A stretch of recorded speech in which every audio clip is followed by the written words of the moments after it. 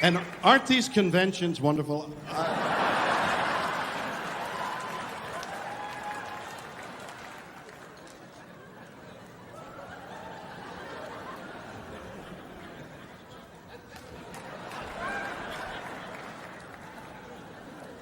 Mr. Shatner, we want you to open the show. Star Wars? Oh, wait a minute. I can do Star Wars. I can do it. George. It's George, isn't it? May I call you George? You can call me Mr. Shatner. What's going on, everybody? How's everyone doing on this wonderful Thursday night? Here, it is I, the weirdo that calls himself Admiral, also known as Nerdporeal Lifeform. So, hey, everybody, thanks for coming by. Let's not mince words and let's get started. So, we have a great panel with us right now. Let's start with Master Paul. How you doing? How are you? Hello. I am doing very well. You looking forward to talking about Jedi?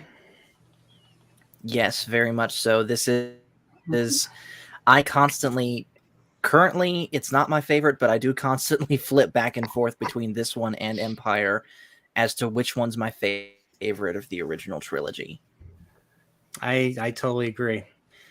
Yeah, for me, the original film and Empire are my top two, but Jedi's like really closely tied with Revenge of the Sith for number 3 or 4, depending. So, all right. Well, next up is a young man who doesn't take credit. What's up, Cash Money? What's up, young man? Yeah, young well, enough. He doesn't take credit from me. So no, I don't take credit from Nerdporeal, even though we're friends. Yeah. Yo, what's up, man? Not Looking much. forward to this. Yeah, I'm looking forward to just having a nice, little laid-back discussion about Return of the Jedi this time. Mm-hmm. Let's conclude this saga with class. Yes. So next up, we have a guy who is not a DJ, DJ Ronnie G. What's up? Not an actual DJ. And did you know there are no Muppets in the audio drama of Return of the Jedi? No way. I don't believe that. Yeah, I mean, I have no problem. I have no problem with Muppets, but for those who do, I recommend the audio drama. All right. Okay. Yeah, I think the audio drama came out in the 90s. That one I think came out in the 90s at least. Yeah. Interesting. Yeah, I have to check that. I have not checked out. I've only checked out a little bit of Empire and a little bit of the original Star Wars. So we'll see. I'll definitely have to check that out. So, and next up, last but not least, we have Woopa Troopa, a Nerdporeal legend. Hello. I was confused because you said you wanted to end this with class, but you invited me on. That seems kind of counterintuitive. Well, we all make mistakes. Yeah, but yeah, it's good to be here. I'm not judged today. I'm off duty, but I'm still gonna give it 100%. I'm excited to be here to talk about it today. So you're just one of the guys just hanging out. Yep. All right, and before we get any further, let's say hello to who's in the chat right now. So my friend in real life, Brian Anderson's here. What's up? I'm here. Is it operational yet? Nice. And we have Mike, Pacific 414. Let us look upon this stream with our own eyes. Definitely take that into account. And we have someone who loves action and comedy and Star Trek and a lot of other stuff. Let's say hello to ActionCom. How you doing? Yes. So, and a quick special shout out to ActionCom for keeping me straight last night with my information on the Orville last night. Thank you. Yeah, thanks, ActionCom. Good job. So I mean, we are pretty much at the end of the trilogy now. So, what are your initial thoughts on Return of the Jedi? Start with Master Paul. I think it is a perfect ending to the original trilogy. And I really, until we get into the details, have nothing beyond that to say. It's just it's a perfect ending. Yeah, I mean, it wraps everything up beautifully, in my opinion. So, by you, Cash. Hmm. Yeah, not really a fan of the Ewoks. Never really have been, but overall, I would still say it's a very good movie and it wraps up well. What about 35 minutes of Jabba and all of his puppet minions? Yes, I will watch. I can watch those scenes over and over again and still get a lot of enjoyment out of, especially when Boba is flirting. That still makes me laugh. That's from the special edition I think they added, but And yeah, that because song, he's nodding because he's Mhm. nodding during the dance. Okay, Mhm. I see what you Yep. mean. What about you, DJ? Oh, I got a slave Leia action figure out of the whole thing, so I mean that's kind of cool. But no, the movie was fine. I mean, I didn't really care about the Muppets. I was cool. I kind of like the cleverness of them. The whole creature shop, Jim Henson's creature shop, is pretty cool. But yeah, it's a fitting end. Do you have a favorite puppet? If I may be so bold, Hmm. is it salacious? No, I mean, I'd say like Jabba was a pretty good Muppet because I mean, they did good work on the eyes. They got a lot of articulation going on. Like I think they had one puppeteer just work on the eyes, I believe, didn't they? Or did they work on like I know there was like 3 or 4 people that manned him. That's definitely a multi-man operation there. I wouldn't doubt you had one guy working on the eyes. That's crazy. Yeah, that's crazy. Who would have ever thought Jabba would be, go from being a wonderful human being to being this giant, disgusting slug that likes to lick his slaves? Like he literally, reason why we'll get into it when we get into the movie. But so yeah, what about you, Mr. Trupa, who is not judging today? Thank you for not judging me. Yeah, I thought it was very good. Sad they never made any movies talking about the future after this. They never talked about anything that happened after this movie, right? Unfortunately, not sorry. Just Unless bad you joke. read unless you read the EU. Right. But I thought it was really good. I will say I think it's an interesting movie because there's some things that I remember come watching this and thinking, that just seems kind of weird. A lot more moments than that than I saw in the other 2 movies in this trilogy. But at the same time, there were a lot of moments where I thought, this is what Star Wars is all about. This is, how they can convey what they convey and make it powerful and, make you interested in watching. I think they do some things really well. I'll talk about that as we come across them. But so there's some give and take, but overall, I think it was a great movie. 10 out of 10. You think? I agree. I loved I think they really took the visual effects to the next level, even better than Empire's, in my opinion. And I feel like Empire really set the bar. So but yeah, I mean, you guys want to dive into Return of the Jedi? Let's do it. All right. I'm trying to look for the opening crawl right now so I can read it. What the heck is it?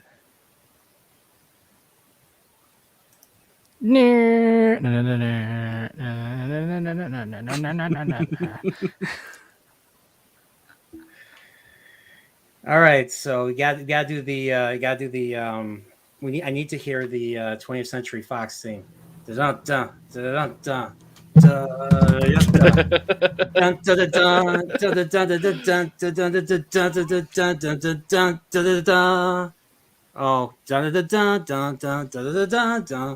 bum bum bum bum dun dun dun dun.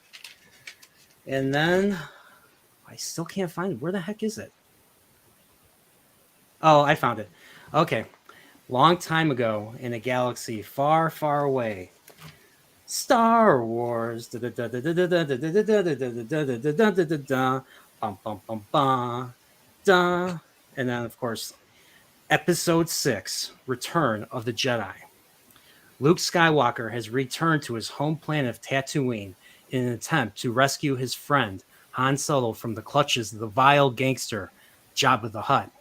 Little does Luke know that the Galactic Empire has secretly begun construction of a new armored space station, even more powerful than the first dreaded Death Star. When completed, this ultimate weapon will spell certain doom for the small band of rebels struggling to restore freedom to the galaxy. And then it pans down and we see the Death Star, and it's not quite complete. It seems like 75% complete, I would say. So it's orbiting this moon, and all of a sudden we see a very similar shot to the original film where we see the Star Destroyer coming in from above, and it's moving and it's going and it's going and it's going. But then we see a shuttle take off, and I think this is the first time Hold on a second. in the movies that we see the Legos Imperial are coming shuttle. back. There we go. Yeah. Say hello to Charmeleon 12. Whoopa, I think he's an acquaintance of yours. Yeah, he was on the stream on my Whoopa Wednesday stream yesterday. He evolved. He was a Charmander. Now he's a Charmeleon. So now the question is, what will it take for him to be a Charizard? The mystery continues. And let's say hello to Travis Adams, more sinister looking Death Star. Yeah, that's true. I mean, you had the round, finished, polished Death Star, and then this one, it looks like it's got teeth because it's it's not quite symmetrical, and it just looks more sinister. I totally agree with that. So how's the show? How's the show going? Shuttle. It's right here. Swoosh. Is it Tidarium itself? The shuttle Tidarium. Okay. That's a Well, cool the toy. actual Lego set, it's the one that Luke takes at the very end of the movie to escape the exploding Death Star, so I don't think it's that one specifically. But who cares? Same model. Mm-hmm. That's the Emperor's shuttle. And it's kind of dusty. I don't think tell it's the exactly Emperor's shuttle? the Emperor. Oh, I'm I guessing. mean, they at all the end look of the the movie. same in this movie. Yeah.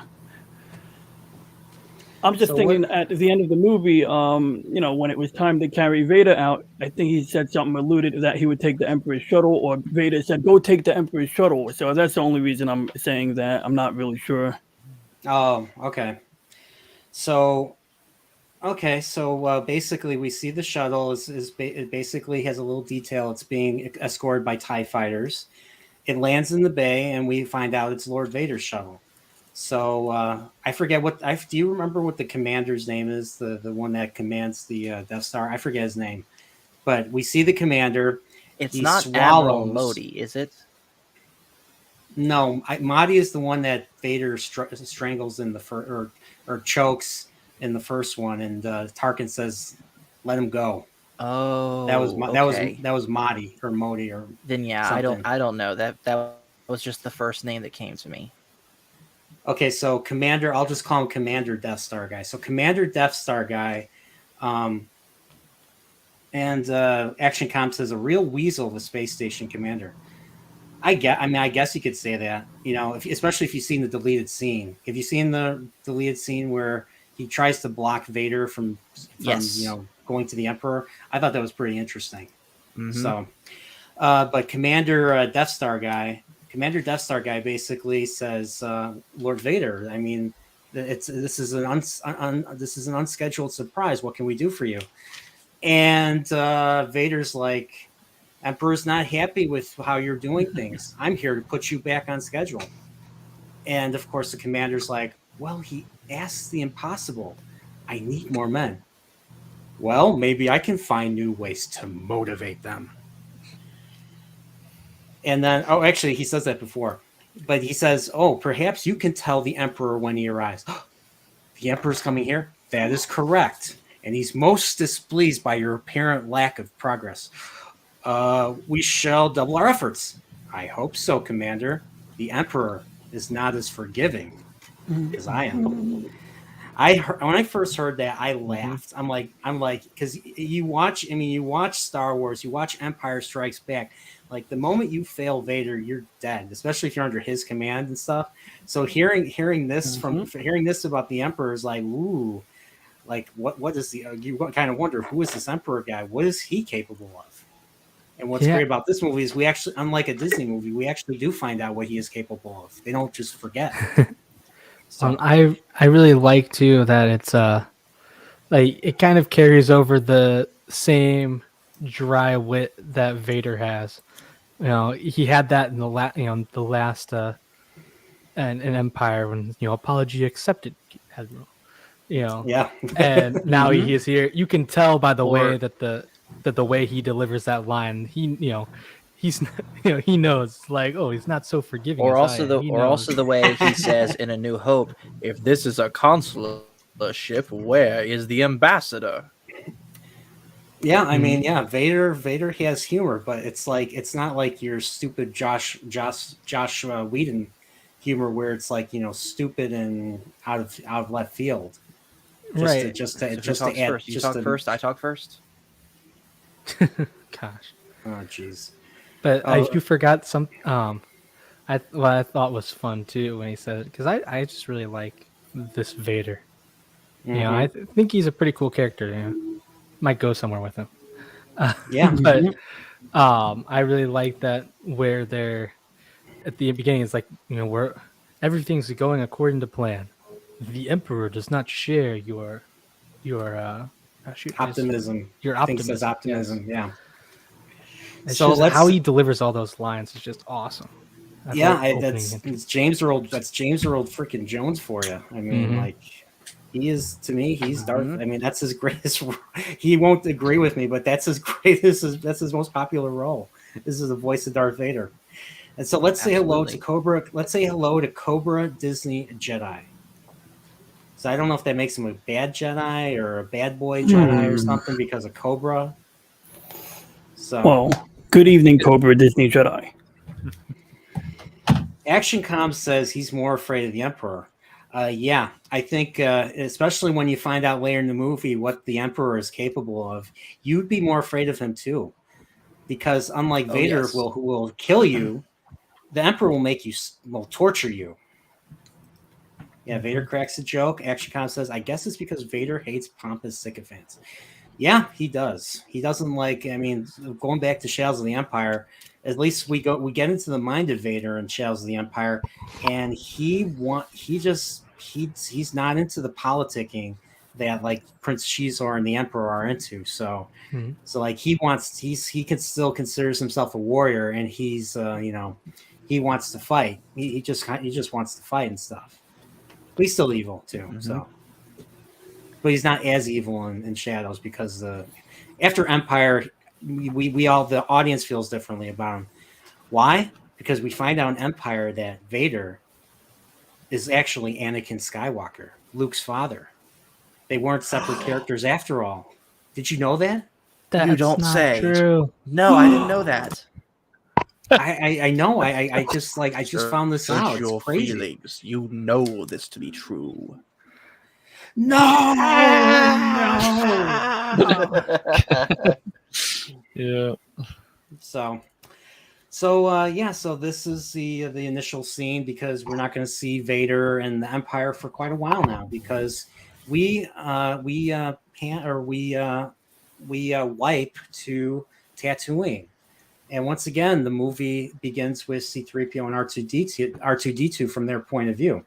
And they're just walking to Jabba's palace.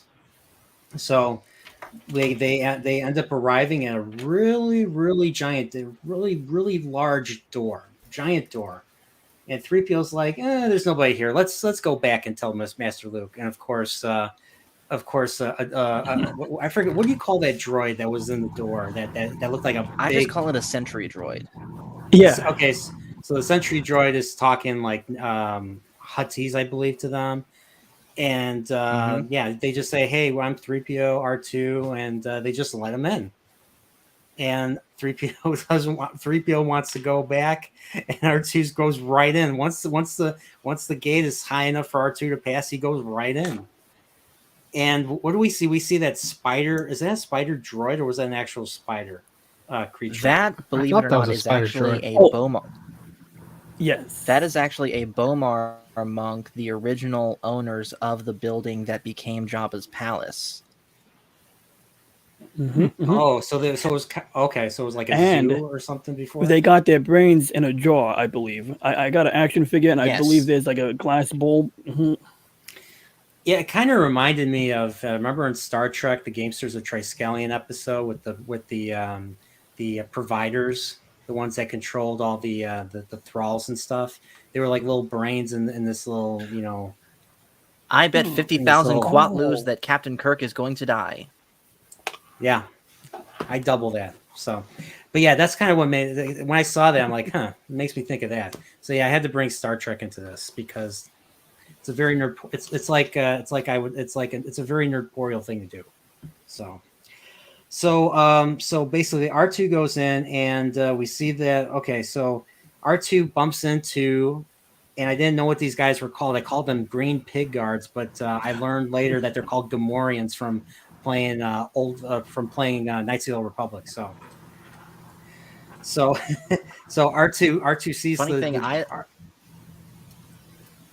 I learned what they were really called actually from Lego Star Wars. Oh, really? That works too. Yeah. Yeah, it was either I learned like a lot of like the names of like machines or creatures from either playing like the games, either from reading like the books or playing the games. Like Shadows of the Empire, I didn't even know what an AT-AT was. So The Gemoreans in the Book of Boba didn't have slobber around their mouth like the ones in Return of the Jedi. I just noticed that. Yeah. It's kind of interesting, I guess. Action Com says wiki wonky wika wonky. I thought it was a one. I think he's impersonating the sentry droid. Oh yeah, wiki wonky, wiki wonky. I don't think they're going to let us in. Okay, and let's say hello to Amen Fate, or he prefers to just be called Fate. So welcome, thanks for coming by. So the R2 bumps into the Gemorean Guard, and this is our first time seeing them too. They are ugly as heck, and we get to see R2 do like a low pitch beep, like beep, beep, like literally sound like a beep beep. And then we meet Bib Fortuna, and I didn't even know his name until I looked it up. So Jabba's attendant is Bib Fortuna.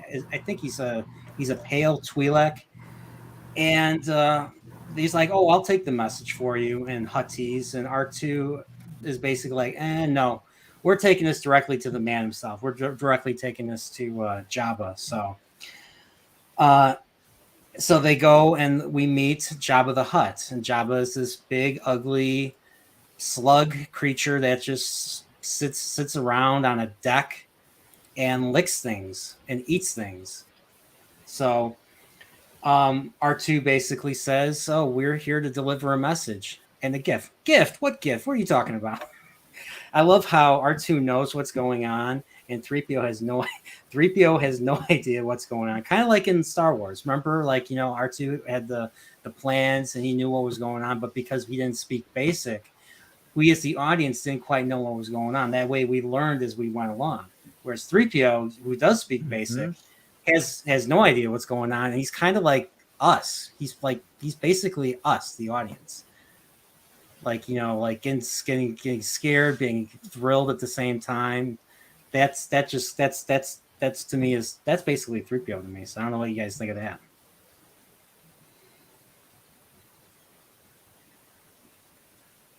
No comment? All right, then I will keep going. Not really. So, all right, then I will keep going. So R2 basically delivers Luke's message, and Luke is like, "Oh, hail Almighty Jabba! I want to bargain for Captain Solo's life, and as a token of our gesture, We will give you these 2 droids. Both are hardworking and will serve you well. And 3PO's like, R2, you're playing the wrong message. And then, of course, right away, we hear Salacious Crumb laugh. And, of course, we hear Jabba talk for the first time. And Jabba's like, I'm not interested in a bargain. I like Solo. I like Solo where he is right now as a personal decoration of mine. And of course, we get to see the wall with Solo still in carbonite and stuff. So, yep, ActionCom says you're playing the wrong message. One thing I think I remember about that when I was looking at it is in the first in Empire when Han was frozen, you could see I don't know if it was like tears or drool or something, because it's flash frozen. All the liquid that's in his body right then, if it's on the surface, gets frozen. You could see lines of either, I don't know if it was supposed to be tears or whatever, just get flash frozen, so you could see the tracks. And when you're looking at it on this, I just didn't get a good look, but while I was checking it out, you didn't see any of those lines, which I know is a very minor thing, but I just thought of that, and I'm like, huh. Interesting. I didn't know that. I don't know if you know how they did this in Family Guy. So instead of Peter looking scared and having his arms out, he basically moons. He basically moons the Empire when he's being frozen. So that's how it looks when Leia ultimately unfreezes him. But we're getting a little ahead of ourselves here. So basically Jabba, despite refusing the bargain, still takes the droids anyways because he's a gangster and that's what gangsters do. So basically they meet I forget what that droid. What is that droid called? The one that's basically in charge, the staff droid that basically assigns all the droids, gives them the restraining don't bolts. know. Well, he basically says, well, you 3PO, you are going to be the master's latest interpreter droid. Because he basically destroys, and you see it. He literally disintegrates the previous protocol droid.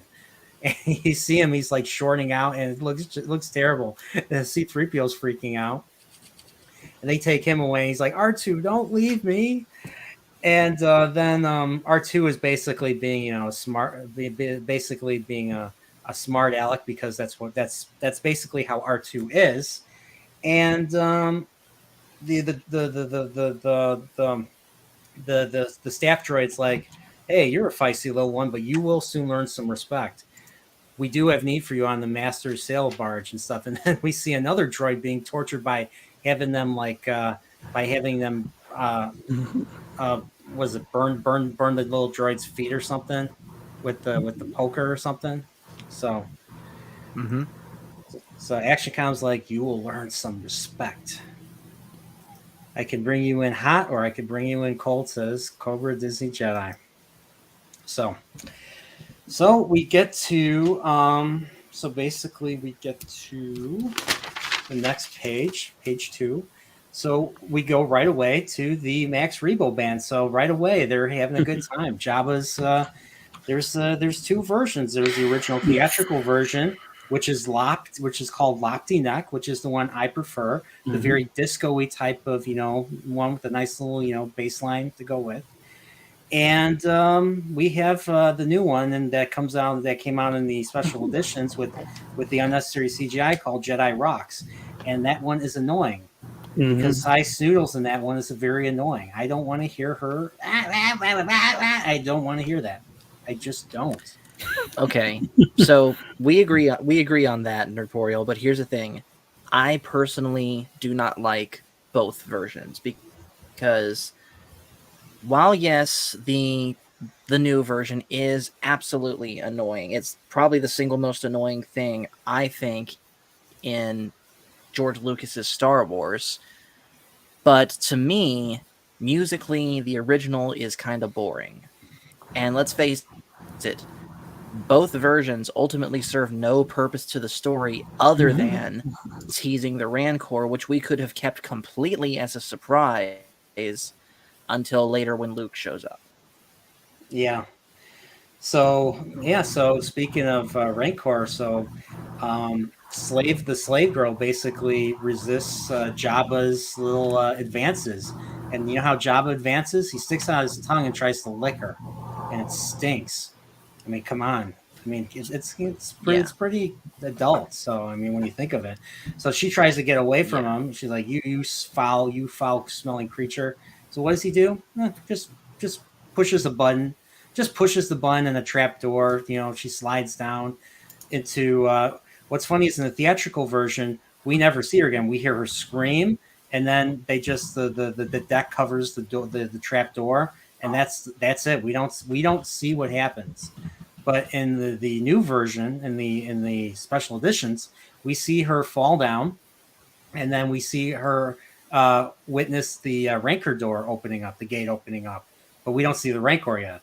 And then we just hear her scream, and that's how it ends. So, I think the first one, the theatrical Lives version, Matter, was more chilling.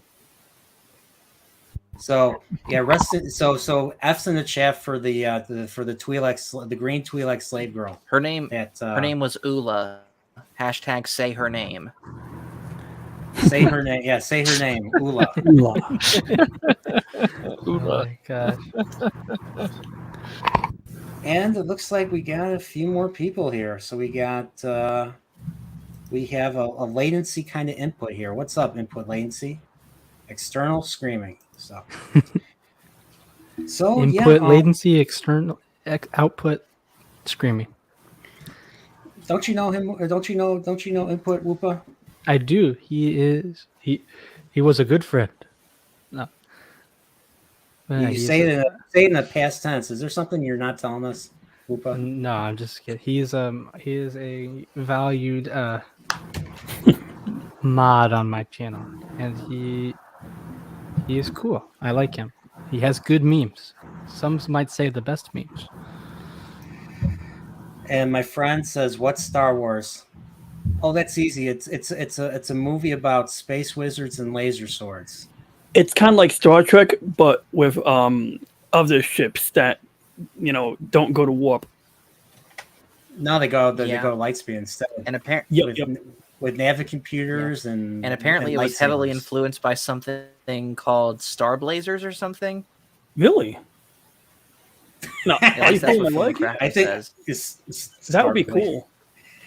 Yeah, Star Blazers came out in '74 in Japan, so I don't think Lucas was aware of it. But I think Star Blazers had the same was inspired by the same stuff that Star Wars was inspired by. All the old science fiction from the 30s, 40s, and 50s, books and serials and stuff. So also hashtag justice for Star Trek 5. Justice for Star Trek 5. Oh, we got another guest, the Womp Rat. Oh no, I just want to shoot Skywalkers back home on Tatooine. Yeah, I'm sorry. I mean, you guys are. I mean, it must be terrible living like that with with Skywalker just like randomly shooting at you. That's no way to live. That's no way to live. So yeah, Skywalker is a psycho. Bullseyeing. How do you say bullseyeing Womprass back home? Jeez. Just to prove that he can shoot a proton torpedo down a tube, down a shaft. Come on. So after that, Jabba not caring about anything, just eats something, eats like a live grub or whatever it was that he ate. I'm not even sure what he ate, but he ate something. Oh, yeah, I don't know. I think there was a frog swimming in that bowl, but what he grabbed was not a frog. It was something dark. I remember looked like that, a shrimp. So. It looked like it was some sort of amphibian looking creature to me. Yeah, it was something like that. So after this, we hear a little bit of a rattle going on. So apparently a bounty hunter, a tiny little bounty hunter that speaks Ubis, brings in and turns over Chewbacca. And apparently Chewbacca had a bounty on him as well. And the bounty hunter wants 50,000 instead of the 25,000, which is what Jabba was going to offer. And Jabba gets pissed off, hits poor 3PO because 3PO is now the now new droid to be abused. So 3PO asks, well, why does the good almighty Jabba have to pay 50,000? Because he's got a thermal detonator. And then of course everybody reacts. Boba Fett aims the gun and stuff. And of course Jabba's not buying it, and he's just like, oh, I like this guy. I'll give you 35. He says this bounty hunter is my type kind of scum. Yeah. Fearless and inventive, I think is what he said exactly. So the little bounty hunter, which somehow captures the big giant Chewbacca, turns him in. He goes and he gets taken to the prison. So now we skip to night. That little Ubi's bounty hunter comes back, and you want to know something, Paul? Did I tell you this? They use the Ubi's bounty hunter's outfit, and especially the helmet, to create the Breen race in Star Trek Space Nine. Like they literally just like they shamelessly copied it. Like you could tell. So, just saying. Interesting. So going back to maybe action comment is something maybe you can comment further on that. So we see the little bees bounty hunter sneaks in. It's nighttime, and it looks like everybody's asleep. Nobody's in the room. So before we get any further, let's say good evening to Pop Culture Mechanic. What's up? And we also have Nerdporeal, Jake D. He says, make sure to subscribe to our panelists, the Star Wars guys. So Paul, everybody subscribe to Paul because he forced me to say so. Yeah, right. Okay. I did not. He definitely did not. I know. Oh, man. But since you plugged me, I am going to do a shameless plug and say we are releasing a new video today about wrestling.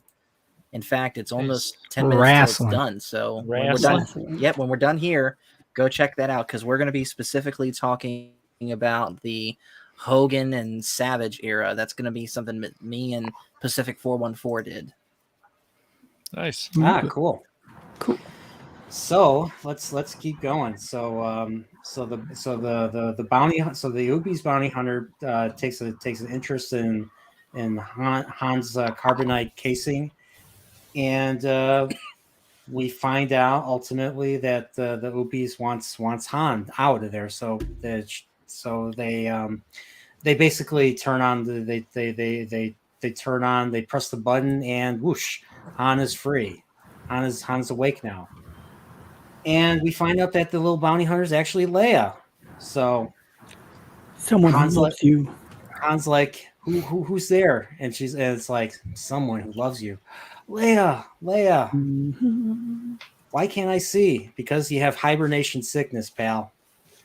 And then when we think all's gonna go well, and she's gonna take him back, we hear hoo hoo hoo hoo hoo, ha ha ha ha.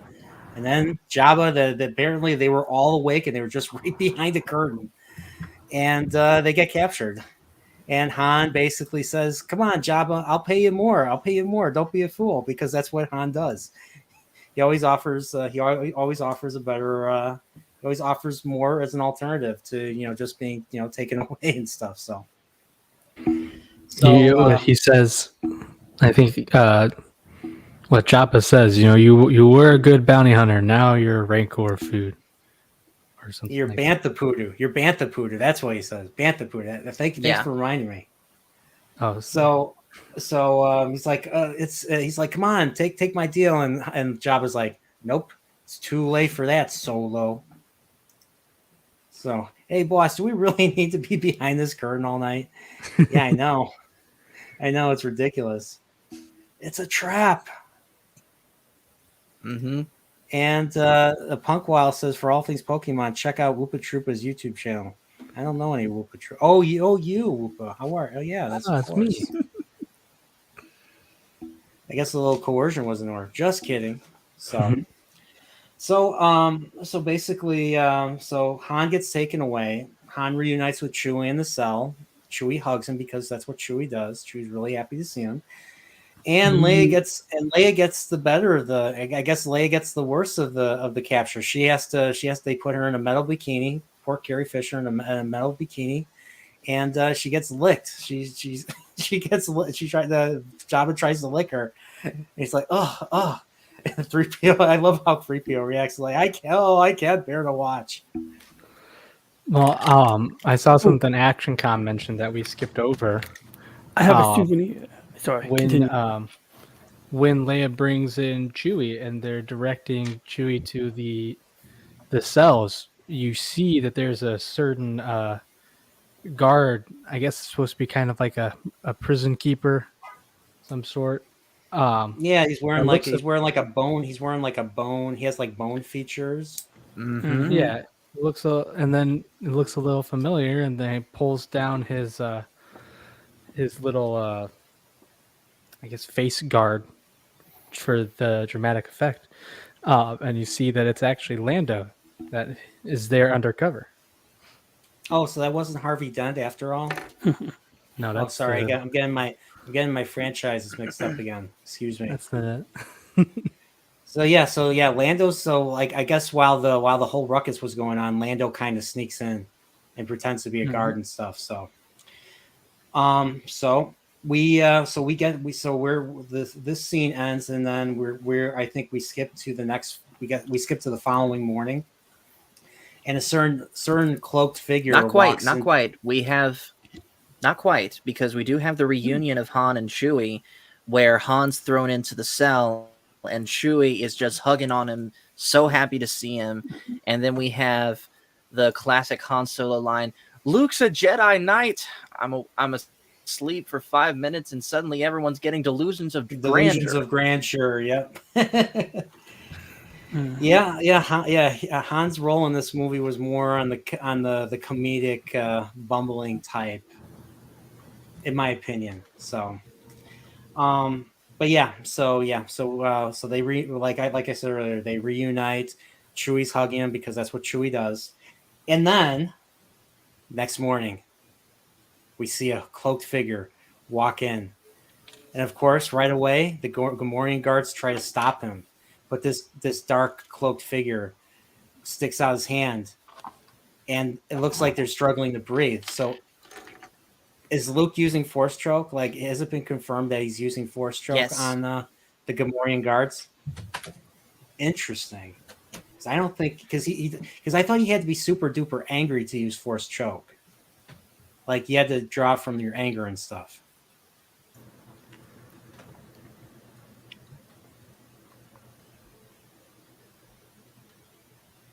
I don't Emperor have anything for Luke to choke right now. Okay. So no, Lord Helmet, I didn't see basically you playing with your dolls. So he subdues the Gemorean guards, and then I think Bib Fortuna goes up to him and tries to appeal to him, saying, Jabba's sleeping, come back later. And of course, what does he do? You weak-minded fool. Well, he waves his hand and says, "You will take me to Jabba now. I will take you to Jabba now." And then, of course, then he takes Luke to Jabba, and Jabba's like, no, I told you not to admit him because I can't speak Huttese. And then he's like, I must be allowed to speak. He must be allowed to speak. Oh, you weak-minded fool! And then, of course, he's using an old Jedi mind trick and knocks poor Bib Fortuna over. And of course, Jabba laughs, saying, your tricks, your Jedi, your mind tricks will not work on me. As Luke is saying, you will bring Captain Solo and the Wookiee to me. So, yeah. So he's like, yeah, there will be no bargain, and I am looking forward to killing you. And so what does Luke do? He swipes a blaster from, if you look at the guy that he swipes the blaster from, if you've read the Shadows of the Empire comic, it's actually one of Vader's spies. That guy is Vader's spy. I forget his name. Really? DJ, what's his name? Do you remember? Wait, I know you're. repeat that one more time. So I was looking at my Slave Leia figure. I got sidetracked. Remember if you in Shadows in the comics for Shadows of the Empire, Vader has a spy that's like shadowing Jix. Luke, and he's based off of a character in Jabba's palace, and that character is the one that Luke swipes the blaster with the Force. Oh, I was same gonna character. say it's Jix, but I don't know now. It's not Jix, is it? I'll have to look that up now. Yeah, look up Vader's Spy Shadows of the Empire comic. Jix done. Let me see. And then I'll share your screen once you're ready. So Luke tries to grab the blaster. Everybody's holding him back, and Jabba freaks out and pushes the button, and he falls along with another Gemorean guard down into the pit below. And apparently, we see this giant gate open, and we now find out what happened to what was her name, Ula. We find out that Ula was eaten by a Rancor, a giant, ugly creature that likes to eat, and I don't know what else it does besides eat. And Danny Trejo rides him in the Book of Boba Fett. Yeah, I'm reopening old wounds. So yeah. So we get the Gemorean tries to escape, tries to climb through, and nobody's letting him out. So the Rancor goes for him first, eats him in wonderful stop motion magic. So Gemorean's gone. Now it sees Luke, and it's going for Luke. So what does Luke do? First thing Luke does is grab a bone and tries to defend himself, but the Rancor grabs him and tries to eat him. So Luke sticks the bone in his jaw, and because of the pain, the Rancor drops him. Luke tries to hide under some rocks and stuff, and the Rancor tries to grab him, but he hits the Rancor's hand with the rocks and stuff. And then I think he tries to flee for the door. So he opens one door, and then there's a gate. There's a second door, a secondary gate on the other side that he can't get through. So he just basically picks up a rock and lures the Rancor under the giant door, and then throws the rock and hits the switch that closes the door, and it kills the Rancor. So F's in the chat for the Rancor. The Rancor was simply a beast that was hungry and angry. So it's not the Rancor's fault that the Rancor did nothing wrong. So, and remember, in case and anyone's of course, wondering, no, this is not the same Rancor from the Bad Batch. No, that Rancor's that. Oh, Bad Batch. There was a Rancor in the Bad Batch. Yes, I mean that Book of Muji, Boba, and it was in the worst Bad Batch. Nope, Bad Batch. It was a little one. Ah, I see. Okay. Yeah. So the one thing I never forgot, and I always felt bad after seeing this, was the fat dude who's the Rancor's guardian and stuff. He starts crying. He starts crying for the beast. And I couldn't help but feel bad myself. He does a very good job. Whoever that actor was deserved a raise. He could sell it. He had the ugly cry going on and everything. Yeah. I felt terrible. You felt terrible because even though this takes place in a galaxy far, far away, and we're following our heroes' adventures, and our heroes are the good guys and stuff, maybe some of the things they do might affect some other characters and stuff. So that's kind of what I thought when I saw that. So yeah, I think it's kind of neat because I was gonna hop in for a second and say something. Because I really like this whole kind of sequence. But I do think it's cool. On one hand, it's just, I think it's like, it's emotional and comedic at the same time. Like the guy really sells it, I think. And it's like, oh, wow, he seems like he's really upset about this. But at the same time, it is just kind of funny, in that Star Wars way. It's like, hey, this guy, we see this giant ugly beast who's, eats people, aliens, everything. Yeah. And this guy is like sad, like it's his puppy. It's just kind of funny when you like it's you feel bad for the guy, but it's also just kind of amusing at the same time. That's what Star Wars brings to the table. yeah, just the idea, just the idea of like one man's monster could be another person's pet or affection. So I mean that's the way of the world. So Yeah, and so there's a lot of. Oh, sorry, I have one more thing. no, to go add. ahead. If you have more to add, I was going to go on. I was saying because pretty much from now on we'll get more. We'll get a lot more speaking in basic. But And like one thing that I think was really good about this whole thing is there's not a lot of, I guess until once Luke comes in the picture, there's much more. There's not a lot of basic in this.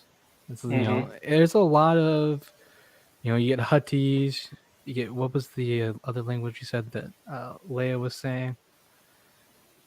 But like there's a lot of foreign languages. You don't remember. understand a lot of what's being said. And besides besides pretty much C-3PO and Jabba the Hutt, who has subtitles, you just have to piece it together.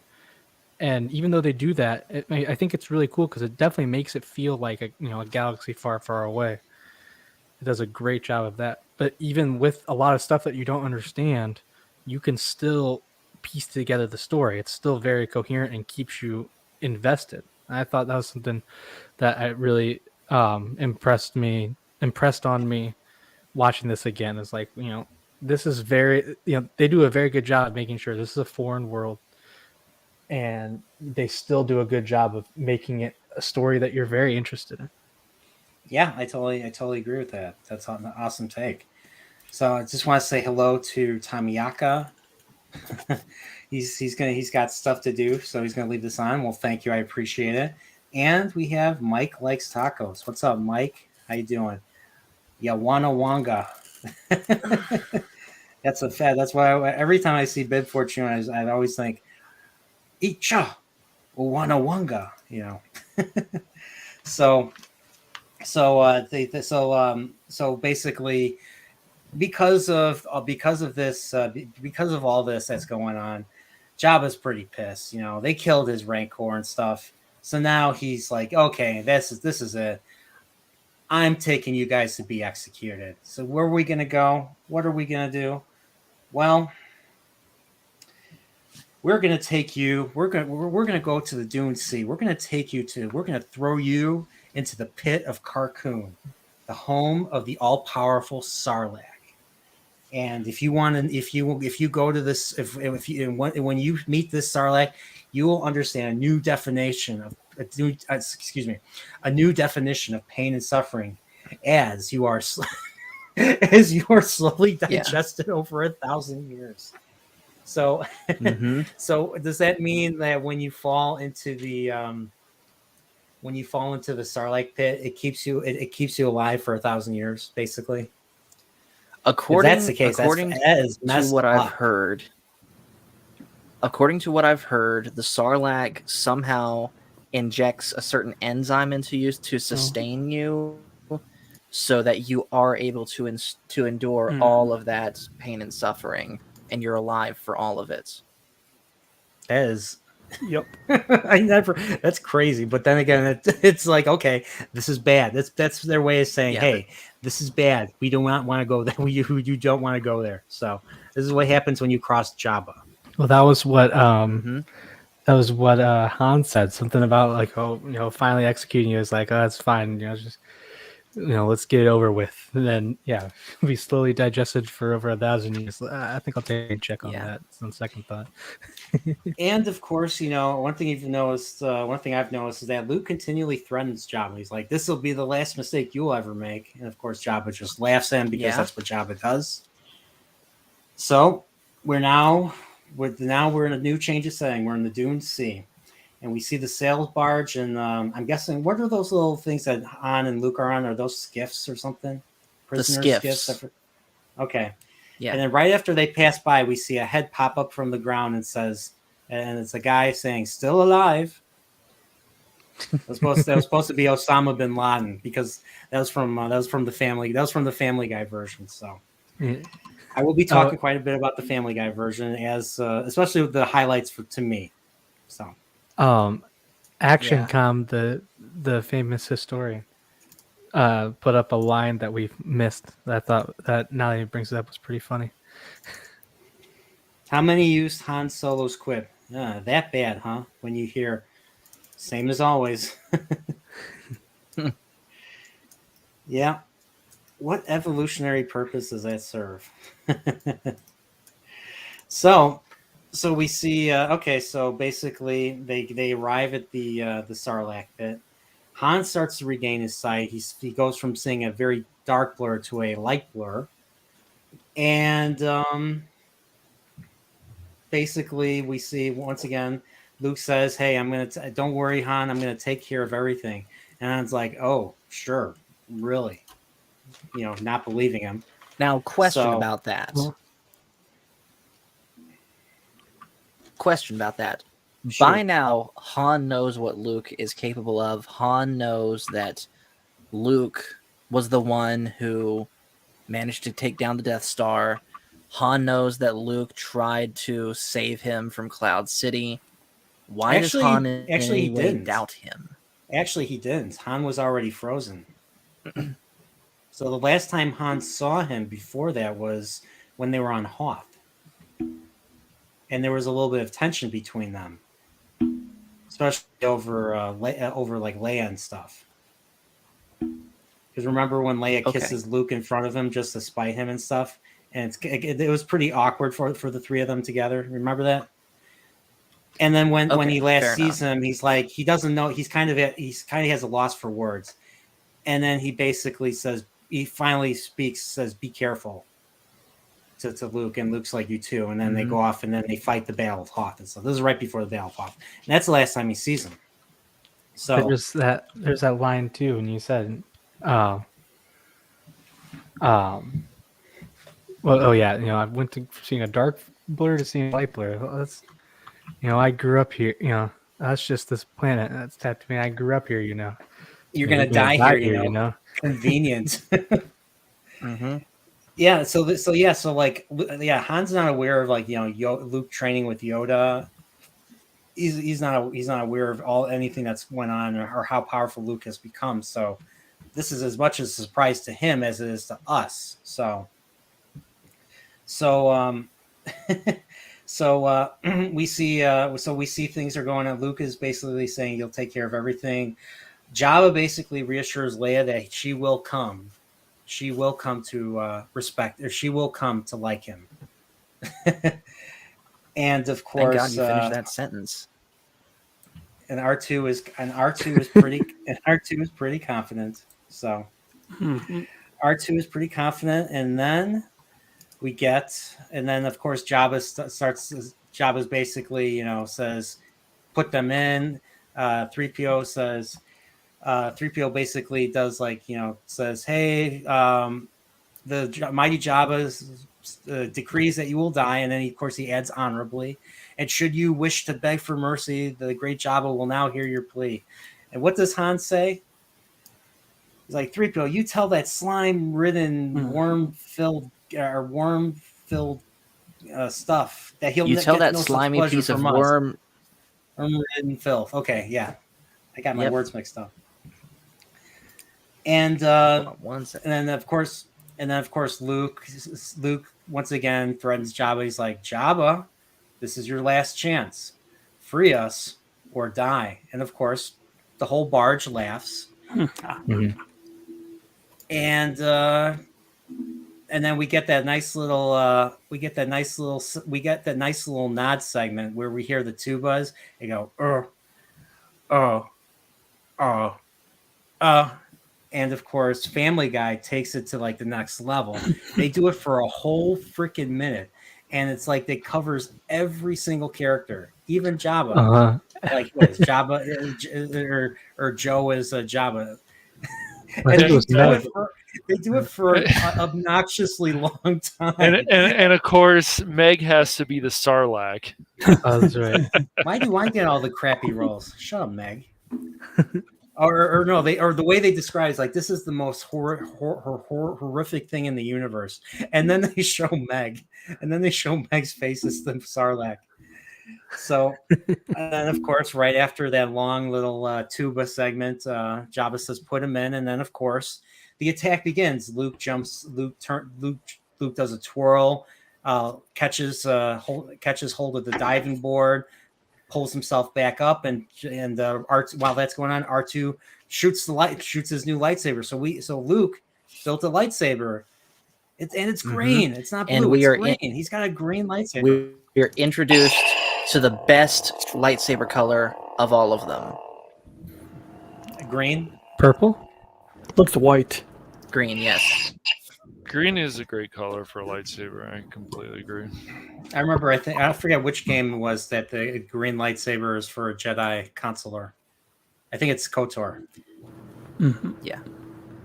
Yeah, green is for Jedi consular, blue is for Jedi Guardian, and yellow is for Jedi Sentinel. But you never see any yellow lightsabers until a certain someone named Rey. Oh wait, I'm sorry. I have a fever. Again. At least in live action. I need more cowbell. At least in live.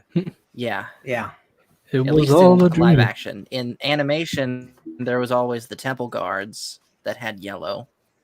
But I've said it once. I'll say it a million times. Yellow lightsabers to me are ugly. You think so? Yes. Yeah, I've never really used them. I always choose like blue or green or purple. I like purple. Purple. So the attack. So Luke presses the attack. He catches the lightsaber and starts swinging. He starts swinging at all the bad guys. Some of them fall right into the Sarlacc pit. He kills poor Wilhelm. Yeah, poor Wilhelm. Luke. I forget what. Or Lando. Lando is fighting someone, and he gets knocked over, and he's hanging on for dear life. And in the Family Guy segment, Lando is freaking Mort, and and so Han is like supposed to, the Sarlacc tries to grab Lando and stuff, and Han's able to. We find out Han regains his sight by shooting the Sarlacc. Don't forget about the screen, or whatever it is. Yeah, that Lando does. Mm-hmm. Yeah, because he keeps shooting him. He keeps shooting poor Moore in the leg. He shoots him like 5 times. Like, ow, what the hell, So, but yeah, so Han regains his sight, and he's bumbling. Or actually, this happens afterwards. He's bumbling about. Luke jumps onto the other skiff, taking on all those guys. He's like, he literally deflects like 4 blasters like in a row. Like he does a twirl, and it deflects like 4 blasters in a row and stuff. So it looked pretty cool. And Boba Fett's there, and Boba Fett's about to shoot him, and Han's like, Boba Fett, where? And then he hits Boba Fett in the jetpack, and then poor Boba Fett gets flown out of control and hits the barge, and then rolls right into the Sarlacc. Yeah, they like to say he went out like a biatch. That's what some people say about Boba. Yeah. I mean, it was just it was Han's lucky shot, literally, just kind of Han bumbling about like Inspector Clouseau and stuff. So right.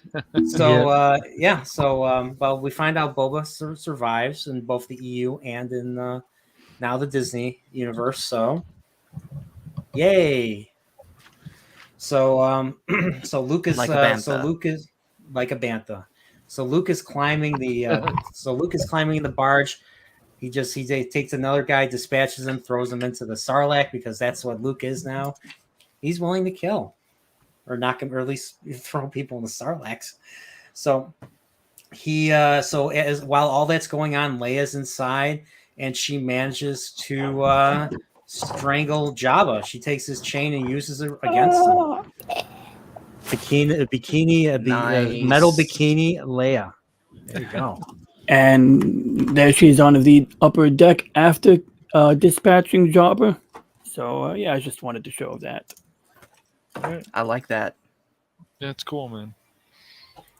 That is really cool. got it in late '90s, like I think 1998. I think Kenner was putting out some kind of giveaway. And he sent like $5 shipping, and they sent like this figurine.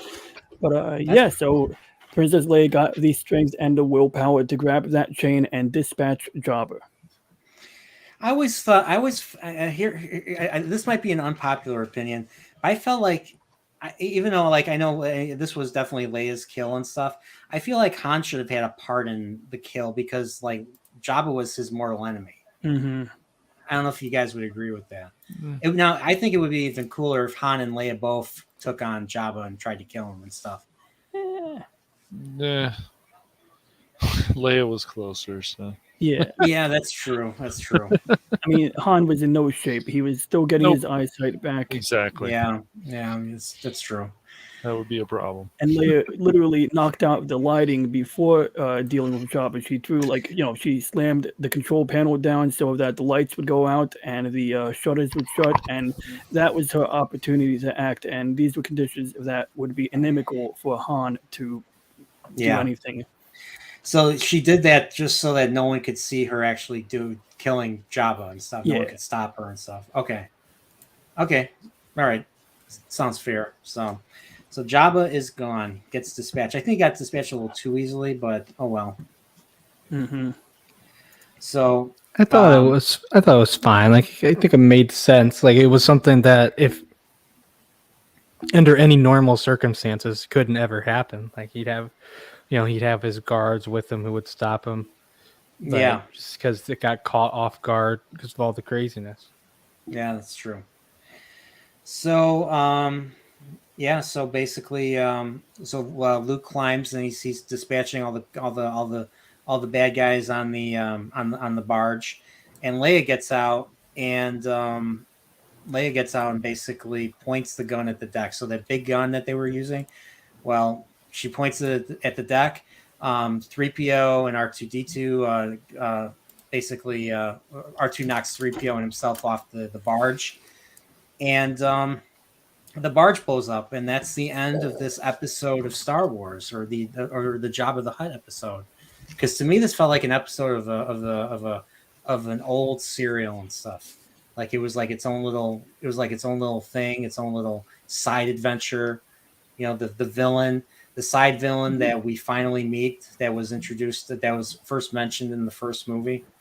So we finally got to meet him. So I thought this was nice, a great little wrap up of that, of Han's arc in a way. So what do you guys think? Did you guys like the first 35 minutes with Jabba the Hutt? I did, yeah. Yeah, I really liked it. It was okay. What ultimately killed it for me personally was the music. Oh, the Max Rebo. So you're not a fan of Max Rebo? No. Oh, what did Max Rebo ever do to you? He's a blue elephant guy. Like I said, the special edition version is annoying, and I think the original version is boring. And like I said, both versions ultimately serve no purpose to the story. It's filler. That's true. Fair enough. I gave it last night, and to me, it sounded like a sci-fi dive bar type situation. So I thought it was kind of fitting for like a dirty place like Jabba's palace. But then again, if I was a rich fat Hutt, I don't know what kind of music would I want, and maybe he would want something to a higher standard. Yeah, that's true. So, ActionCom basically says Spielberg was going to direct this. Do you think this is Spielbergian? I think in some ways it could be. I mean, this was very George. I mean, the thing is, this was very basically, even though Richard Marquand directed this movie, this kind of felt like this was very George Lucas to me. Like this was a very George Lucas film. And I think this continues relatively well into the prequels, especially Phantom Menace and stuff. But we have another panelist here.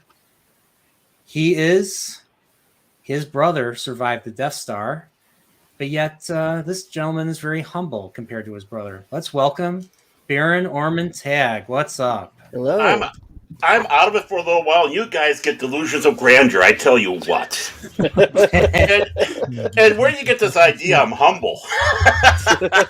I had to think of the opposite. I had to think of the opposite of what you actually are. So that's why I said opposite day.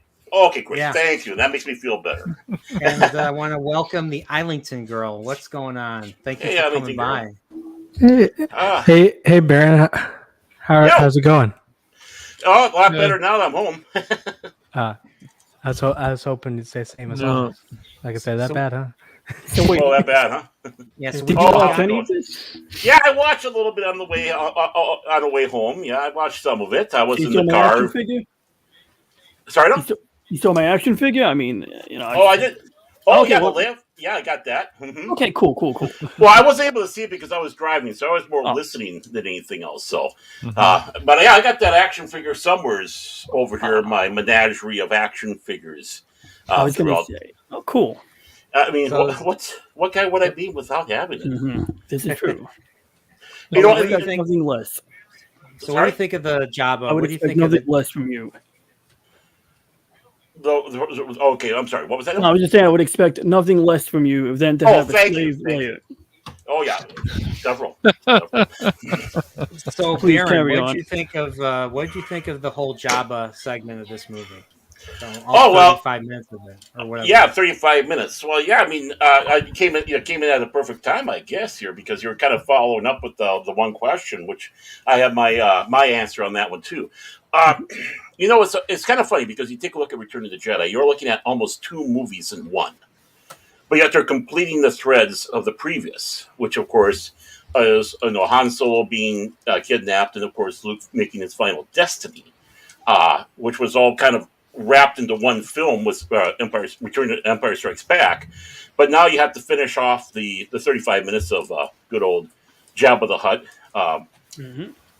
showing us a little bit of what was Han Solo dealing with. We didn't really know about that beforehand because we didn't even know if we were ever going to see Jabba on screen. And even Lucasfilm made that known. It was definitely interesting, especially with what you were saying. Who was saying about that fact that most of that entire segment, you had either subtitles or people speaking the language you didn't even have, so it made you feel meshed inside a world, a different universe, a different galaxy that we're not home no more. So that had that nice alien-esque feel to it. And of course, with Luke Skywalker and his lightsaber, I know you guys were talking a little bit about the lightsabers. I think the green was very impressive. I liked seeing the green lightsaber. You know why that came about, by the way? Why they did the green lightsaber? Okay, good. I didn't know because blue doesn't show very well against the Tatooine day sky. Yep. So, I had no idea. Yep. Mm-hmm. So, because most of the lightsaber sequences were all done indoors in some fashion or another, or in darkness. The blue stood out more. But now you're outside. You got the daylight. You got the blue sky. They needed something to basically work off of that, which gave that beautiful green color of that lightsaber. And when Lucas, of course, went forward with the prequel trilogy, obviously it kind of gave a nod with the Qui-Gon Jinn's lightsaber. So I was like, oh, did he have some of the keep the crystals that Qui-Gon had, or maybe Qui-Gon had a few sitting around the house? You'd never know. And yeah. But yeah, I mean, it was bestial, it was primal, it was dirty, it was filthy, it was everything you would expect to be for the underground, everything you expect to be for Jabba the Hutt's palace and that. Yeah, you had that fat, sweaty caretaker of the Rancor, going around crying. I mean, you just notice all these things. Like, yeah, I totally agree. It's very lived in, Mm-hmm. And like, I agree, very alien. Like, I would basically equate it to like, probably a segment in Star Trek 3 with the Klingons all speaking Klingon to each other on the ship, and it's right. So it kind of gives gives that alien, kind of makes the universe slightly bigger, right, different at the same time. So which I totally agree. Blew us away with Star Trek the motion picture, because when they opened up, the Klingons were all speaking Klingon, and there was like, whoa, this is something new. And exactly, shmach, yeah, all that good stuff. And you can't help but feel that Star Wars helped influence that. Oh yeah, I can't help but feel easily. that at all. That was what helped influence it. So, and of course, did you catch all the the background characters like Bosk in the background and a few of the others that we saw? That was around Bosk. I wasn't sure if that was Bosk in the background. I thought that Yeah. was just another Trandoshan or something. No, that was supposed to be Bosk in the background. They're just standing around being a pain in the tuchus that he always is. And I mentioned in the comic, in the Shells of the Empire comic, the Vader's the guy that Luke swipes or uses summons the gun.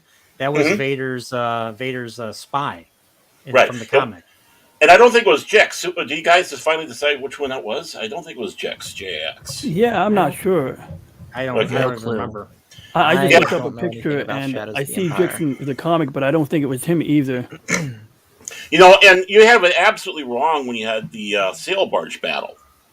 Because you had Luke coming up on top of that platform, right? And they're doing doing that all the way around. He jumps, spins around, grabs, jumps, does the somersault. R2 shoots the lightsaber in the air, and all of a sudden, it's force taken away to a young lady on the sail barge, and she holds it. What? You don't remember that? Oh, you don't remember that? Da-da-da.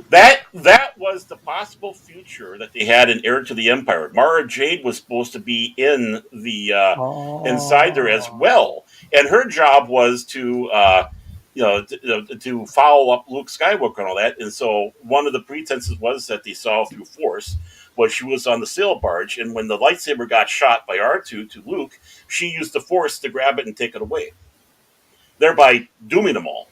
And that was when she was part of the Emperor's hand, I believe, right? Yeah, She that was part of when she was the Emperor hand. Yeah. Yeah. So, Okay. according to EU lore, she was one of the dancing girls in Jabba the Hutt's palace. So Timothy Zahn worked that in to the Heir of the Empire. That there was a connection. She was there to cause issues.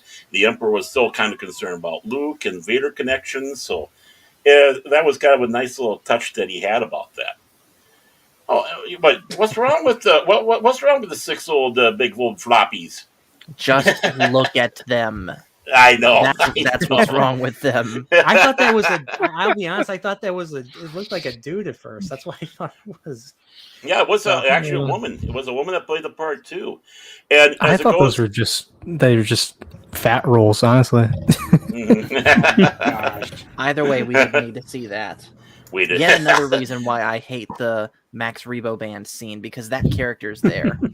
Well, which Max Rebo do you hate? Did you hate the new one or the old one? Both. Oh, I like the old one. Yeah, the old one had a Floppy nice little, Okay, it so had a nice you- little funky. It had a cool funky disco-y bass. At least I thought it had a cool bass line. Okay, you missed it earlier, Baron, my explanation Yeah, I of why missed I it. don't like them. So I hate them both, A, from a musical standpoint, because yes, I think we all agree the new one's annoying, Oh, but the old one to me is boring. Mhm. And both versions of the scene ultimately are filler because the only purpose they serve is to tease the Rancor, mhm. which we could have kept as a complete surprise when Luke shows up. Right. And what's nice about the first one, though, it wasn't as drawn out. Lucas decided, let's turn this into this big grandiose thing. And when you say it was boring, how apropos?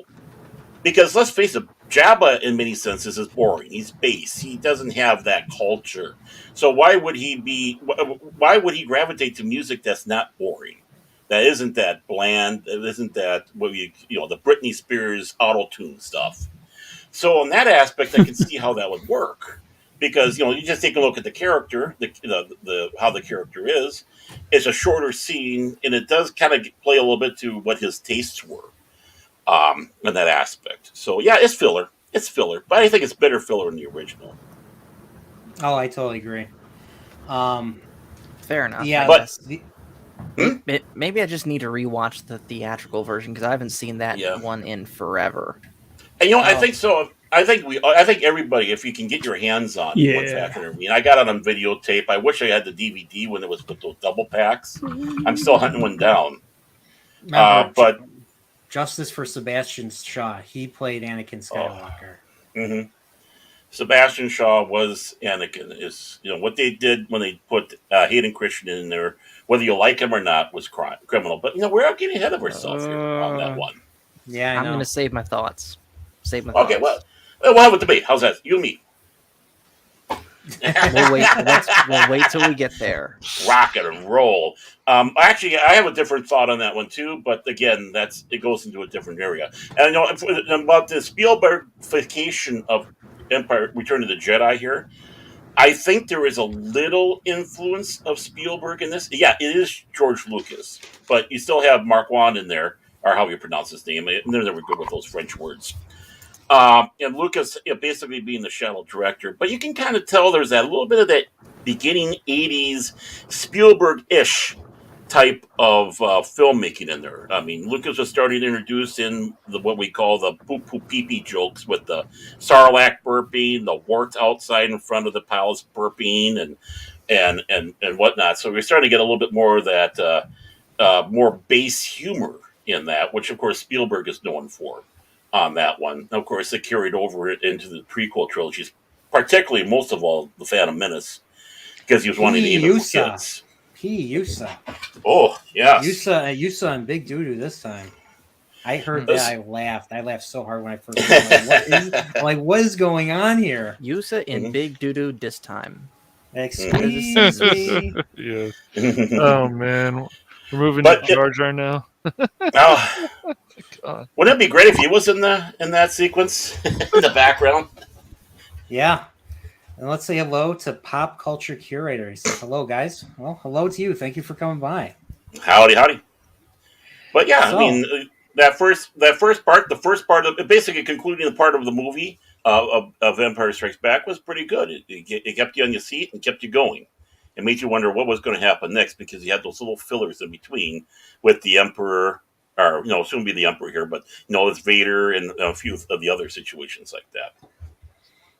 Yeah, I mean, all the cliffhangers in Empire's really. I mean, I wasn't alive in 1980 to see Empire when it came out, and I wasn't alive to see the pain of waiting 3 years to find out how they rescue Han and how Luke and Darth Vader will ultimately they'll ultimately confront each other and stuff. So it hurt.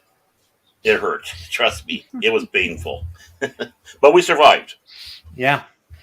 So let's continue. So the Jabba's barge blows up, and everybody they use like these little magnetic things to take 3PO and R2D2 with them and stuff. And then they go off into space. We see the Falcon go in one direction, and we see Luke's X-Wing go in the other direction. So we find out Luke hasn't been back to see Yoda and hasn't really truly completed his training. So R2 guessed right that he's going back to Dagobah. So Luke is on his way to Dagobah, and in the meantime, we're back at the Death Star, and there's a procession going in. And we see a shuttle, and we hear the Imperial March. And who do we see? Back? Well, can we go back one moment to that scene and hit the foreshadowing you had in that scene with Luke inside the X-wing and talking with, the foreshadowing with it, putting the glove on. Yeah, and he saw the damage. Oh yeah, yeah, he's putting the hand. Mm-hmm. Yeah, because the guy on the barge shoots him in the hand. Correct. And of course, doesn't really. I mean, it does phase him a little bit, but he dispatches the guy right away. So his hand is damaged, and he puts on the glove and stuff.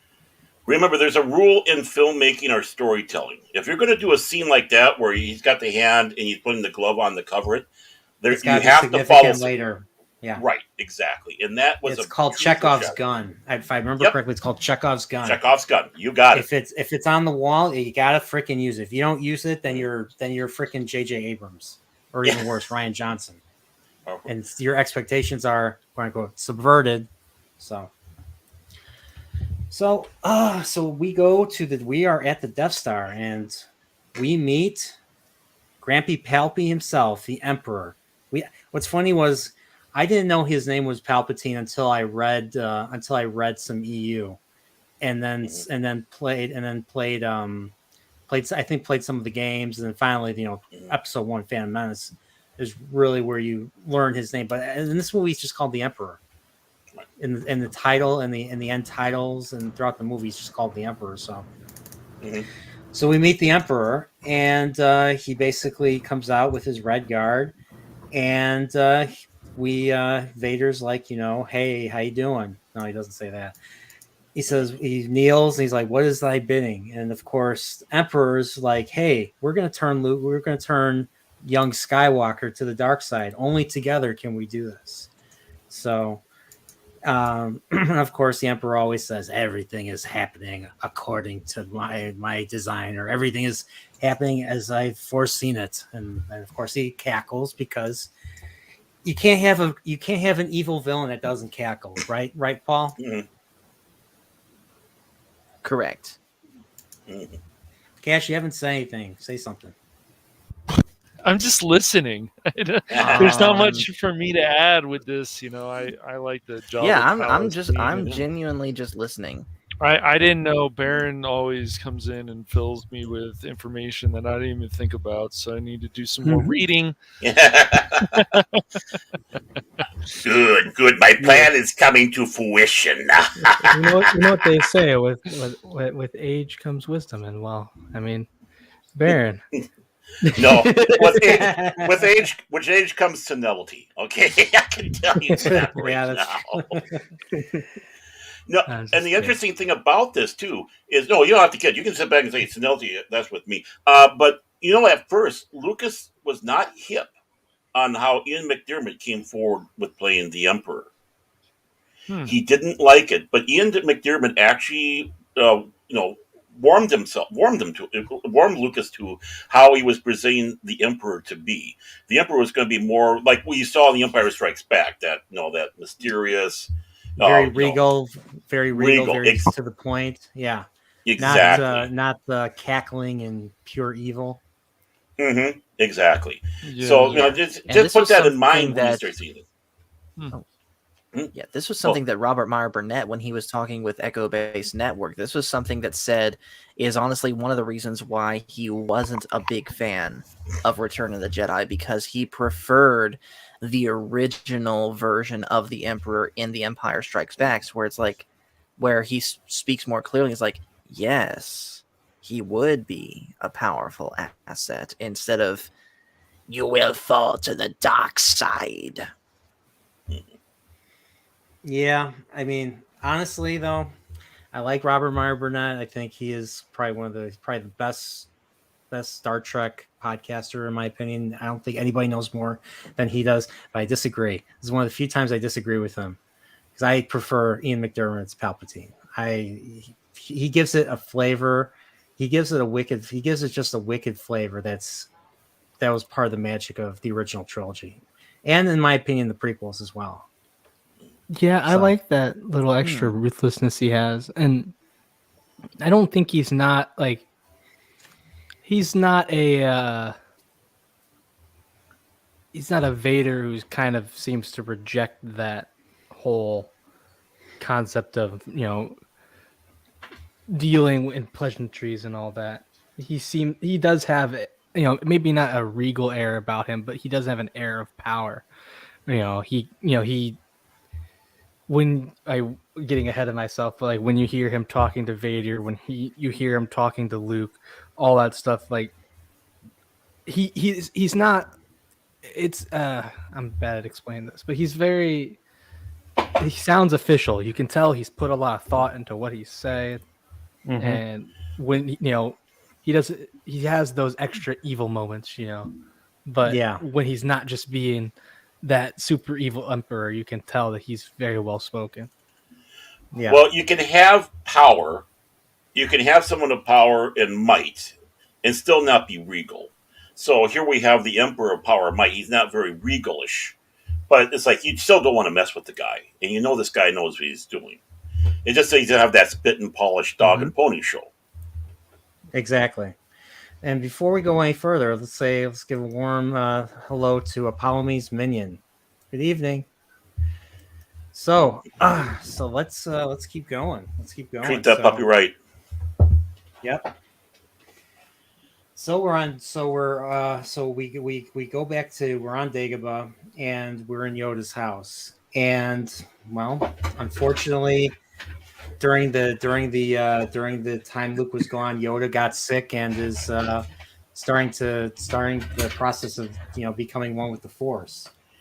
So Yoda basically tells Luke that he requires no more training, and he basically says you must, in order to become a true Jedi, you need to confront Vader. You need to confront him. And Yoda. What's funny was this scene was not originally in the movie. Apparently, it was originally they did not include a scene with Yoda, so they felt that they needed to add this scene so that people, because some people, I think some people still believe that Vader was lying, and so this was kind of their way of officially confirming that Vader is indeed Luke's father, and Yoda basically says, "Your father, he is." And of course, I just love this little talk. He basically says, "He is your father, and it's unfortunate." And Luke misunderstands him. He's like, "Unfortunate that I know the truth." He's like, "No, unfortunate that you went in and found out the way you did before you were ready, which is why we told you to not go and stuff." So he basically. What, like I said, Luke wasn't prepared for that revelation. So Yoda gives some, parting advice, don't underestimate the Emperor's power. And of course, as we learn years later in Revenge of the Sith, he learned that firsthand. And basically tells Luke, "You are after me. You are the last of the Jedi." Well, until Dave Filoni came in and Disney came in and started adding so many more Jedi that have survived the Purge, but that's beside the point.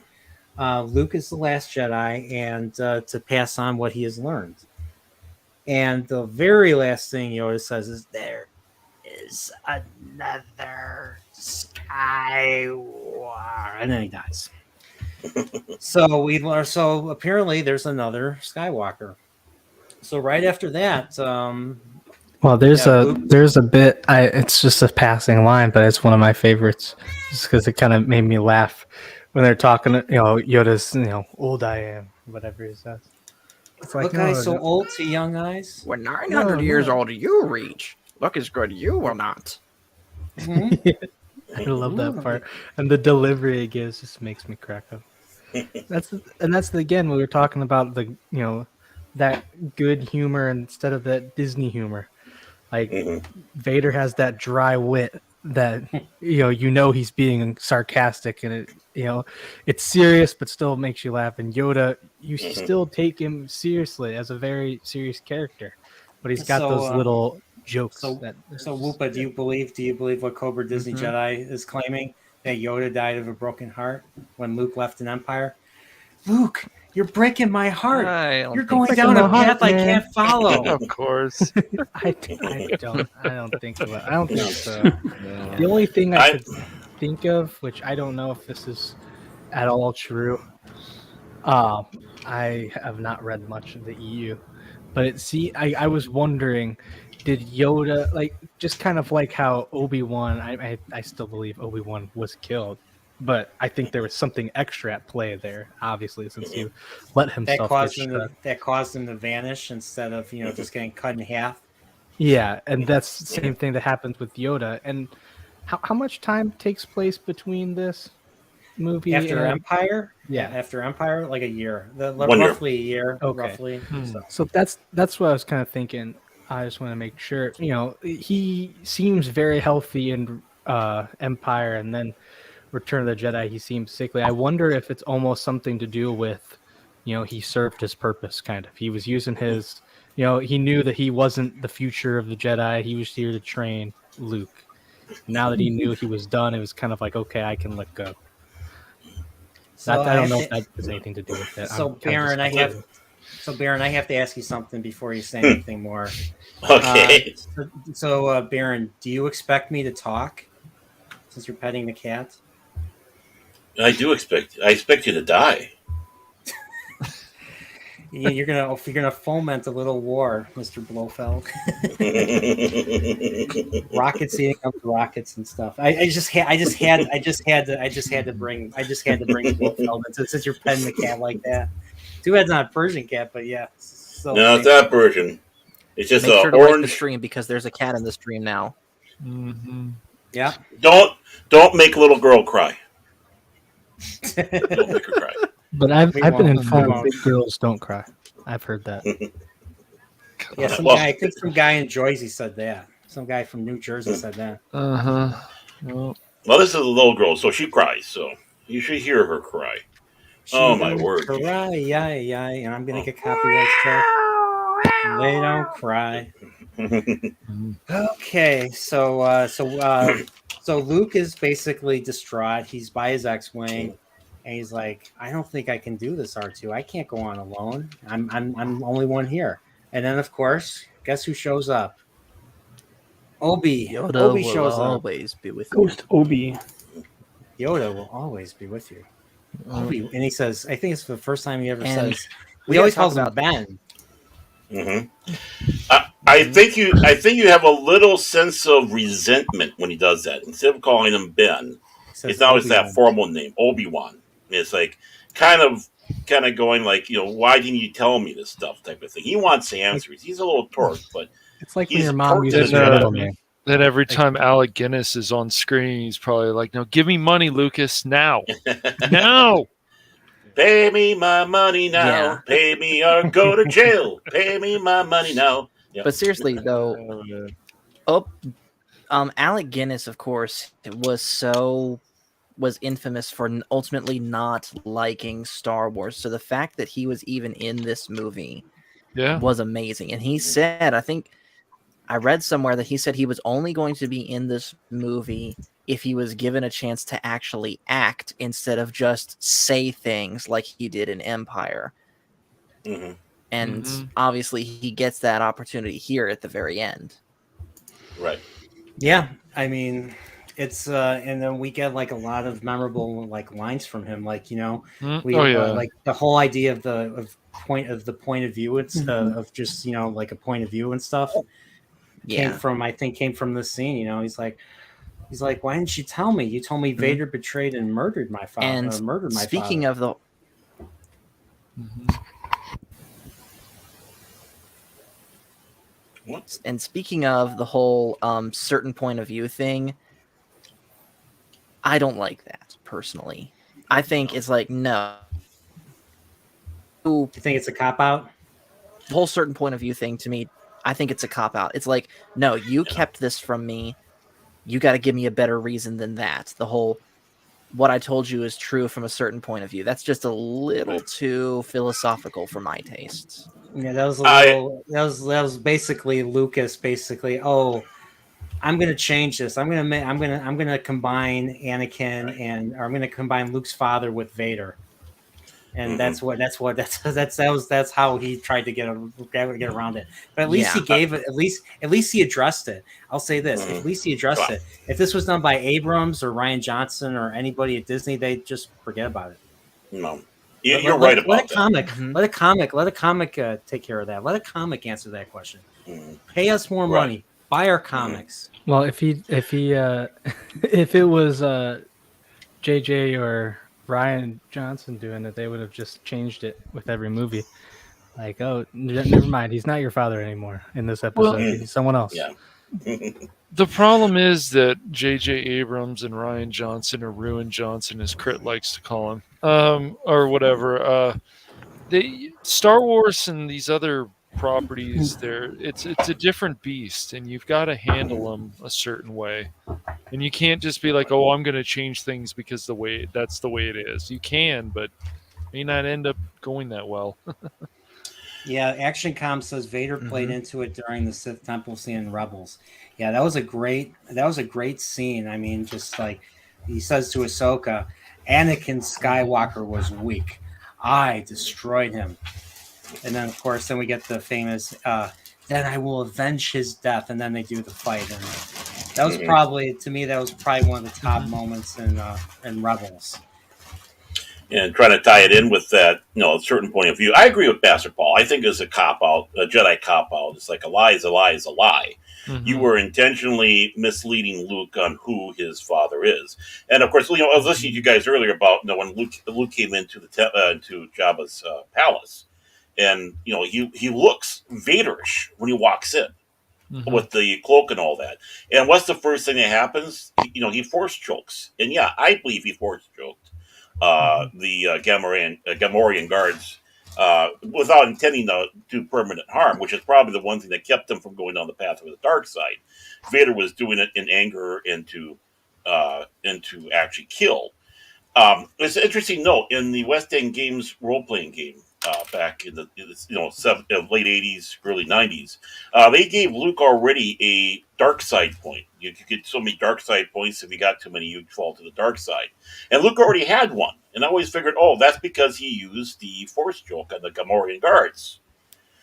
Now you have this right here where he's being explained on that. It's like he's very skeptical. You can tell he's still not mad, but he's growing. He has grown since Empire Strikes Back when he was still being yanked with his emotions. And he's pissed. But he's, okay, I'm going to listen to you. What do you have to say? What's this all about? He's mad at both Yoda and Obi-Wan. Of course, obviously, Obi-Wan figures, this is my time to go. I think the reason why he died is like, I don't want to answer any more questions. I'm out of here. And it's like, dies. So this is where you see the maturity, the growth of Luke Skywalker, especially with this scene. I mean, how many of you would react if someone who has been your mentor, and remember, Obi-Wan is based off of your great mentors through the ages, and some of these mentors messed around with their students, the people that they were mentoring over. All you have to do is read about how Merlin effed around with Arthur in the Arthurian legends, amongst others. How would you react if that guy you found out he was saying, this guy killed your dad, and it's really your dad, and you went out to try to kill your dad without knowing it's your dad? What gives? Yeah. Mm-hmm. It kind of reminds me of something else that me and Cash Money had seen recently in Cobra Kai Season 1, when, of course, Daniel has been training Robbie Keene, who is Johnny Lawrence's son, all throughout Season 1. But then we get that big realization where Daniel realizes that Robbie's son, and Robbie realizes that Daniel is training his son, and the whole situation kind of blows up in everyone's faces. Yeah, and I love how. Go ahead. I was to say, you're saying, lie is a lie is a lie, but I mean, only the Sith deal in absolutes. So I will do what I must. Yeah, it's amazing. You say that the Sith deal with absolute, but you either have to be light side or dark side. Exactly. Mm-hmm. That is a very absolute statement too, though. Right, exactly, and that's just it. I mean, people sit back and say that Lucas used that line to attack George W. Bush, because George Bush used the line, "You're either with us or against us." Yeah, right after the 9/11. Yeah, I remember that. Right, and that was the people say that was George's swipe, but yet, how ironic that his swipe was an absolute as well. And it's like, do you realize that you just dealt with an absolute? The Jedis are just involved in absolutes as anybody else. Mm-hmm. And maybe he was smart enough to realize that. Maybe that was a little bit of a dig at the order of the Jedis, where they were so clouded that they didn't think they were dealing with absolutes, but yet they were. Because Obi-Wan is very much a product of his training, because he even disagreed with Qui-Gon and sided with the Council at times over Qui-Gon, who liked to play things by the will of the Force. And of course, he tried to be very by the book with training Anakin, because that's ultimately how he was taught by the Jedi Order at large. So the dogmatic view that Palpatine warned Anakin against of evident there in that statement. Only a Sith deals in absolutes. Yep. So you but guys, yeah, I don't. You guys ready to move on? Oh no, we got about 15 more, 20 more minutes of debate to discuss here.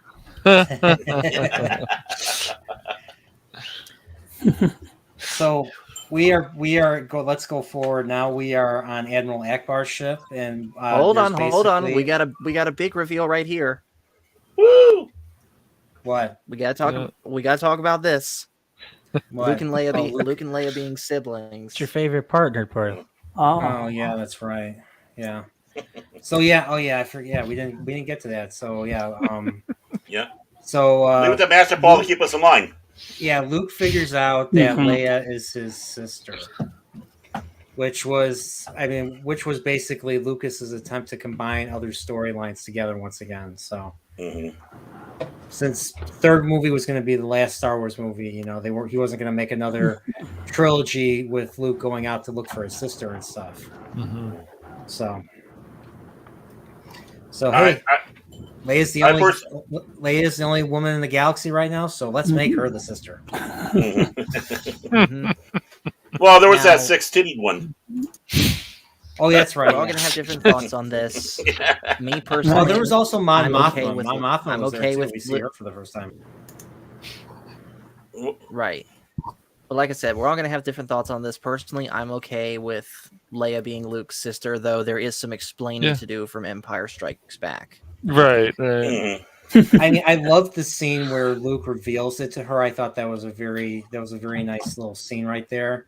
Very, very, very great acting from Mark Hamill and Carrie Fisher. Of course, they've dropped out the line. They dropped out a very important line that was in there. So we're never going to tell anybody about that time out in the hills on Yavin 4. We're never telling anybody. Never. I did make one. That wasn't Splinter. Wait, that wasn't Splinter of the Mind's Eye, was that? No. No. That was another planet. But real quick question here: when at least in the theatrical cut, when Luke, tells Leia that they are siblings, he asks, "Do you remember our mother?" And she goes, "I remember her a little bit." So how is this possible? If in the prequel, the mom died like a minute after she was born. Is this like one of these cases where somebody remembers being in the womb? Well, I mean, I guess Leia's a Force user, so maybe that has something to do with her. Well, at the time of Empire Return of the Jedi, we had no idea what happened to their mother. We don't know what happened to her. In fact, it was all part of a EU book series, one of the trilogies that they had. Luke was actually trying to go out and try to find who his mother was because he thought they were still alive. She was still out there, and I won't continue on. Okay. It wasn't until, of course, Phantom Menace until we finally found out who she was, what her name was, all that across the board. So at the time of the theatrical release, leading up to that, it's like, well, it's simple. She was probably hidden out on Alderaan and then passed away.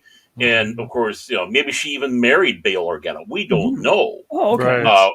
We don't know exactly where in the timeline this was because Lucas was giving out contradictory timelines that that the Clone Wars was here, and then several years later was the Jedi Purge. I mean, myself, my headcanon, I'll sit back and say, this is my headcanon, I'm going to stick to it, is that what she is remembering is Bail's wife passing away. Because all intent and purposes, that was her mother. Okay. Bail was her father. I can live with that. So, I mean, for me, personally, that's my headcanon. I'm sticking to that one. Because there's no way else that would make sense, no matter how force sensitive you are. That would be the best way, because, and for all she knows, maybe that was their mother. We don't know. I was listening to it with hindsight and knowing the prequels already. I didn't have too much of a problem with that line, because in the end, I was kind of like, knowing what happens. It is kind of weird that she would remember, but Luke wouldn't. But like when they say remember a little bit of it, it's very vague. It doesn't say like, oh, I remember playing with her like growing up. Oh, I remember how she used to hold me. Like, I forget exactly what she said, but like, like happy, radiant, but also Mhm. like what sad or broken or something. Whatever she said, I'm like, I can see I can see that basically. That first moment that you're being held. It's kind of far fetched, but it also is a universe where the same universe where when Luke was in trouble, hanging off that little whatever that antenna was, he thought about Leia and she knew in her brain, like, hey, we have to go here. Something's telling me. So I can get like that sense of just a very vague feeling from that little moment that you've been together. You just have that vague moment of feeling the heartbreak, but under like I guess just for me, it didn't bother me. If it was like more descriptive, then I'd be like, hey, something's up here. Yeah, true. And just want to wish Pacific 414 a good night. He says, off to bed, but before I leave, I just want to say this. Hashtag justice for Yub Nub. Yep, I totally agree. Well, I disagree. Have a good night, Mike. Have a good night, Mike. And if you haven't, subscribe to Pacific 414. Okay, Mike, that's another $5 for me. Talk to you later, buddy. See you later, Pacific. And of course, I'll say it again. Make sure to check out the video that the two of us worked together on my channel where we ranked our favorite Golden Era wrestlers. Oh.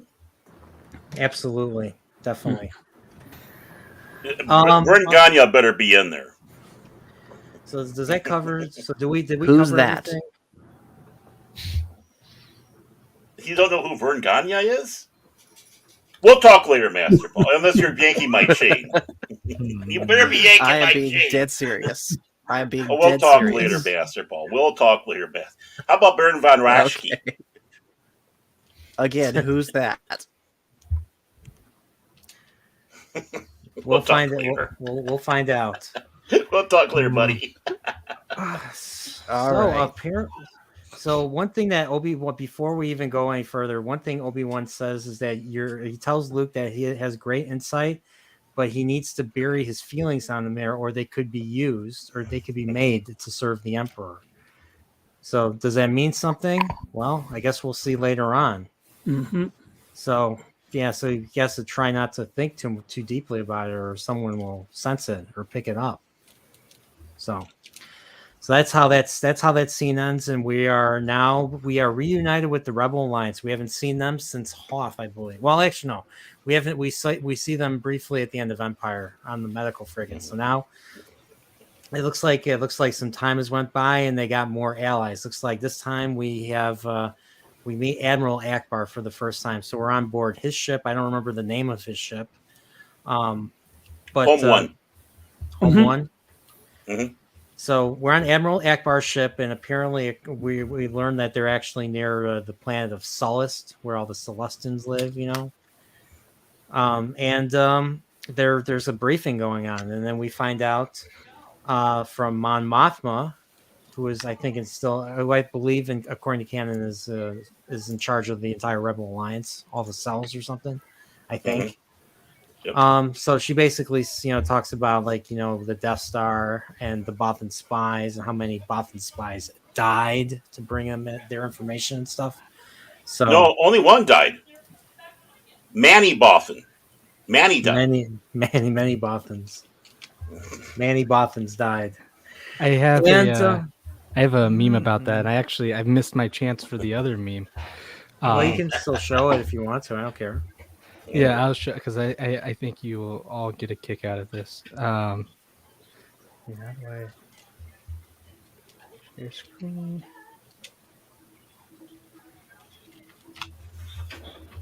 There you go. All right. Oh yeah, that one. Many Bothans died to bring us this information. That's the last time I send Bothans to do anything. That's the last time I send Bothans to do anything. I sent Bothans to set me to get me a coffee. All dead. All right. How was that? Did that sound? I liked it. I liked it. Pretty good. And there was this scene as well. This was what the original meme that I saw that I think everyone will like. I thought I could instruct. Okay, Paul, you do this. You're better. You're better Ben than I am. He is. I thought I could instruct him as well as Yoda. I was wrong. He has killed thousands of innocent people. I can't murder my own father. I could maybe kill a nephew who did absolutely nothing wrong, though. Uh, that's all I had. Yeah. I thought that was a good one. I thought that would be a 10 out of 10. Who's this nephew? I don't think there is a nephew that exists. Not anymore. Well, not this time. Oh wait, hold on. It's Jason and Jaina Solo. Yeah, that's right. Anakin. Yeah, that's right. That's right. True. And young Anakin Solo. Exactly. Yep. And then someone So- named Cade, but I don't know much about him. So Red Solo. Yes. Red Solo. Yep. So from this briefing, we find out that the Death Star is orbiting the forest moon of Endor, and that's being protected by an energy shield that's emanating from the planet, from the forest moon, from the sanctuary moon itself. So we find out that Lando Calrissian is now a general, has basically volunteered to lead the fighter attack. And we find out from General Madine that Solo is actually Crix Madine is that a strike team that is being assembled by Han Solo himself is supposed to go down to Endor in a stolen shuttlecraft and deactivate the shield generator. Good luck. You're gonna need it. So my team is ready. I just don't have a command crew for the shuttle. And then we get basically the entire. So this is the chance to bring everyone together for once. So we get to Luke, Leia, 3PO, R2, and Chewie. They're all The janitor. They're all on the shuttle. They all go onto shuttle Tidarium, and then they proceed to the they go to Lightspeed and proceed to Endor. Now, do you know why it's called the Sanctuary Moon? I actually don't. I just remember hearing Palpatine saying it in that one scene. So, Vader to go down. well, of course, the original plans was with Returning the Jedi. There was a lot of changes that were done in there. One of the reasons why Gary Kurtz left, he was kind of upset with Lucas. He thought Lucas was doing more of a sellout, especially with the cute, cuddly little Ewoks. One of the battles was supposed to be on Kashyyyk with the Wookiees, but George Lucas thought that they were just too advanced. He wanted to have a more primitive species. So the moon actually was going to be, they decided to have the moon of Endor, or the Sanctuary Moon is actually what they were calling it. And that was going to be an orbit around Hab Adan, which is actually became Coruscant. So the Death Star was being built over Coruscant, or Hab Abaddon. The Sanctuary Moon was an orbit around Habadan, where, of course, all that was taking place. So that was one of the lines they had left over, the Sanctuary Moon. And because originally the battle between Luke and Vader and the Emperor was going to be taking place underground on Coruscant in the lava pits that they had underneath in the throne room. Interesting. And that line that the Emperor said in that particular scene was left over from that. Yes, Okay. it was. Because I always wonder, like, I'm like, what is the sanctuary? Yeah, like, why is he calling it the Sanctuary Moon and stuff? So that's very interesting to hear. So, speaking of the Emperor, we go back to the Death Star, and Vader's basically, "What is thy bidding, my master?" And the Emperor orders Vader to send the fleet to the far side of Endor, and Vader's like, "Well, shouldn't we be concerned about the rebel fleet amassing their Sullust?" And Emperor's like, it's of no concern. The Emperor, soon the rebellion will be crushed, and young Skywalker will be one of us. Your work here is finished, my friend. Go out to the command ship and await my orders. And that's basically how the scene ends. We get to see Palpatine's like attendants and stuff, who look just like him. They look pale and old, and they wear like robes and stuff. One has a funny hat. I kind of want that hat.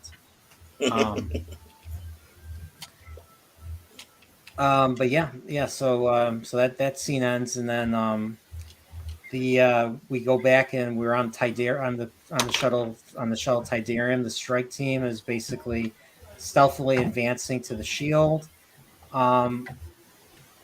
Actually, no, sorry. No, I think we're a little ahead of ourselves. No, here. we are ahead of ourselves. Yeah, they appear. They have the stolen code, so they input a stolen code for a clearance code for them. Well, you had the farewell between Han and Lando before that on board the Home One in the landing bay. Basically, Han telling Lando, take the Falcon, take the Falcon. I want you to take the Falcon. It's gotten me out of many scrapes. And Lando goes, okay. And then that's when we got the bad feeling. When you take a look at it, the Tidarium takes off and flies out and goes to the Sanctuary Moon. Yeah, he says, "Oh, I have a bad feeling that I'm never going to see her again." Mm-hmm.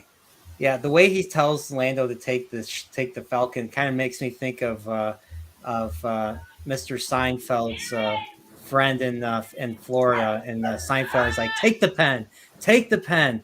Come on, Jerry, take the pen." That's kind of what made me think of. And he takes the pen. Why'd you take the pen? That's just something just something I thought of.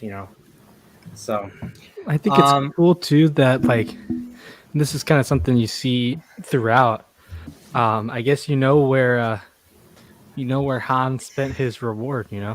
Because I feel like in Star Wars and then Empire, the Falcon is kind of a hunk of junk. It gets the job done. It's not as Han says, it's got it where it counts, but there's a lot of issues with it. And when you see it in this movie, it's looking a lot better. I think that's pretty cool. I think it's a natural progression as well. It makes sense.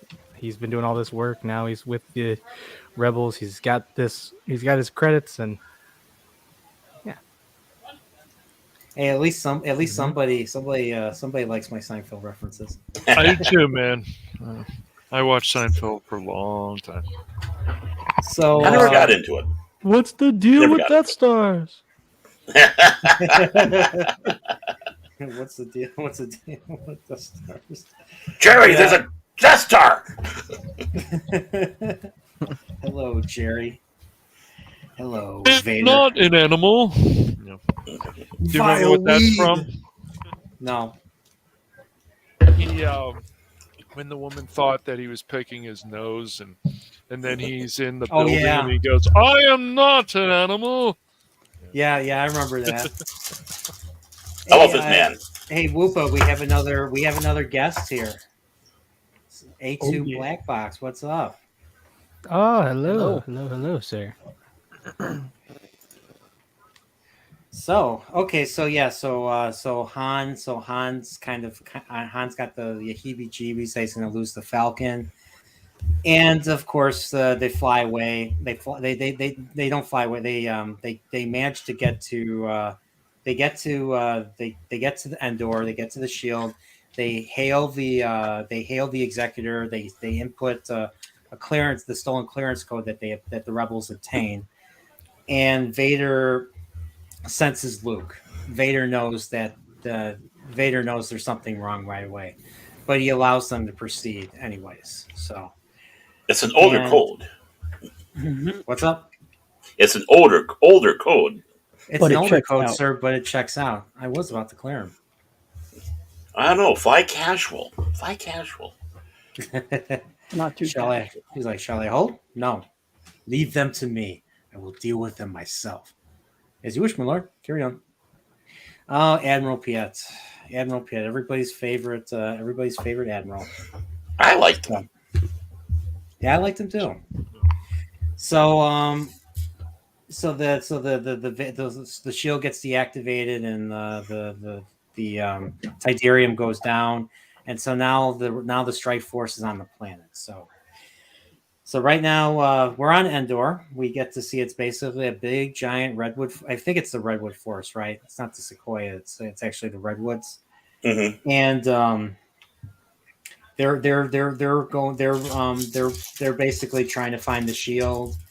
They're marching towards the shield, and then out of the blue, they find some scout troopers kind of in the way, and they can't. They have to figure out a way to either go around them or dispatch them.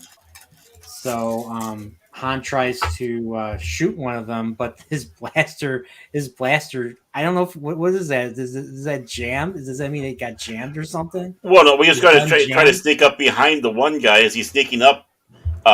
He steps on the stick and it cracks the stick, alerting them.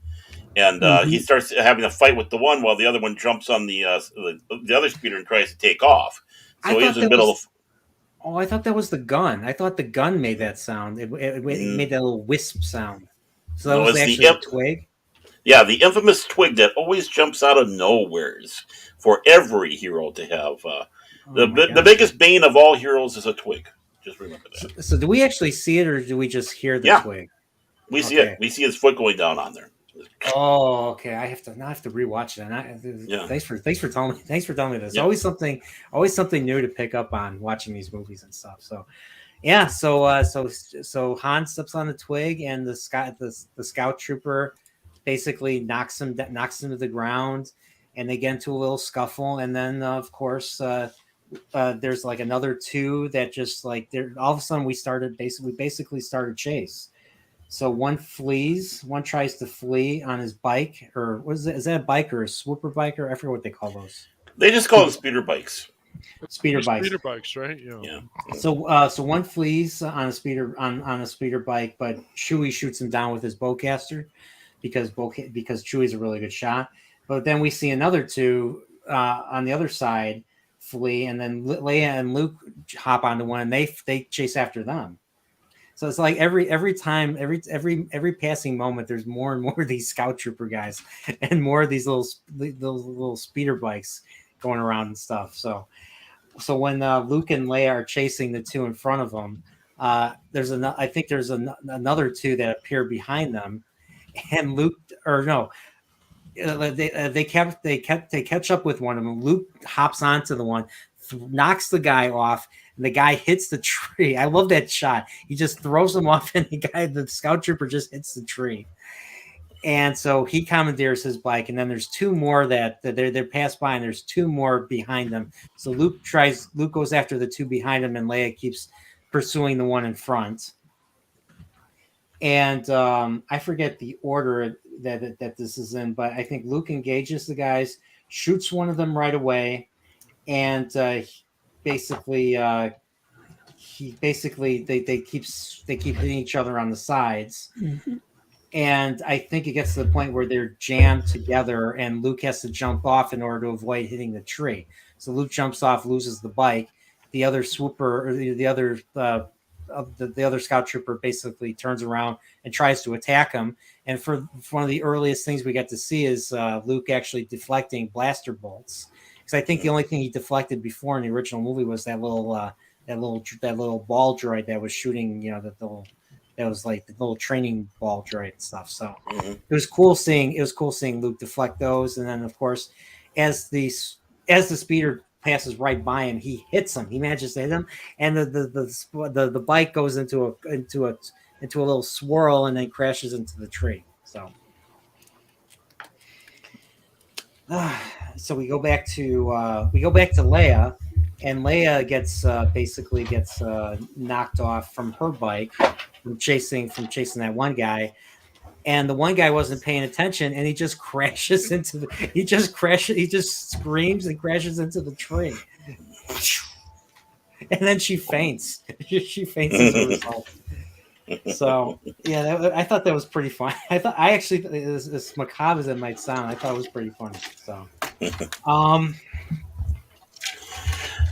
Now, another little quick thing. I believe Peter Mayhew might have said the story or whatever, but Peter Mayhew, just a quick aside, it said that whenever he was on set, because they were in California, they were in the Redwood Forest, they made sure that there was at least two security guards with him at all times. The reason why was they were afraid that people would think that he was Sasquatch and try to take him down. No joke. Huh. Really?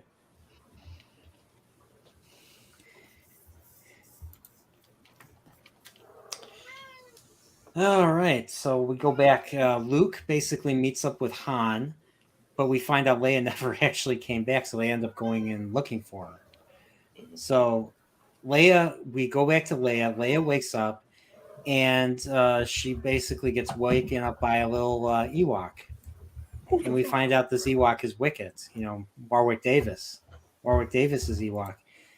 And, of course, Wicket's carrying a spear, and he doesn't trust her. He doesn't know what she is. And he eventually, Leia wins him over by basically giving him some food and stuff. But as that's going on, they basically are attacked by more scouts. More scouts basically track her down, and they start shooting at her. She tries to take cover. The Wicket basically goes and hides somewhere out of sight, and then of course she's at gunpoint. She's at gunpoint. The scout tries to takes her weapon.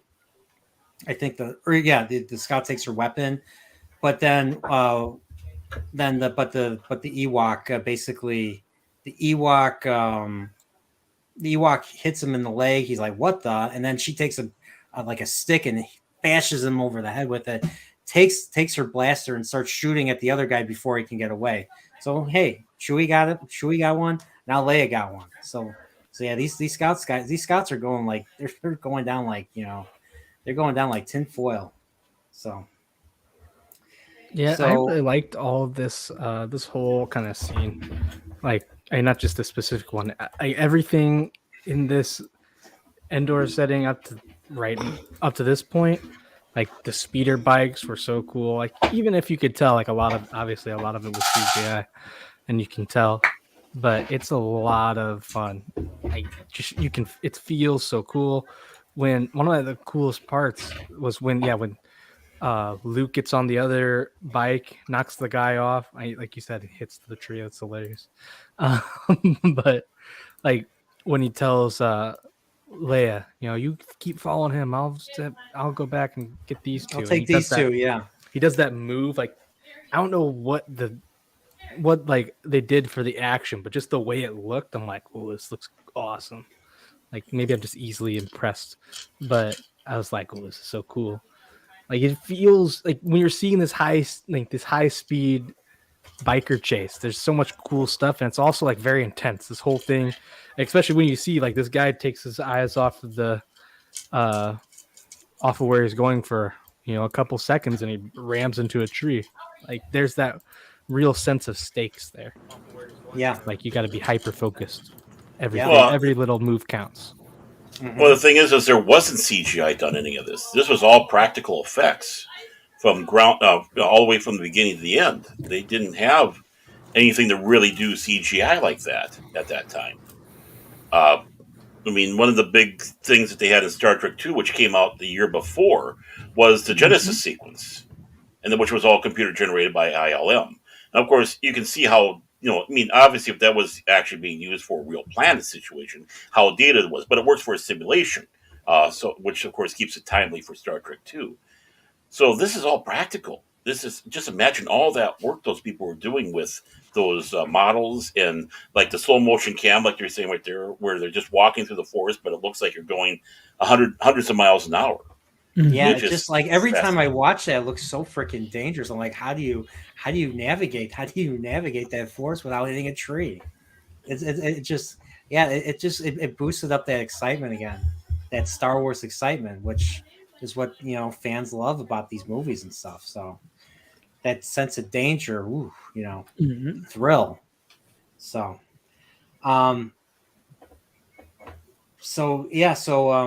basically, right after Leia dispatches both of the scouts, she's like, hey, little fella, we gotta get out of here. And Wicket takes her into another direction because Wicket knows the area better. So I wonder where he's taking her. Well, we'll find out. So we're back on the Death Star, and Vader basically disobeys orders and comes back and goes to the Emperor without a summons or an invite. And he basically says to the Emperor, a rebel task force has infiltrated and landed on Endor. And the Emperor's like, yeah, I know. This is when you go down. I want you to go down there, and you're gonna wait. You're gonna go down there. You're gonna wait for young Skywalker. Young Skywalker's gonna come to you, and then you will bring him before me. So, yeah. So I guess the Emperor's. I guess the Emperor is already. Everything is going according to his design. I guess. So. You also got to mention though that in this scene, you have the Emperor also sort of questioning Vader's loyalty when he says, "My son is with them," and the Emperor's like, "How do you know?" And he's like, "I have felt him." And then the Emperor says, "Strange that I have not." I have not. I wonder if your feelings are clear on this matter. And Vader slightly hesitantly says, "They are clear." Yeah, I was curious what that meant. I picked up on that yesterday, so that's pretty interesting. I thought maybe Vader, yeah, because of Vader's attachment to Luke or something. That's why he was able to sense him, whereas the Emperor could not. Mm-hmm. Or maybe there's a hole in the Emperor, or maybe there's some sort of hole in the Emperor's detecting or something. Right. Well, I think the Emperor was constantly. Sorry. Go ahead, Paul. I was about to ask, is that a different cat next to you? Yeah, that's Mouse. That's Master Mouse. He's the he's the one that owns me. Say hi, Mouse. He's the cranky gray one. He's always got a spot on the desk right over there, Gotcha. which he's running to right now. So, so I got two. So. Okay. I always kind of thought about the like why he said that, like why he could feel him, but why Vader could, but the Emperor couldn't. I thought of it as just I don't know if this has anything to do with it, but what I thought of was, Vader came and he was asking about that shuttle, which maybe he had a hunch before then.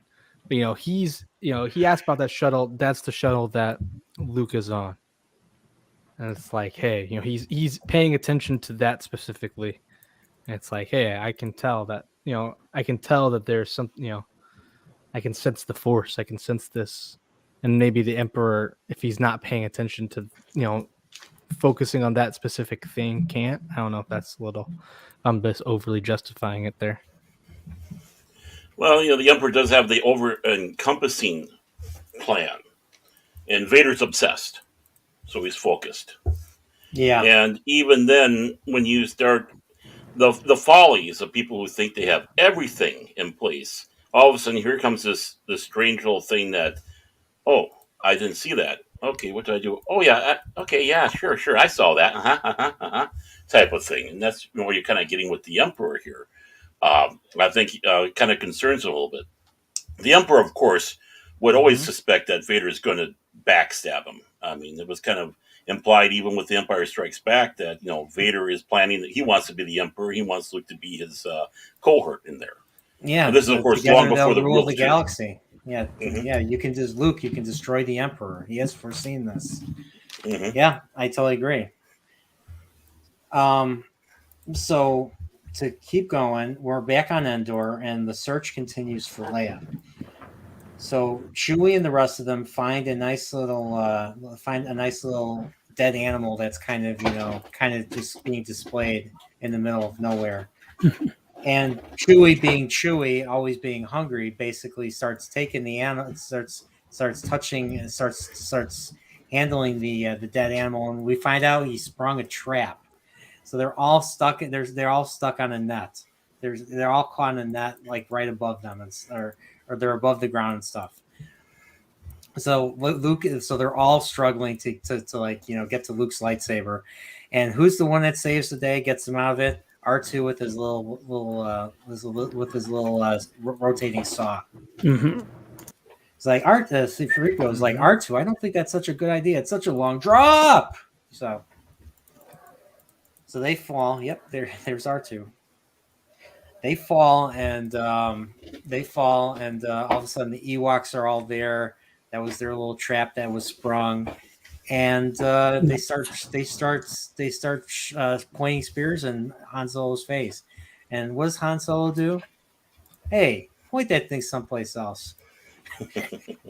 And then Luke's like, "Don't worry, Han. It'll be okay." And like Han's carrying his gun, they just take the gun. They just take the gun from behind him, and then Luke is like, "Chewie, give them your crossbow and stuff."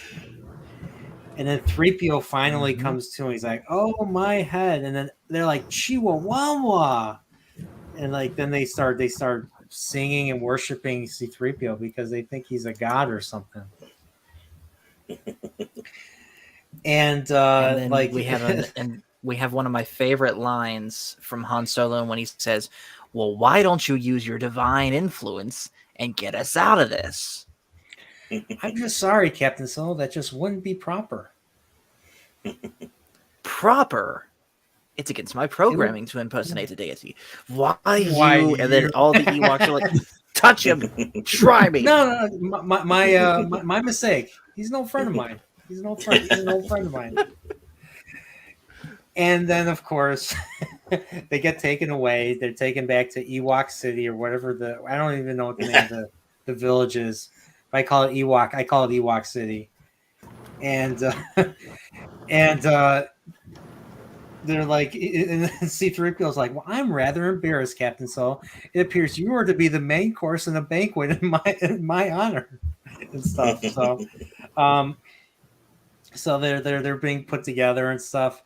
Leia arrives and she's like, "3PO, what's going on? Tell them they must be set free."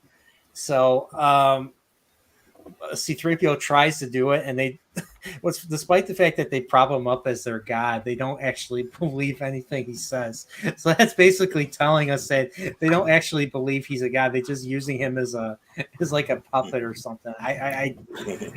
And they're trying to start the fires, and Han is there, and Han's trying to blow out the fire and stuff. And Luke is like, he's like, "3PO, tell them if they don't do as you wish, you'll be angry and use your magic." And 3PO's like, "Whoa, what magic, Master Luke? I don't." He's like, "Oh, just tell them." And then he tells them, and they still don't believe him. And then, of course, Luke uses the Force and pulls up 3PO sitting in his chair, floating around and stuff, and they're all freaking out about it. They get scared, and the moment 3PO gets back down, they untie and release everybody. And R2-D2 is very salty about that, so he goes and he takes out his little zapper and he starts zapping a couple of the Ewoks from behind and stuff. And yeah, don't mess with R2; he'll zap your ass. Excuse my language. You know, I think something from this scene, this kind of off topic. Well, it's not off topic; it's on topic, but it's just a random aside. I think, everyone likes to talk about slave Leia, or I guess indentured servant Leia. Now, since you have to be careful, but like I think this scene, long hair Leia is under. I think she might be even better looking. I don't know. Maybe I'm crazy for that, but I dig the hair. You're not crazy. It looks very. I like it. I saw that. I'm like, ooh. Very, very pretty in there. Yeah. Wearing the dress of the person they ate before them. Trust me, any woman looks good with long hair to me. I agree. I agree. I concur. I agree. Also, random Star Wars fun fact: hot chocolates, which is what I have here, apparently exists in Star Wars, at least in Legends, because Luke is drinking it in the beginning of Heir to the Empire. Yep. That's right. He does. I have to. I really need to reread that. So the next scene. So now everybody's friends. Ewoks. We're all friends now. So what happens in the next scene? Well, C-3PO is telling the Ewoks the story of the Star Wars saga. So he goes through Star Wars with the Death Star, and he goes through Empire, especially on Bespin and all that. With R2 providing the sound effects. So So the Ewoks are all brought up to speed on George Lucas's Star Wars. So, and yep, and after all that's been said and done, our heroes are now a part of the tribe. Do you think what C-3PO said? Do you think that was just George Lucas's original pitch? Probably, yeah, probably. I could definitely see that. The trouble is, he did the pitch in Ewok. That's why they never took the movies until 20th Century Fox. Action Comp says, "Is that why Tasha Yar didn't do it for you?" I didn't Yes. mind her hair, but Yes. we know how Paul feels about Tasha Yard's hair. The Butch Boy hairstyle. It worked for her though, Baron. I felt it worked. That's true. Oh yeah, it did. It did. It fit her worked for the face character. well. It- A lot of these, I hate to say it. You know what? No, I don't. A lot of these women, they can't pull off the short hair, the pixie cut. It just doesn't work for them, and they can No. yell and scream and call people whatever they want, but no. Yeah, or the half-shaved but long going this Oh, way. Yes. Whatever the heck that Yeah, Tila bastardization was. That is horrible. Oh gosh. I mean, it does take a special face to do the pixie haircut and all that. And there are women that look great in that. You know, they have that facial structure and all Yeah. that. But Like to I don't pull think from any woman. Enterprise. Yeah, there we go. But I don't think there's any woman that looks good with half the head shaved off like that. Unless you're doing Mad Max, then it works. Yeah, I'm not a fan of that either. So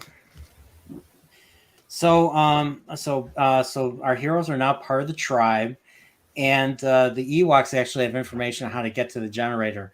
So there's a nice little gag between Han Hold and on a second. 3PO. Can we talk about how funny it was? Can we talk about how funny it was when C-3PO says, "Congratulations, we are now part of the tribe." Han says, "Just what I always wanted." Yeah.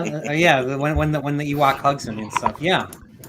Whether he was being sarcastic or not, it works. And some part of me is like, I don't think he was being sarcastic, because he really, face it, he kind of wants a family at this point. I mean, yeah, he's got Luke and Leia, but now he's got a bigger family. Jake D says, wasn't part of Lucas's original plan to have R2 be narrating the story to the Wills? Both droids. Both So droids R2 were going to be... R2 Yeah, and R2 3PO?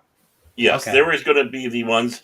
Originally, there were supposed to be 2 Imperial senators in the original story treatment, but they got turned into the droids, and there are eyes into the Star Wars universe, which is why I was disappointed how George changed it with the prequel trilogy with 3PO. So now it's basically R2 is the one that knows everything from one end to the other. As that, but it was originally going to be both of them. There are eyes. These are how odd it's the robots that we're looking into this universe with. Exactly. I agree. And those robots were based off of the two tramps in the movie, the Kurosawa movie, the Hidden Fortress, where we see we begin the adventure from their point of view, and then they come across a warrior, they come across a princess, they come across an army that's after them and stuff. And Lucas borrowed quite a bit from Japanese cinema, from old serials once again. And he also was borrowing from old comedic comedy teams. There's a bit of Laurel and Hardy in there too. So he had a little bit of that element in there with the droids as well. So he was grabbing from all over. Yeah, your classic Laurel and Hardy line. Oh, it's another fine mess you got me into. Exactly. Yeah. So yeah, you're right. You're right on that. So, here's a funny one. Cobra Disney Jedi says, "Don't tell the Ewoks the Disney story. They'll cook you. They'll cook you." So, all right. So, let's go.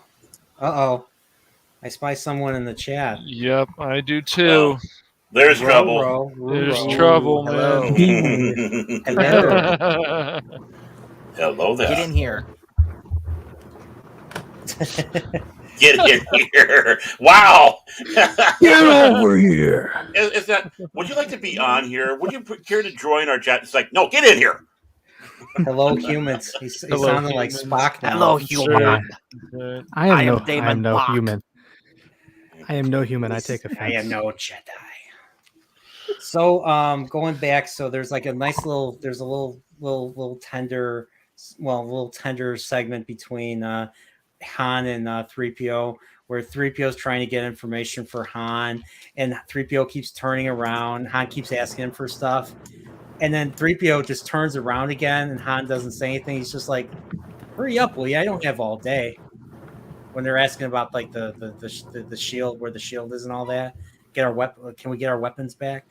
Hurry up, will you? I don't have all day. So that was a nice little segment, and then we go into the big conversation: Luke and Leia. So we touched upon this earlier. So Luke, first thing, this kicks off with Luke saying, hey Leia, do you remember your mother, your real mother? And she's like, just feelings, I guess. And she recalls that her mother was beautiful but sad. And of course, Luke himself says, "Oh, I have no memory of my mother. I never knew her." And then Luke kind of segues into, if something happens to me, you're the only hope for the Alliance. And then Leia's like, don't say that. You have a power that I don't understand. I don't think I ever could understand. And Luke is like, you're wrong, Leia. You have that power too. Just like in the Force Awakens trailer. You have that power too. I think. Yeah, I had to bring up Force Awakens. And then he says, like, in time, you'll learn to use it as I have. And then he goes into the whole, Force is strong in my family. I have it. My father has it. I have it.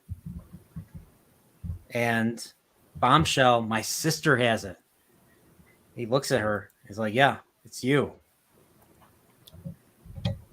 And then I think she's just speechless after that. And then I think she says actually, something. No, I kind of skipped. I forgot. He tells her that Vader's his father, and she's like, "Oh, your father." And then she tells him, just go away, run away, go somewhere far away, get away from Vader and stuff. So, and then I think he goes into revealing that she's his sister, and basically that she would be the next best hope if something happens to Luke and stuff. So she'd be a new hope.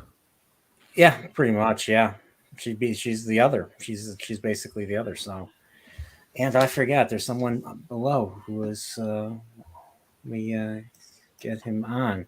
All right, so we have the day is saved for us. He has swooped in. He's fought several TIE fighters off our back. Let's welcome X-Wing. There's trouble. The trouble has entered. Yeah. So is it true this is your favorite movie of all time? Or your favorite Star Wars What's up, movie? brothers? Yep. What's up? How's Surviving. everybody doing? Pretty good. Doing well. It's a full moon Thursday. Yay.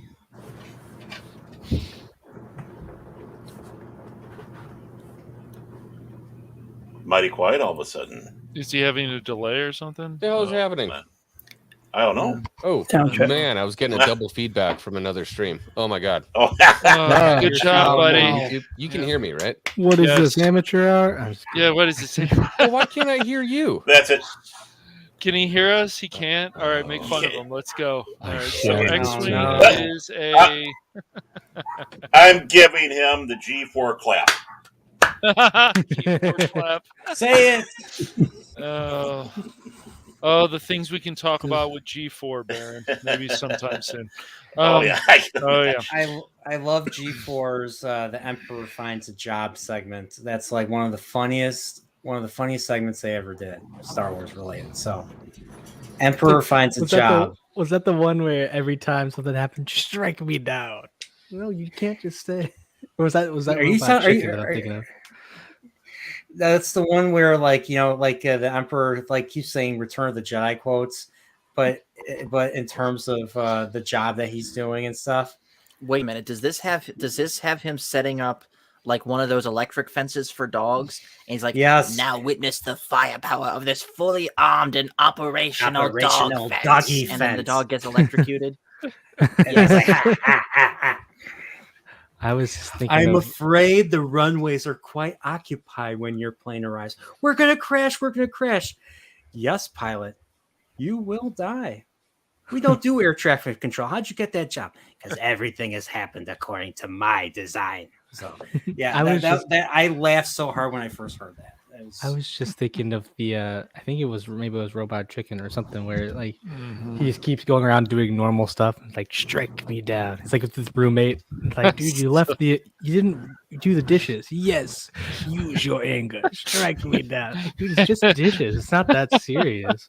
And when he's on the platform, he's like, "And the Ewoks will destroy the Empire." That's highly that's I forgot exactly what the line I know was, it's but highly, it was funny. highly illogical. Logical, yeah. He said, and then he said, "If you're not going to take this seriously, I'm out." I'm just gonna leave. Still, makes me Can you hear laugh, us yeah. now, X-Wing? I think so. Okay, Oh. are you Uh-huh. sure? Hey, Hey, Okay. All right. Nice. We got it. Awesome. We got to figure it out now. he did it. He did it! Yay! that's what he gets for Josh. plugging into the power socket. Couldn't help myself. Yeah. No, I've been trying to figure out audio stuff with my channel. Yeah.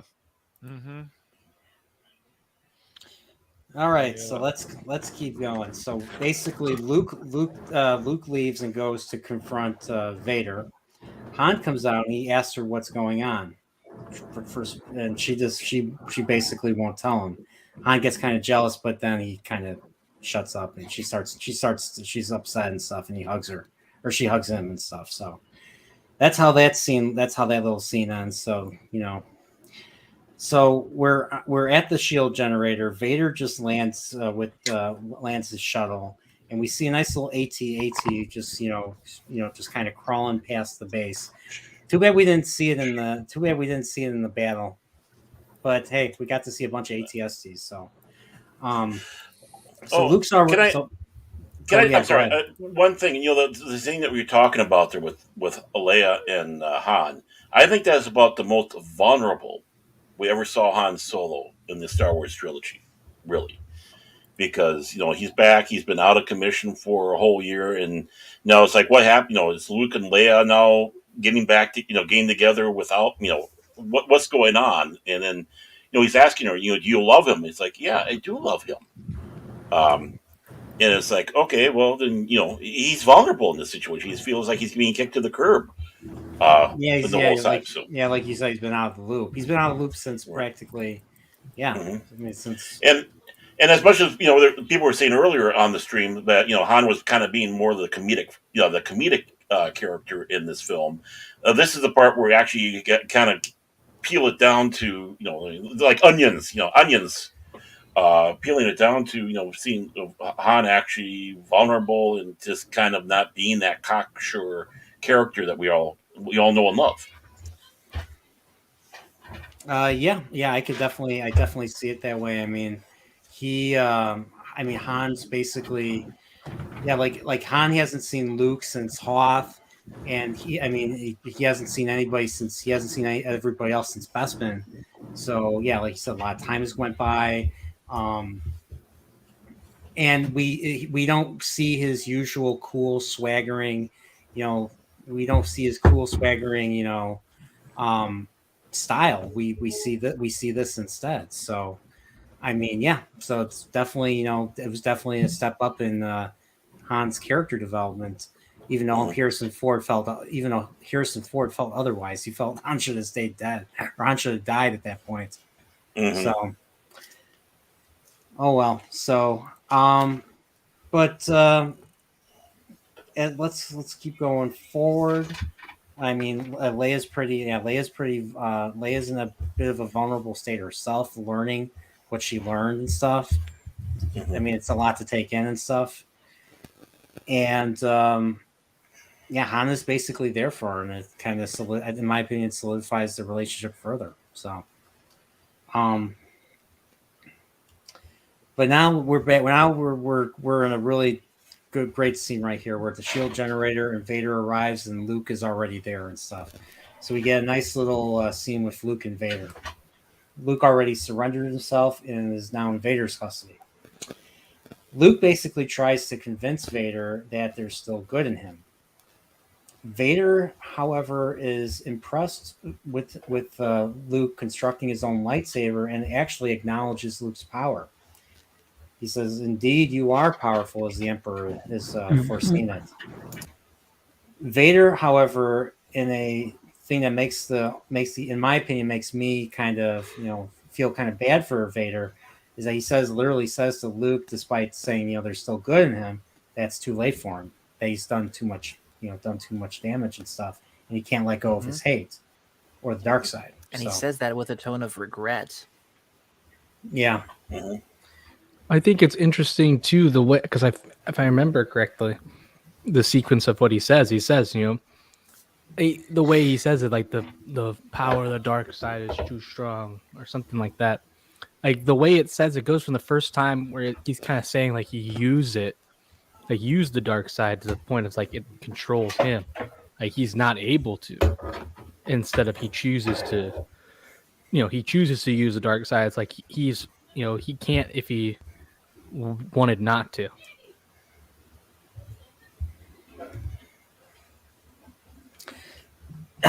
So I mean, I think Vader says, like, Obi-Wan once thought. I think he literally says Vader once thought, or Obi-Wan once thought as you do. You just don't know the power of the dark side. I must obey my master. And then Luke is like, then my father. I think he says my father. I think after that he says my father. Then my father is surely dead. Right. And don't call him Shirley. So. And was it Action Com was saying about how you see the first chinks in Vader's armor, and when he says the name Anakin, but I think it's these are there's just one more chink being That taken name off. I think no longer has any meaning for me. Mm-hmm. Yeah, I think those chinks were starting at the end of Empire Strikes Back when Luke jumped off the weather vane and basically what we believing to be his death. Mhm. I think you're starting to see that starting to crumble then, and of course, who knows? Of course, we all know about Shadows of the Empire. That probably didn't help with Vader. And now he's got this confrontation, and now Luke is calling him by his old name. It's like that name doesn't mean anything. You can see once Luke is taken away, Vader is just it's something's eating at him. You can tell. Yeah. Mm-hmm. Yeah, definitely. Mm-hmm.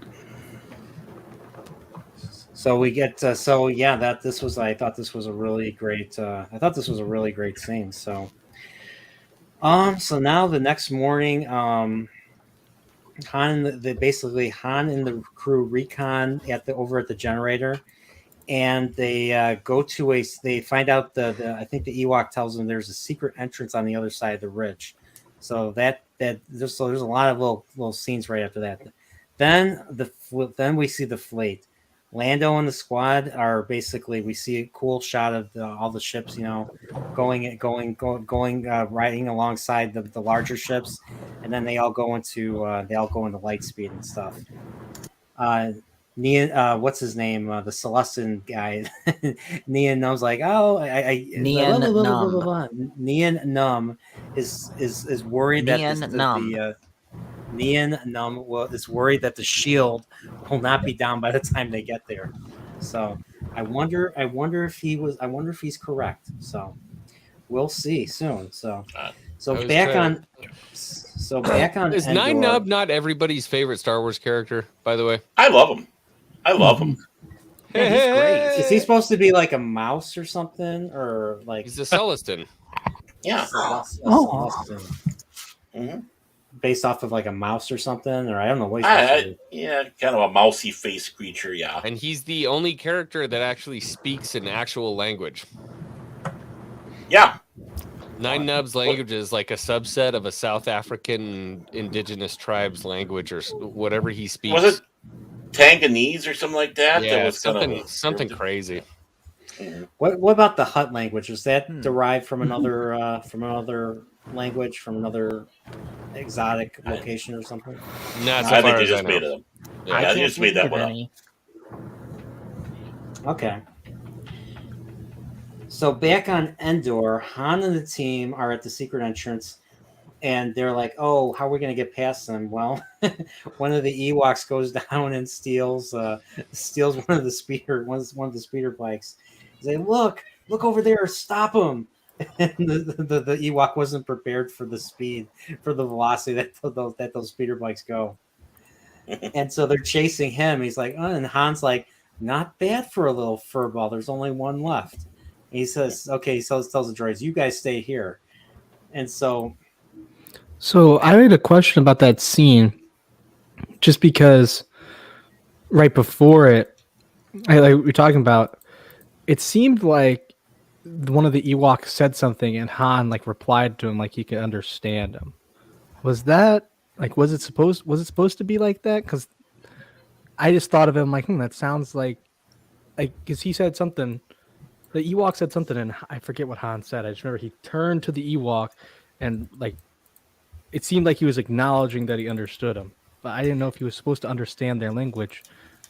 Because it did seem like I was just wondering too, because it seemed also like later on, Chewbacca and the Ewoks seemed to be conversing to in a sense.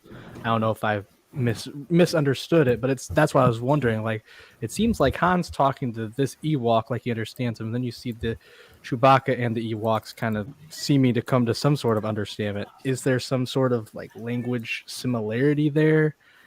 I don't know. I don't think so. I think no. I mean, probably no. It's like Han just probably entertaining. It's like, okay, yeah, whatever. Yeah, have fun, little furball. Yeah. Yeah, so we basically so since there's one left, they go down there. Han basically plays tag with that final scout. And he's like, "Hey!" And then he chases him, and they capture the scout. And then you see one of the strike team is an old guy with a beard, like a mustache and a gray beard. And I forget what his original name was, but they turned him into Rex. Yeah. I don't know how you guys feel about that. I'm all right with it. Yeah, I'm not. He already had he was already a character. He was already a character already fleshed out in the EU and all that. We don't need to keep on having these connections. Yeah, we don't need to keep on having these connections. This is where Disney was taking cosmic conflicts and making that universe just so much smaller. I mean, every planet is Tatooine, Tatooine, Tatooine. Oh yeah, then there's lesser Tatooine. Oh, and then there's greater Tatooine. Then we got Tatooine again. I mean, they made this universe so much smaller. You love 30 salt Tatooines, okay, Baron? You love the Tatooine, and you must respect the Tatooine. I know, it just seems that way. It's ridiculous. 30 is fine, but they went 31, and that was my line. Yeah. Okay. I mean, it's a cool thought, but at the same time, I just feel like it's not necessary. No. Yeah, Disney really loves their desert planets. I'll just say that. So They're mimicking their creative ability. Yeah. mm-hmm. That's pretty good. That's actually pretty good. Should make a meme of that. So they kept the strike team and Rex. They capture the scout, and the scout basically opens the door, and they manage to get into the bunker. So that scene ends, and we're back to we're on the Death Star now, and there's a nice little very nice little grandiose entrance. Luke and Vader get off the elevator, and they're walking very slowly up to the Emperor's dais, and Luke meets the Emperor for the first time. And of course, the Emperor's like, I look forward to completing your training. In time, you will call me Master. And then Luke tries to hold his own by saying, "Oh, you won't turn me like you turn my father. I'll be dead pretty soon, and you will be dead with me." And then, of course, the Emperor, doesn't get upset that easily. He actually laughs, cackles, and says, "Everything that has happened, including your friends and including everything, it was I who allowed the Alliance to know the location of the shield generator." So I just had to say that. But the Emperor basically manipulated everything. I was wondering what was happening there, X-Wing. Yeah, we see. I was trying to make a We're having point. some technical difficulties here. I'm just a boomer. I feel like that's an important thing to talk about, was that, everybody was like, well, many Bothans died. And it was like, oh man, the Bothans brought us the plans. Like, the Bothans are so awesome. But the Bothans got sold a fake lie by the Empire. And so the Bothans actually sent them to their death, is really what the Bothans did. So I don't like Bothans, and especially because they held themselves in such high regard after the whole thing. So just an interesting point. I don't think we ever see any Bothans like outside of like the EU or besides them being mentioned in Return of the Jedi. So, like, I know they're an heir to the Empire. I know they're part of the Shadows of the Empire book. So, but we never see the Bothans in like Clone Wars or anything else. So no, yeah. The Emperor's greeting Luke. "Hey, how's it going, kid? Want some yoo-hoo? Let's talk about this." Yeah. So basically, the guards leave. The royal guards leave. The Emperor just was able to just lift his finger up and unlock Luke's shackles really easily, and and he's basically says, he's like, I'm afraid the deflector shield will be quite operational when your friends arrive. So basically, he's trying to get Luke to resign himself that his friends are all going to die, and that he's going to be he's going to turn to the dark side. So it gets pretty crazy there. So any comments on that? Any comments on that scene? Dude, that reminds me of the scene in Family Guy, Star Wars, and It's a Trap. And he says, "Are you being a..." Yeah, well, I won't use the word on here, but I think it was Chris was saying it. Was funny. "I'm afraid," and he talks all slow.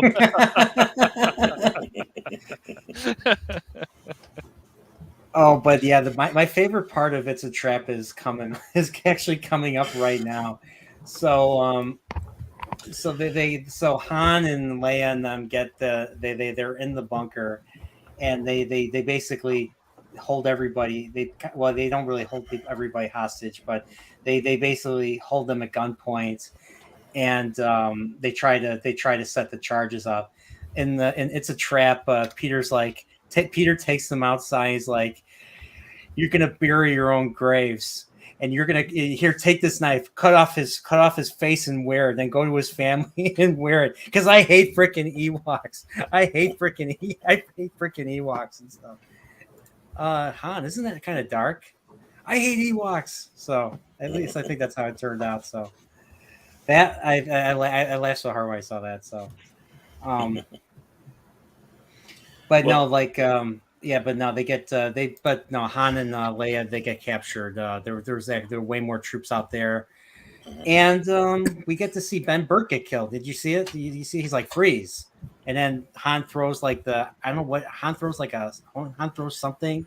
And it's one of the packets of the bombs. He just the backpack with bombs in it. It knocks Ben Burtt into the energy coil thingy, whatever was in the background. You get to hear the Wilhelm scream. So. So, F's in the chat for Ben Burtt. Oh, I suppose I better do that. So we go out. So we basically, I think they're taken outside, and there's like a whole legion of troops. there's like several ATSTs out there, and oh yeah, wait, sorry, I forgot. The one of the Imperial officers goes up to them. It's like, "You rebel scum." I forgot to mention that stuff. Mm-hmm. So they get captured, and before they're taken outside, we go back to the fleet, and we see the red, gray, and green leaders are all standing by, and Lando figures out that the shields is still up, and then he's like, "All craft pull up" and stuff. So I forget which ships did the gray and the green leaders pilot. Green lead was A-wings. Yeah. And the gray was what, the Y-wings or something? Or? The B-wings, I think. Or B-wings. Yeah. And one of the things about that scene is I love the storyboard art they had for it, and I wish they would have done it for the movie. But it's like when Lando realizes that the shield's up, because why are they jamming us? Oh, the shield's still up, and the ships all do this the peel off. In the storyboard, a few of the ships actually hit the shield and blow up. Oh, in the storyboard, man. It's like it would have been so spectacular to have seen that. Boom, boom. Yeah. Drive that point home a little bit more, like, oh wow.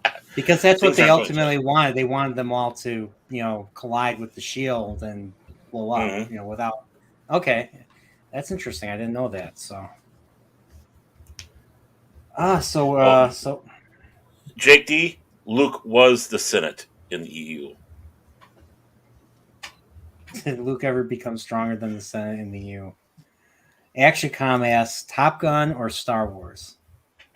Really? Honestly, I've never watched Top Gun. Top Gun in space. I was in your position, DJ, not too long ago. Mm-hmm. I'm thinking one of of the ones on your list, Paul. It was Top Gun on the list. Not Oh anymore. man, you hadn't seen it yet. Yeah, it was. I've seen it now. Yep. I lived through it. What's that? Then the Top Gun when that came out, I was like all over the I've place. seen it. I love Top Gun, but It's a good movie. it's Star Wars. So yeah, Star Wars. Yeah. Although personally I agree with MJ1 Mita, I also am more of an Iron Eagle guy. I have not seen. What is Iron Eagle? I haven't even heard of it. Johnny Lawrence's favorite movie.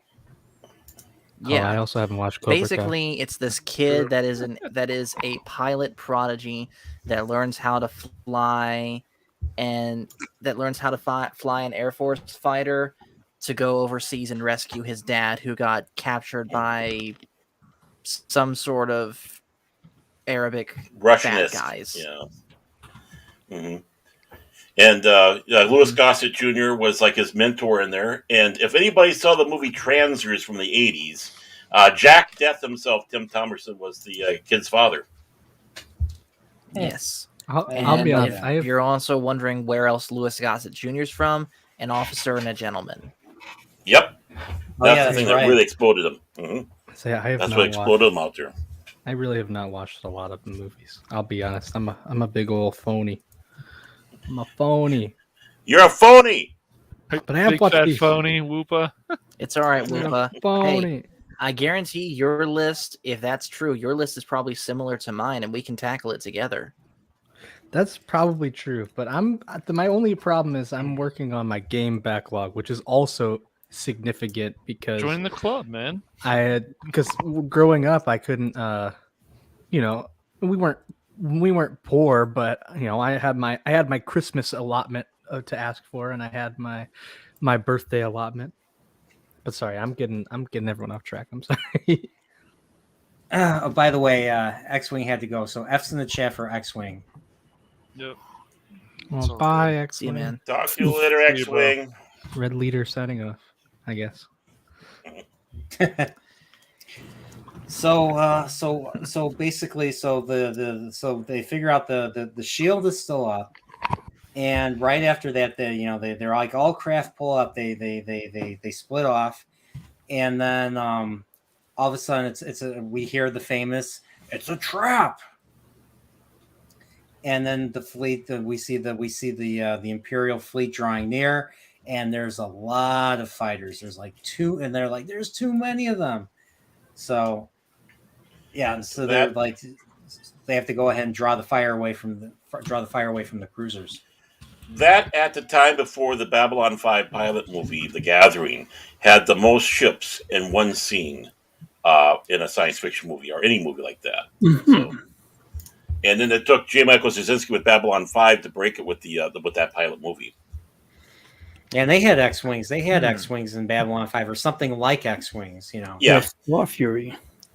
They didn't have the Star Fury in the pilot movie, but they had all those Vorlon ships coming in on Babylon 5. Yeah. That was the one that broke that. So, of course, that's been broken since then. Even take a look at Revenge of the Sith and that opening sequence. But oh my god, that opening sequence was incredible. Oh yeah.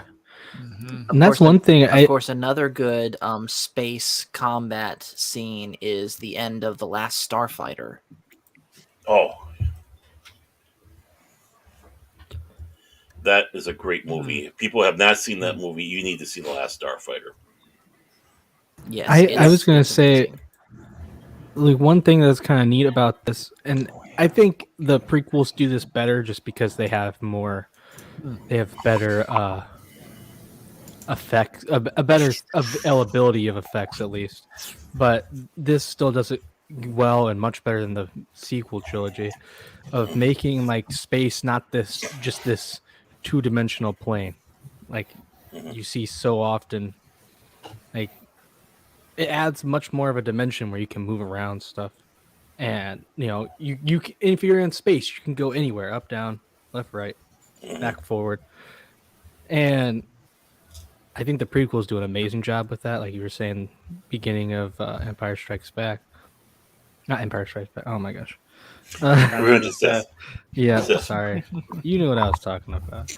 But we know. Like, I like that they have that kind of element in these star fights. Instead, just like what you get so often with the Disney stuff. It's like, we have to go through this part of space. Why? Why can't you just go up and around it? That's neither here nor there. I just wanted to say I like that. Yeah, because logic is not doesn't apply usually. So nope. So we're back in the Emperor's throne room. The Emperor continues to taunt Luke, and he's like stroking. He has Luke's lightsaber. It's on the arm of his throne. He's like, "You want this, don't you?" And in the G4 version, it was the Palpatine was doing that to him. He's telling the dog, he has the bone. He's like, "You want this, don't you?" And then the whole doggy, the shield generator doggy fence. He throws the bone into it, and the dog gets fried as a result. Oh, so yeah. Emperor's evil. He's like, he is horrible. Part cat. So, is this the scene where the Emperor says, "Do it"? No, that's Revenge of the Sith. No, that's not till Revenge of the Sith. No, I know. Yeah. I'm just messing around. Good. So let's welcome Tim's Talk. Return of the Jedi is my favorite Star Wars film faux show. Faux show.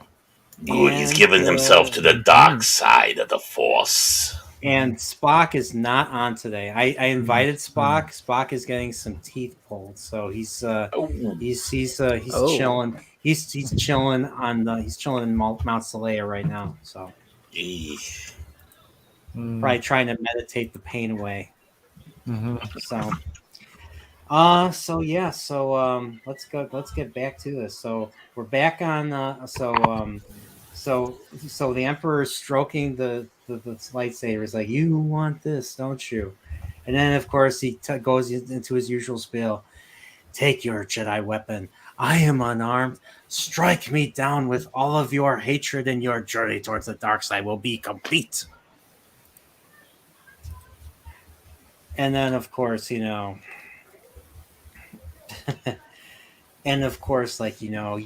like your father, are now mine. and that's how the scene ends. I don't know. I probably forgot a whole lot of other details. But we're back on Endor. Han and Leia are led outside. They were just captured in the bunker, and a lot of troops. There's a whole legion of troops, and there's a bunch of ATSTs up close. While that's going on, 3PO says, "Hey, anybody over there, come! Are you looking for us and stuff?" And so some of the troops go. The officer says, "Bring those two down here." So the troops approach 3PO, and 3PO's like, "Oh, we surrender." And then all of a sudden, the Ewoks come in and they start attacking, hi-ya and stuff. Dun, dun, dun, dun, dun, dun, dun, dun, dun, dun. Dun, dun, dun, or do do do do do do do do. So the battle for Endor officially begins. So the Ewoks are using natural weapons. They're using bows and arrows.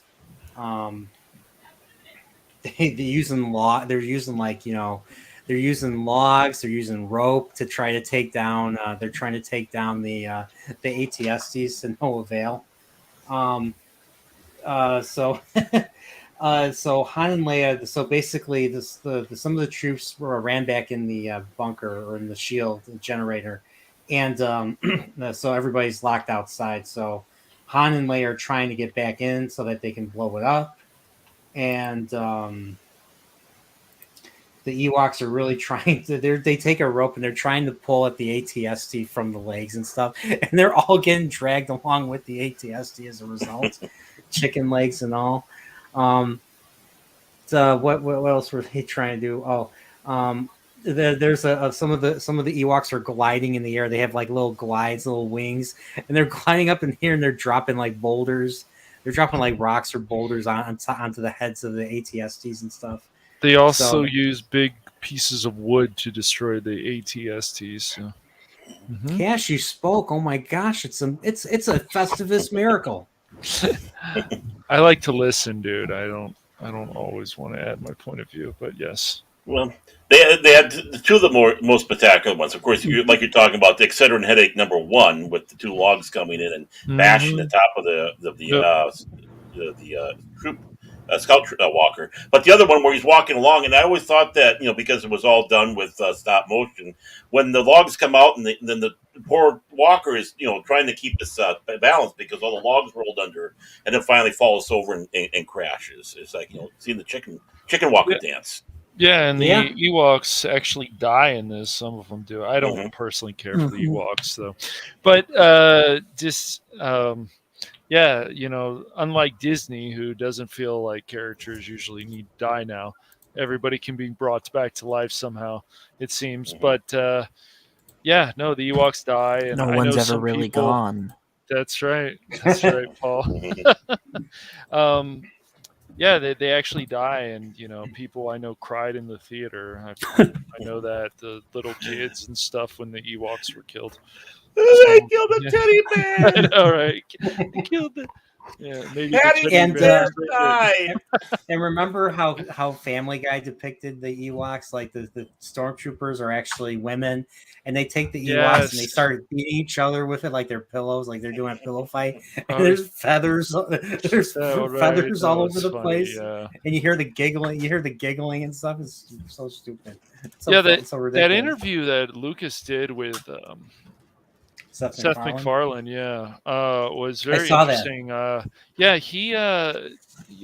It's interesting that Lucas liked that, and other people say, well, he didn't care about Star Wars anymore, so it's like they can do spoofs, but it's like no, like they did Family Guy did a really good job of spoofing Star Wars. It was funny. They used their own humor. They used Star Wars humor. It was very well done. Robot Chicken did a really good job too. Yeah. Annie, it's me. Jar Jar. I'm no longer Anakin Skywalker. Annie, what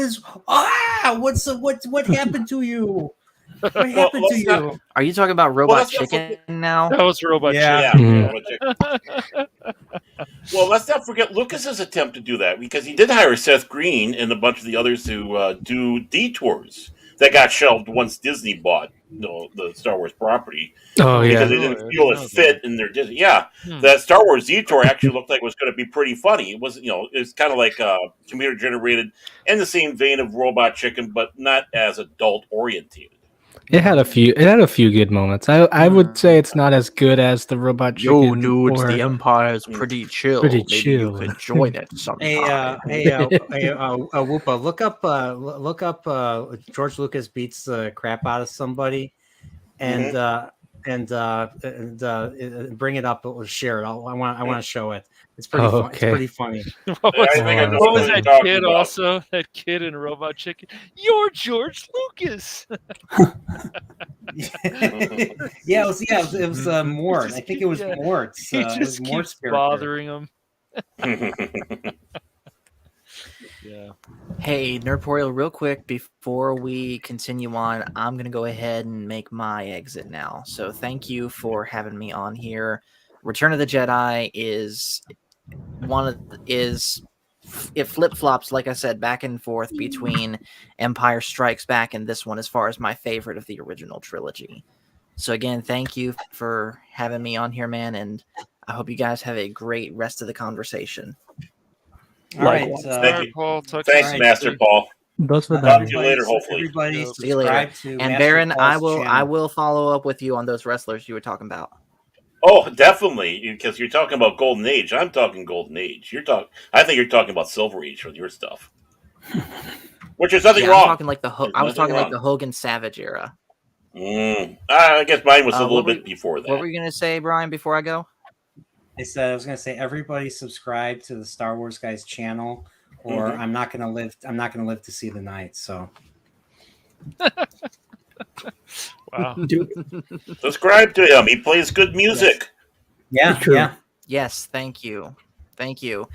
And I'm actually getting back to making actual recorded stuff now, and not just live streams. And I'm practicing editing now, so things are improving on the channel now.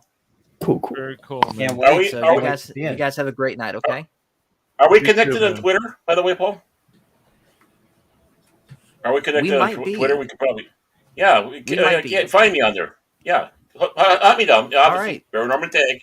Yeah, let's You talk. can find it. You can find All him right. on mine. So, all right, Paul. Have a good night. All right. See you guys. All right, finally. Jeez, I thought he was never going to lose. Just kidding, Paul. Just kidding. Paul's Just gonna kidding. destroy you, dude.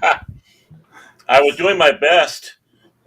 So, Is that Paul. is that video that I put in the chat? Is that the one you're talking about? I'm not sure. let me Which see. one is it? Is it? Let's see. It made me laugh. I can tell Yeah, you. yeah. This is it. Yeah, this is it. Showing Yeah, you yeah. those If you videos? want, We should be able can to. you share it? Can you share it on your? We should be share able the to share screen? this stuff. Yeah. Yeah, it shouldn't be any copyright. So. Oh, you want me Especially to if share it's it? from another Yeah. channel. Oh, I thought you just wanted me to like find the link. Sure. Hold on. There's also one a while back called Pope Phantom, where Darth Vader is getting donuts and stuff. It's really crazy on Tatooine. I don't know if you guys remember that. It's really ridiculous. We are talking about the. Excuse me. Oh, I don't know. We're talking about There's been a Lucas, few spoofs of Star Wars. Well, more than a spoofs. There was done some music videos too. when you're talking about Lucas getting into a fight with someone, I thought it was the one where Seth Green and those guys set up one where they're supposedly having their meeting about doing the robot chicken. That's the one. And the one guy brings up Mara Jade. yeah. Huh. Yeah. DJ, maybe you, maybe you could take care of that. Here, is this working? Ah, Yeah, I see it. looking good. Okay. When Should I play? I think I have the audio shared. So. All right, yeah, play it. Give it a shot. yeah, go for it. Really Man. R2 painted red, isn't it? Careful what you're saying about R4 because you can get bopped on the head real quick. Actually, we could have got the Okay, angle this just is right. not it. This is Oh, you not told it, me but that it's was it. That was I short. thought, okay, I was wrong. I was wrong. You lied to me.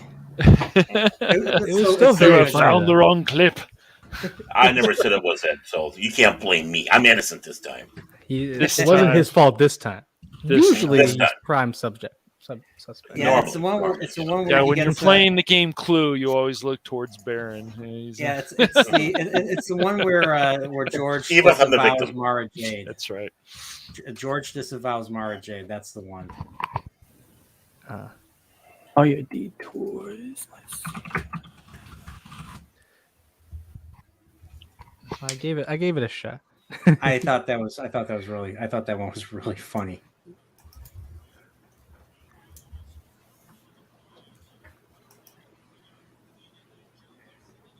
And yeah, you're right, Action Com. I do know how to use pipe cleaners for their intended purposes.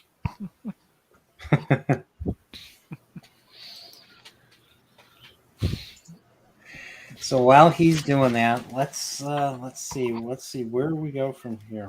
So where do we go from here? Where do we go? I don't know. So we're close I to the think end of the movie, so so we're back in outer space, and the rebels are. I think the rebel fighters are kicking butt. The Star Destroyers are still on standby. They're like, we're not going to attack. No, this came directly from the Emperor himself. He's got something special planned. We only need to keep him from escaping. Admiral Piet, ladies and gentlemen. So we're back. We're back to Lando, and the Emperor. Oh, the Emperor. We're back in the throne room.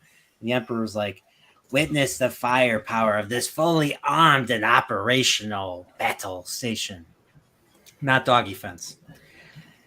And he's like, fire at will, Commander. And then, of course, the Death Star is operational. It shoots one of the ships. I forget which ship it shoots. It shoots one of the battleships. Liberty. I think it's the Liberty. Liberty. I think it's the Liberty.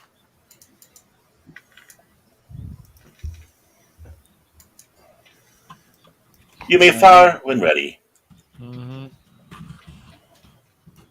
So there we go. Okay, so all right, so we see that, and they're like, "Oh my gosh, that blast came from the Death Star. This thing's operational." So Akbar wants to retreat, and Lando's like, "We will not get another chance at this. So right. let's not give up."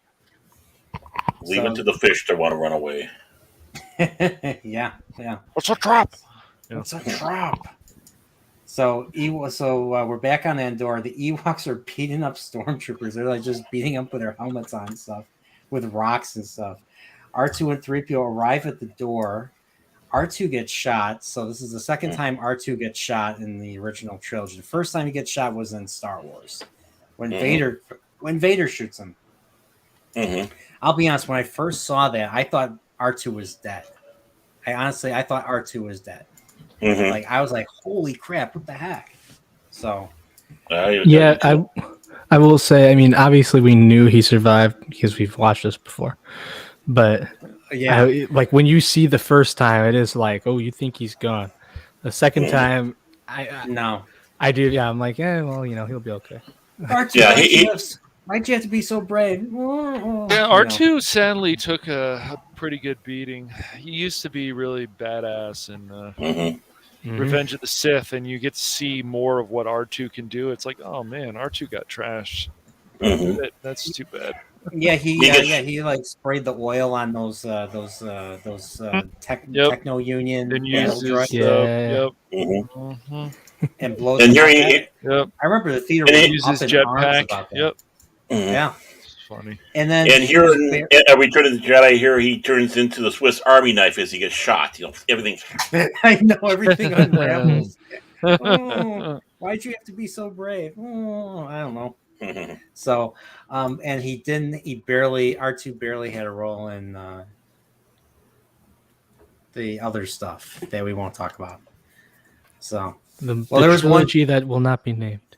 Well, there was one scene. You're talking about the Ewok movies. He was never in the Ewok movies, so obviously. Then it must be it must be a delusion. I must have had a bad dream. So, um, okay, so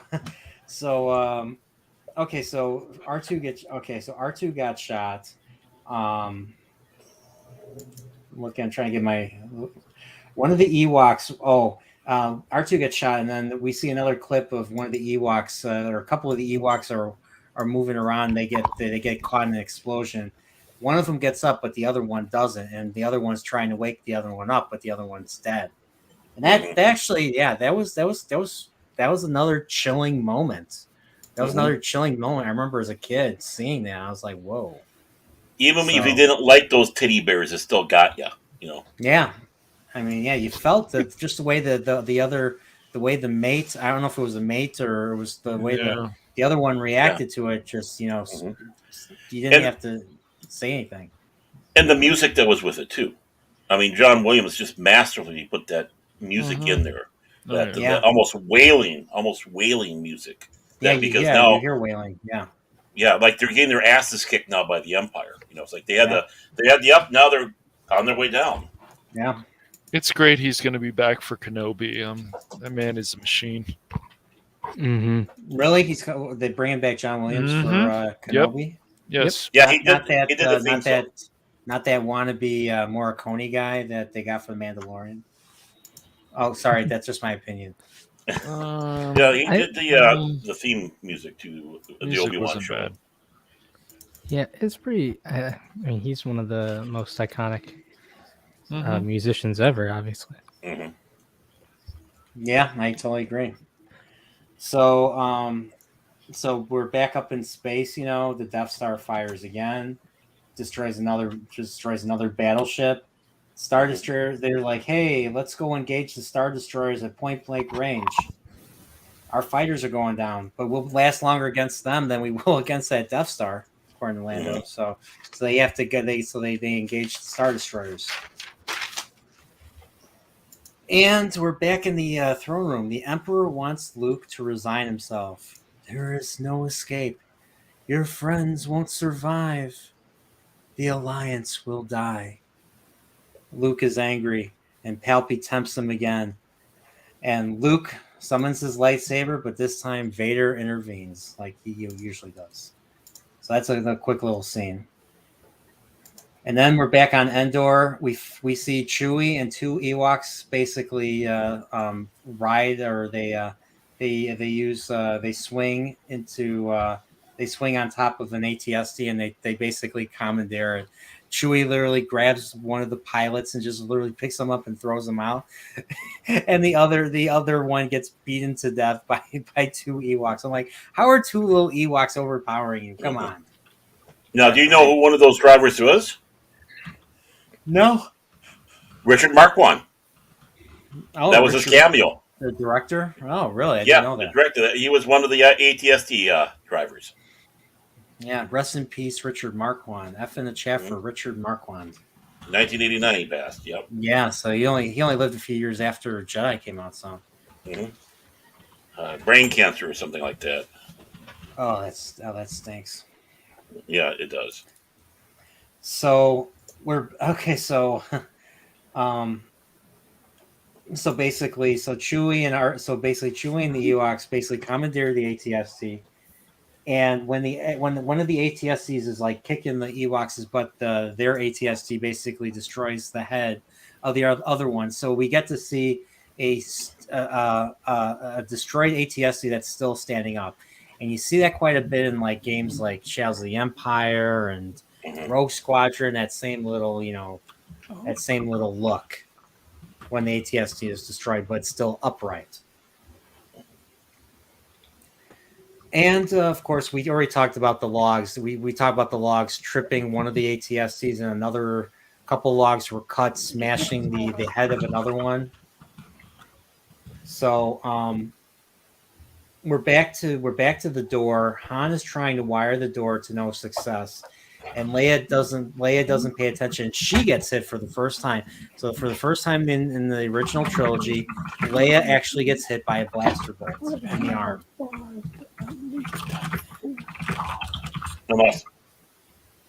Is CJ being attacked by Ewoks? I guess he is. So, um, so Leia gets shot in the arm, and a couple of stormtroopers hold them at gunpoint again. So hey, they're like, hey, hands up, and then of course Leia's like down. She hides the gun behind her, and Han is a mirror of Empire. Han's like, I love you, and Leia's like, I know. And then she shoots. And I think in the original version, she only shoots one stormtrooper. In the new version, she shoots two stormtroopers, I believe. So, yeah. Is that to make it family friendly? Like you kill one less stormtrooper, now it's good for the family. Like how Han didn't kill Guido. Yeah, I guess that's true. I guess make it more family friendly. Yeah, kill two stormtroopers over the price of one. So, yeah, that was stupid. I'll be honest. That was a lot of the changes were just so stupid, in my opinion.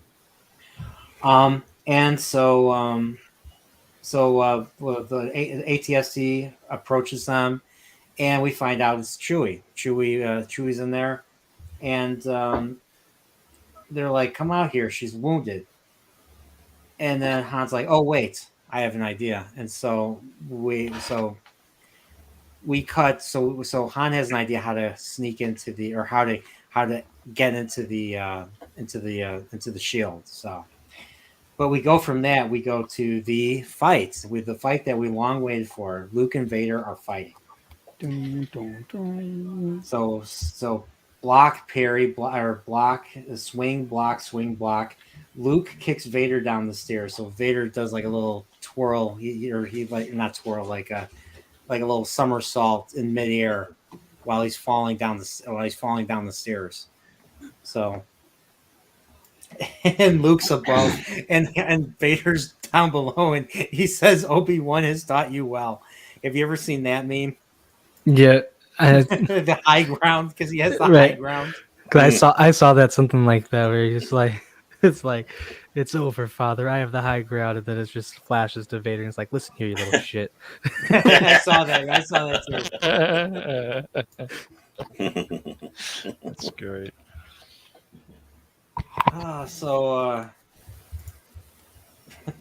So where was I? So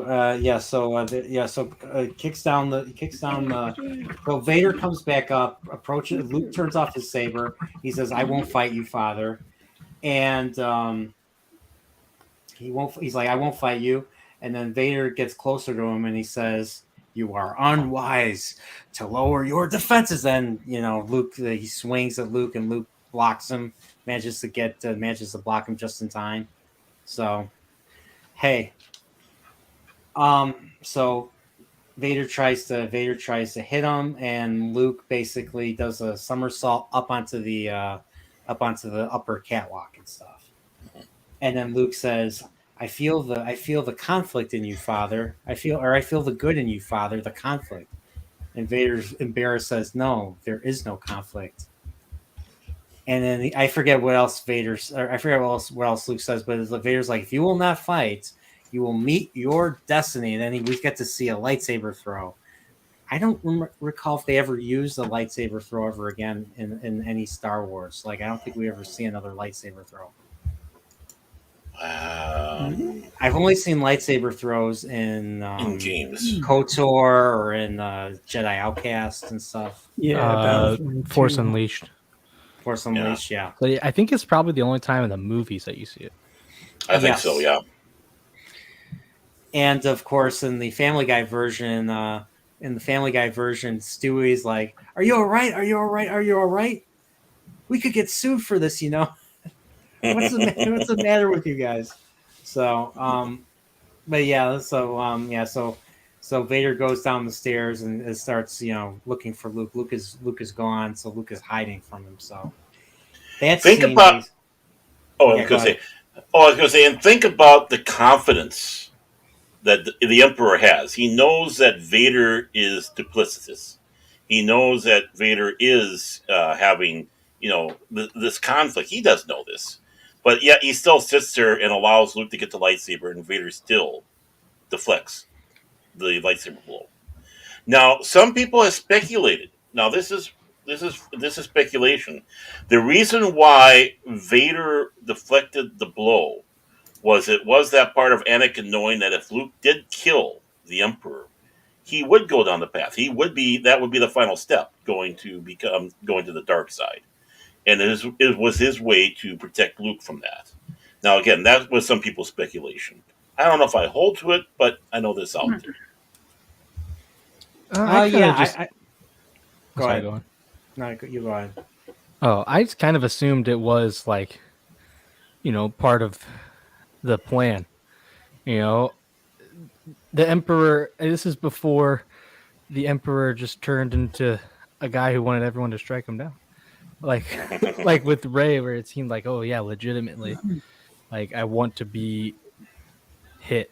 But anyway, enough of that. It seemed like it's clear, provoking, giving Luke that window, like, look, you can hit me right now. What can I do to stop you? But he's got Vader right next to him, and he knows if he makes if Luke makes a move, you can stop him. That's how I took it. It was just that was the plan. When I was younger, I just thought it was Vader trying to protect the Emperor, keep Luke from keep Luke, because the Emperor probably would have had a trick up his sleeve, and the Emperor would probably hit him with lightning or something. Who knows? If you ever play the evil ending of Force Unleashed, you know what I'm talking about. But going back to so that scene ends with Vader going down the stairs, and you hear the Emperor saying, "Good, good." And then we're back at the fleet. The fleet is still fighting, and we get to hear Lando say his iconic line, "Come on, Han, old buddy, don't let me down."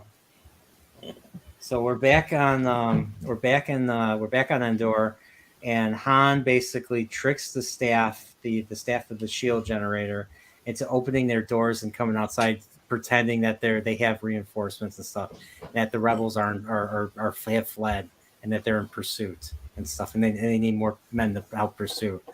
So they get out there, and they basically ambush everybody. And so they manage to get back inside the shield generator, and they manage to plant the charges. That was weird part of this. It's a very minor thing, but if I remember correctly, like when they're sent out, they're like send 3 squads, and when they trap them all in the back door, it's like 20 people, maybe. I'm like, those are really small squads. I know. Yeah, that's. I mean, it was pretty funny. Hey, it's good to have Ewok. It's good to have a crap ton of Ewoks on your side. So, so we're back on the Death Star, and Luke is basically saying you can't hide forever, or if this was it's a trap. This would be Stewie making fun of Seth Green. He would just be ripping on Seth Green to the point where Chris Griffin is like, I think Seth Green's a great guy. No, I think he's a hack, and he stars in whatever he wants to star in. Then he tries to dig at Seth MacFarlane. Then he starts digging at Seth MacFarlane, and it doesn't work. And it pisses off Chris, and Chris starts attacking Stewie Vader and stuff. Yep. But going back to Return of the Jedi, so basically Vader's like, can't hide forever. He's like, give yourself to the dark side. It's the only way you'll save your friends. Your thoughts betray you, or he's like your feelings for them are strong. Your thoughts betray you. You have strong feelings, especially for. And then he says, "Sister, so you have a twin sister. Your feelings have now betrayed her too. Obi-Wan was wise to hide her from me, but now his failure is complete. if you will not turn to the dark side, then perhaps she never, you know. And then they do that very epic fight where Luke is just completely beating down and overpowering Vader. I'll be honest, I initially had issues with him overpowering Vader. I just didn't see it.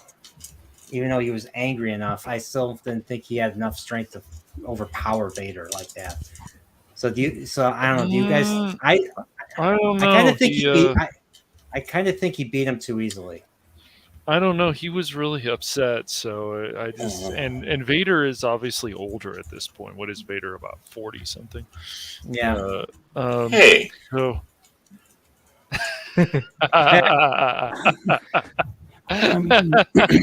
That was not a shot at you, Baron. We're friends for now. No. No. I mean, he got inside his head. Yes, exactly. Right. I think they got into each other's heads. They did. Mm-hmm. Well, I think there was two parts of it, because sometimes I do think it was almost a little too easy. Well, but I feel Luke was on pure adrenaline at that point. Like, he was just like, "Oh, this is enough." And I like how they did in Family Guy, where Stewie just starts holding the bar for no reason. And that's kind of how I felt about Vader holding the bar, and he's just like there, and I was just like, "Oh, really?" My idea was something that I think would have been better is if like, you know, let's say Luke starts off that way, he starts, you know, pushing Vader back, but Vader is still kind of toying with him, Empire Strikes Back style, and gets a drop on him again. But this time Luke learns from Empire and manages to somehow cut off Vader's hand and stuff. Mm-hmm. So it would basically end the same, but I think there should have been more. I think there should have been more from Vader than just him just whacking Vader left and right and stuff. Great shot though. I love that linear shot of them fighting and stuff. So, and I love the music. The music's great. Mm-hmm. I thought it was like, because I can see it was kind of easy when you watch it. I mean, not like super easy, but it just felt like a little too easy. Mm-hmm. But I do think part of it was like, hey, you're supposed to show off like the strength of the dark side. Luke starts using that. It starts tapping into that, his anger, and there you go. Look how much stronger he is. I think that's definitely part of it. But another part of it, I like that ending of it. That's one of my favorite moments in all of Star Wars, because he's just hacking away, and I don't think that shows him I think it was weird how Vader got into that position, but I think that part makes sense. Like, that's how, you know, it's not weak that Vader can't hold that. Like, it's strong that he holds it that long. Luke's going full force down on him, and he blocks like 5, 6, 7 shots of that. That's not easy, especially when I know this is somewhat based on sword fighting. If you're taking basically a two-handed sword, someone's on the ground and you're slamming that full force, that's going to be very hard to continually block. So I thought that was cool. That is really one of my favorite moments, and just shows the anger of Luke perfectly, and like, that's just raw power right there. That I'm like, ooh, you can feel it. But as someone who's been in, doing live steel combat and all that, it does take a lot out of you.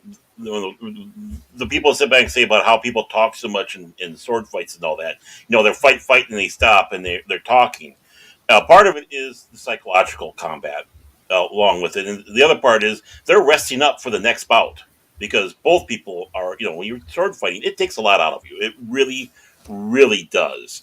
And in this situation here is, in some ways, I think Vader was taken completely off guard by Luke's full reaction like that. Yes.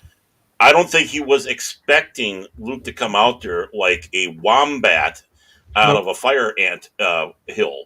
And with that, dude.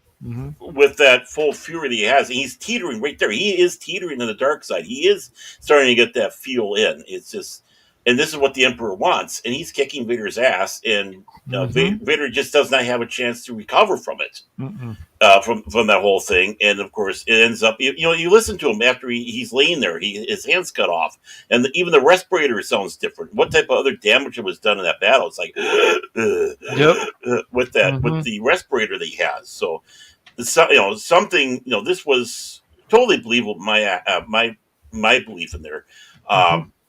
Especially when you have Vader in conflict. He is still in conflict. And now he sees his son just coming at him like a bat out of hell. Boom. And he's thrown off guard completely. And I can see that. He probably was hoping that maybe Luke would just crumble at that and surrender. He was probably hoping that, Luke is going to, okay, fine, leave my sister out of this. I'll be your, whatnot. He didn't expect that attack. I see. Okay, yeah, that makes sense. I just don't. I mean, I'm just thinking from a physical point of view because Vader's a much larger than Luke. That was the other reason why it was hard for me to believe that Luke was able to overpower him like that, even with all of his anger. So. Well, I mean, all throughout the whole battle, it's been a toying, and Luke is doing everything he can not to engage Vader in this battle. His strike was to the Emperor. He wanted to hit the Emperor, not his father. He didn't want to strike Vader. And that whole battle was toying. Vader was toying. Luke is trying to do whatever he can to stay out of it, try to get his father brought over. So Vader's probably figuring, I got him weak. Yeah, I got him weak. And even a big guy like that, when you have, don't count out a banty rooster. When you see on the farm in there, you see that little itty bitty banty rooster. Those are some of the meanest little monsters they are, compared to even the big roosters. Well, now you have the banty rooster going after the big rooster, and it's not a pretty sight. And this is what you had. Boom. Yeah. And he was not expecting that. No, he definitely wasn't. So Luke basically succeeds, manages to best Vader at this point, and the Emperor is happy. He's like, "Good. Your hate has made you powerful. Join me and take your father's place at my side." And then, very significant moment, he looks at his father's missing hand, and he looks at his own hand or the glove that he's wearing, and he realizes, he realizes what he did. And then he's basically like, no, never. I will not turn to the dark side. And he throws the lightsaber away. And he literally says to the Emperor, "You failed, Your Highness. I'm a Jedi, like my father before me." And then the Emperor is super duper pissed, super duper disappointed. And he's like, "So be it, Jedi." So this might be unpopular opinion as well on this, because I have some nitpicks of this. I obviously still love the film. This original trilogy is great, but this scene just feels so weird to me. Like after, like the rest of this seemed really cool. Like you have the Emperor who's clearly like thinking ahead. He's got all this stuff planned out. He's a real smart guy. And then you have this battle, which I know it takes place over, you have the two movies going on at the same time, basically. But if you're just looking at this battle, you've got that, and you've got the Emperor being obviously very smart, very powerful. And then you have the Vader and Luke fight, which is so cool. I think probably my favorite battle of the original trilogy, at least lightsaber battle. And then, like, after Luke finally does what he's supposed to do, like the Emperor wants him to do, he comes in and he's like, "Yes, good, strike him down." And it seems like the main, if not only reason Luke stops is because the Emperor says that and brings attention to it, like, "Oh, whoa, I went out of control. Look what I did." And I'm just watching that in hindsight, and I'm like, what the hell are you doing, Emperor? Like, you should know. Like, it just feels like a very silly move for a guy who seems to be pretty smart and in control this whole time. Well, again, everybody, even those positions, get a little cocksure of themselves. They get overconfident, and they feel everything's in there. It doesn't matter. I got you. And they don't. They have a tendency to miss the little things because they're so, like the Emperor. He's in this big, huge, grandiose idea of what's going on, and of course, him. He figures he can get away with it. He's got Luke teetering. Luke is standing there. He's got the lightsaber. He's over his father. Okay, just like Anakin cut off. Of course, we didn't see this yet, but just like Anakin cut off Count Dooku's head, amongst other things, he figures, this is the same moment here. Now he's going to kill his dad, and he's going to be on my side. And I'm going to have the better of the two because he only has a robotic hand. Well, that's a walking asthmatic lung machine over there. And I'd rather have someone with a little bit more contact in the Force because, Vader did lose a lot in there. And, and as Action Com is putting there about, did the Emperor give Luke his title? No, he didn't give the title. He was mocking Luke. So be it, Jedi. He doesn't believe he's a Jedi. He does, he still figures that this is some little a whip behind the ear apprentice pup. And it's like, you think you're the Jedi? So be a Jedi. Yeah, you're a Jedi. Yeah, right. I kind of thought of that as like his tone shift. Like he's saying, you're gonna join me, you're gonna be, my apprentice. And then right when he says Jedi, that's the point where it's like, all right, I'm done playing nice with you. I'm done trying to bring you on my side. It's over. Right. Yeah, he's pissed. He's pissed that he failed to turn Luke. Yeah, you're going to go the way of the Jedi. You're dead. Yeah. Mm-hmm. If you want to be like the Jedi, fine. I'll have you join the Jedi. Yeah. Because what's the goal of the Sith? To destroy the Jedi. To destroy all the Jedi. Hunt down and destroy all the Jedi Knights. And rule. So we are back. We're back on Endor, and Harrison Ford's like, move. They're running out, and all of a sudden, the shield generator explodes. And we get to see a nice little explosion because, that's what Star Wars has, beautiful explosions. So the shield is down, so now Lando and the fleet can go in and attack the Death Star. So we're back on the Death Star, and the Emperor is like, if you will not be turned, then you will be destroyed.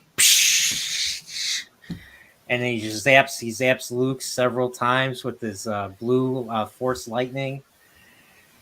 And then I think he does a few, and then I think the Emperor says, "Young fool, only now, at the end, do you understand? You have paid the price for your lack of vision." And then Luke is like completely down on he's down on the floor. He's begging for mercy. He's begging his father to help him. And let's just say the Emperor continually gives him more and more shock, stops one last time and says, "And now, young Skywalker, you will die." Just like the airline pilot. "I'm afraid the runways will be quite occupied when your plane arrives. We're gonna crash. Yes, pilot, you will die." I just love that. That my brother and I laugh at that so many times. The Emperor starts zapping Luke to the point where he's going to kill him now. So Vader has to make a choice, and I prefer the original version. What? Oh, I was gonna say, you forgot to say with while he's getting shocked in a couple of those first times, he says, "Father, please." Yeah. Mm-hmm. Mm-hmm. Yep. Yeah, he's not pleading with the Emperor. He's pleading with his dad. Yes. Mm-hmm. Yeah. I thought I said that. Oh well. No, you forgot it. No. All right. Close enough. Okay.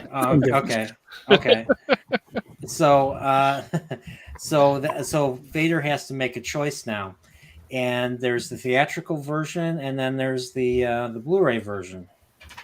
And I watched the Blu-ray version. The Blu-ray version always makes me cringe because they had to add no from Revenge of the Sith. That was the dumbest thing I've ever heard. It was. I It was prefer Vader looking at the Emperor, looking at Luke, looking at the Yes. Emperor in total silence, and then Yep. makes his move, picks up the Emperor, and throws him down the reactor shaft, killing him.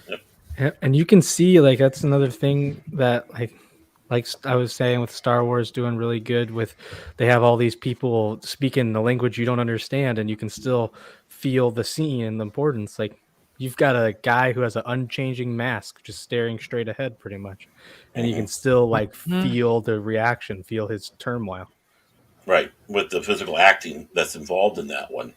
And then then of course he picks it up and the lightning all over his body as he's doing it. He's much more powerful without any words said. Just the music with it. Yeah, and yeah. Sometimes it's just you don't need any words in a scene like that. It can just be you can see the emotion already, even though you can't see Vader's face, but you can tell what's going to happen, and you don't need to add any dialogue.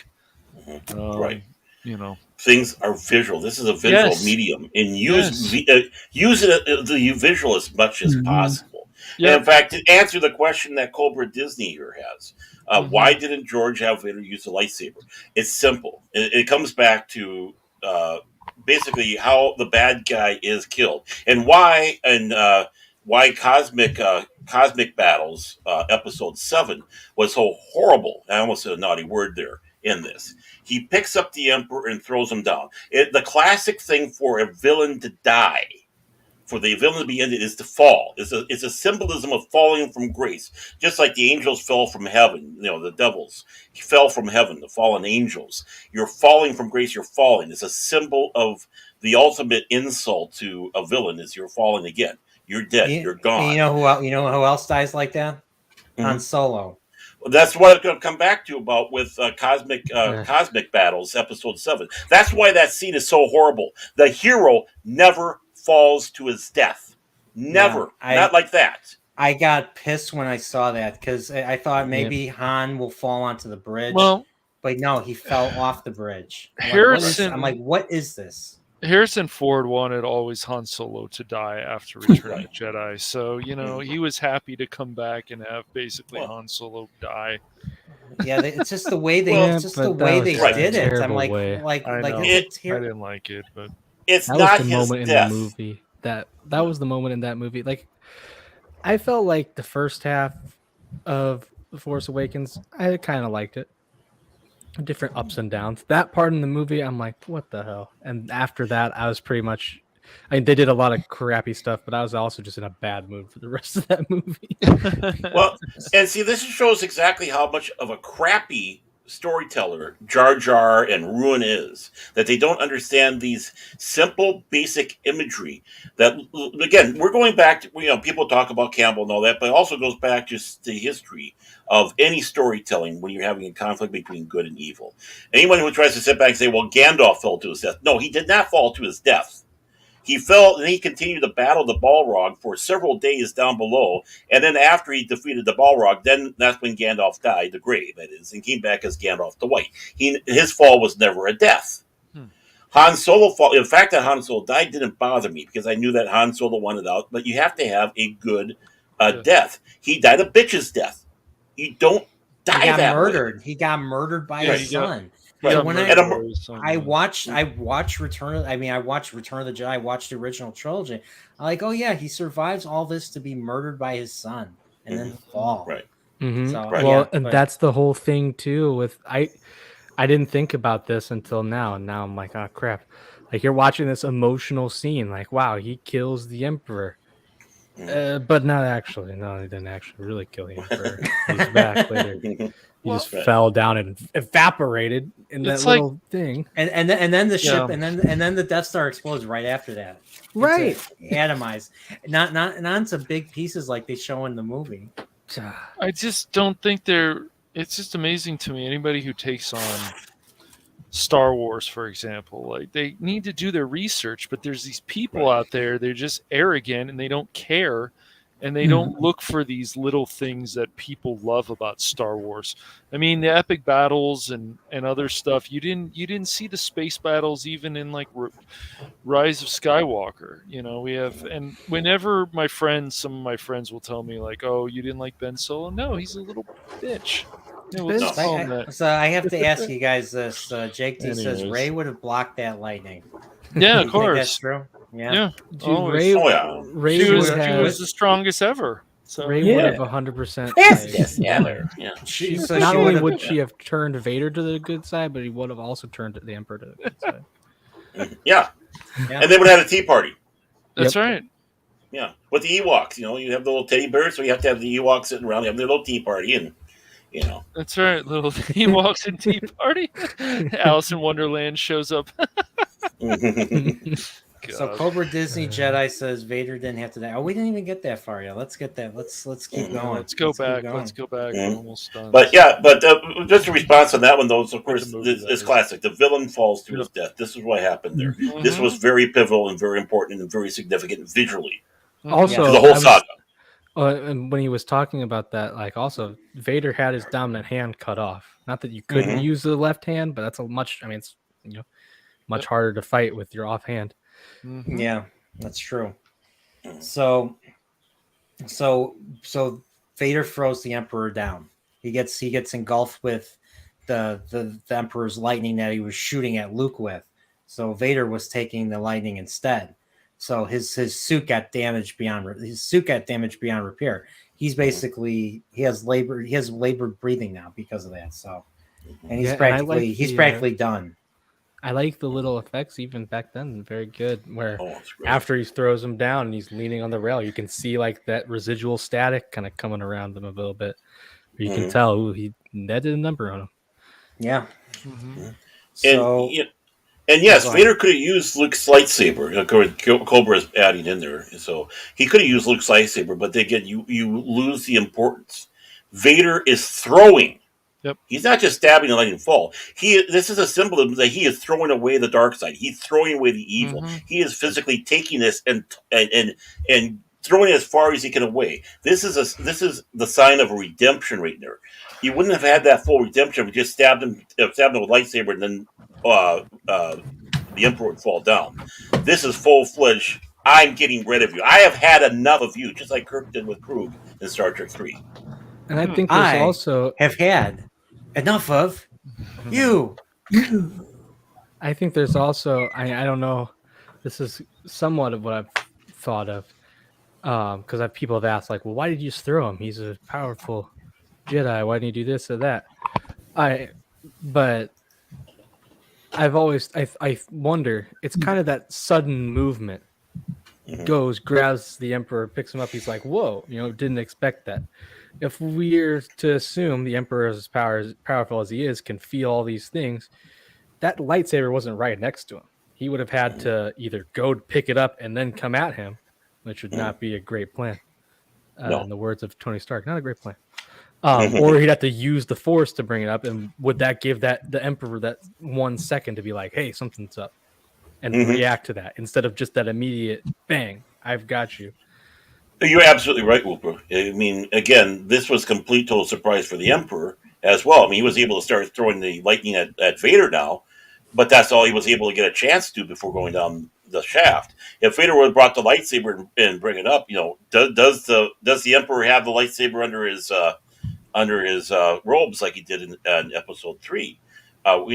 He would still have had a chance to go on after Vader and then return back to Luke and go, okay, now what do I do? Oh, that's right, Leia. Yeah. Oh man. Ready to go forward. Pretty intense, wasn't it? Yes, it was. Yes, it was. So the shield down, the fleet is going down, and they're in the Death Star. So unlike the original movie, where they were in the trenches and they were trying to get to exhaust port to shoot the proton torpedo into, they actually go inside the Death Star this time, and they go to the main. I think they fly directly to the main reactor and destroy that, and then get the hell out of there, in time for get the hell out of there. So I love that shot where Lando shoots the reactor, and then they're trying to flee, and then right behind is like just this big explosion that's trying to engulf them. And it nearly engulfs the Falcon, but the Falcon flies right through it, and we hear "Yee-haw!" Am I the only one that feels slightly sorry for those TIE Interceptors pilots that were right behind the Falcon that got engulfed? Yeah. It's like they're trying to get out too. It's like, it's like, we're not fighting you right now. We want to get out with you. We're friends now, right? Let's go. Yeah, that's what it seemed like too. Yeah, and of course, I always thought it was silly when I don't know why I saw it funny, but it was when he's flying in there to try and get to there, and he hits that. They're talking about it's really close, and he hits that one thing, and like the satellite or whatever comes off, and he's too close. And my brain was first thing just thought back to not a scratch, right? And I'm like, oh well, yeah, exactly. What I thought too. Not a scratch, but not a scratch on anything which remained on the Falcon. No. That's true. Well, a little bit of scratch when he yanked the thing off. I suppose there was a little scratch in there. True, this is fair. I don't know. Nitpicking. I just thought of I don't know, like my brain just thought of like the end of Home Alone, where they're like, Kevin, what did you do to my room? Like at the end, everyone's just having fun, and then you hear just Han, Lando, what did you do? So I got a question. What do you prefer, the original Death Star blowing up, or the second Death Star blowing up? What do you think was the more exciting? I think the first one was the more exciting one. First one, because there's a lot more tension in that one. Yes, I agree. A lot more tension in that one. I mean, not because there wasn't tension in the second one, but there was a lot more in the stake with the first one, because they was clearing the planet, going to blow up Yavin 4. That's where a lot of them were, and it was just like right down to the wire on this one. He didn't have right down to the wire with this. He just had the fact that they're in an ambush and they're still fighting it out. But he didn't have that, that little timing bit. It's like, well, we have only 30 minutes to get this done, folks. But the thing that does way better is the visuals. Like, I love the space battle is like second to none in this movie. Yeah, that's what I was gonna say. I think the tension is better in the first one, and like you have that real feel of time and all that. When this one is not necessarily like that, but also you have the I do think like the visual and the real, when you're getting down to the battles as they're flying through the Death Star, I feel like those are better. Oh yeah, definitely. Yeah, the first one was very limited, so they had to really like edit it a certain way and stuff. So, but yeah, the Death Star blows up, and in the newer version, like the original movie, Lucas has to add a ring to the explosion. Yeah. Yeah, the ring Praxis to the first effect. one. Yeah, the Praxis effect. So, the rebels are victorious in their mission. They blew up the second Death Star. And I'm getting ahead of myself. Well, you are. I was going to say, because you were talking about that, how many in the new version, or how many edited versions they have now. Has Disney made it to where Return of the Jedi, when it blows up, it doesn't just obliterate, or are they too lazy to even do that to cover their own butts? I don't know. I haven't paid attention. Haven't paid. Disney was Disney. So shortly before the Death Star blows up, Luke is struggling to carry Vader out of there, and he drops, or I don't remember, he drops Vader. And Vader's like, I'm finished. Luke, please take my helmet off, make my mask off, so I can look upon you with my own eyes. And Luke is like, well, if I do that, you're going to die. And Vader's like, there's nothing's going to stop that now. So please do so. In the Family Guy version of it, Chris tries to take off Stewie's mask, but he accidentally snaps his neck. He snaps his neck. And what's funny is when they come back as Force Ghosts, So he's like, "What the hell, man?" And he's like, "I'm like this for all eternity now, you jerk." So like his neck is like completely like off shape and everything. So yeah, that's what happens within it's a trap. So but yeah, Luke takes off Vader's mask, and it's a nice little tender scene. Basically, or Anakin, it's not Vader anymore, it's Anakin, is basically saying, "You were right about me, Luke. Tell your sister that you were right." And then he dies, I believe. Yeah, it was Well, very. There was one last two lines. He said, something like, "Tell her yourself, we're gonna save you." And Anakin, He's like, "Oh, you already have." You already have. Mm-hmm. And then he says, Right. "You were right about me." So, right, and he's you know, like, go ahead. I was going to say, and that how powerful that scene is. You know, where you having that, the place is going apart around them. You're seeing all the troopers all running and trying to escape, and then even with that music when he's dying, you know, when the death finally comes back, the body lays back, and just have the emperor, you know, the imperial theme or Darth Vader theme with just a plink, plink, plink, plink, plink, plink, plink. Yeah, it was a very chilling. It was a very chilling. I always felt chills when I heard that because it felt very haunting. Right. And I was always upset that they never had that on the soundtrack originally when it came out. That track, they have it now. They do have that now with the newer ones, but it's like that was just, I thought, one of the most powerful, even musically. It just pounded right there. You know that, you know, this is the end, and not only that, it's the death of the Empire. It's the death of Vader. It's more than just the death of Anakin. It's the freedom of Anakin, but Vader's dead. The Empire is dead, and it's just kind of a whimper. Yeah, and the action comp points out a very astute observation. I find it interesting how everyone is ignoring Luke and Vader. When the chips are down, it's truly every man for himself. Yeah, everybody. Yeah, everybody was running to escape, running to evacuate. So, yeah, I know you notice that right away. Like right after Luke drops him, you see all the other Imperial troops fleeing or running for the ships and stuff. So. Yes. And even when they're running out there, you can see, you know, as he's dragging Vader along, you can even see it in the background there. It's like, it's amazing that shuttle was even there for them to go out on. And this is one thing I take umbrage with Lucas here, because Lucas notorious for going backwards and retconning stuff that doesn't need to be retconned. Lucas sat back and said, "Well, when Vader died, he disappeared too." Well, that doesn't make any sense because it never was in the film. You never saw Vader disappear like Yoda and Obi-Wan. And it comes to the point, well, if Vader disappeared, why would Luke waste all that time just to drag this armor on board the shuttle when the thing's going up around him? And it would take significance away from that bonfire scene at the end. Yeah, it's like, okay. So it would take longer, and I take a great number. George Lucas decided to change it. Oh yeah, he disappeared like the other ones. How? He was dark side. How did he learn that? He didn't. That was exactly. And so I take umbrage with Lucas with a little bit of that. You know, Lucas himself, and all respect to Lucas, he even loses his way sometimes. Yeah, I don't disagree with that. So Luke manages to get out before the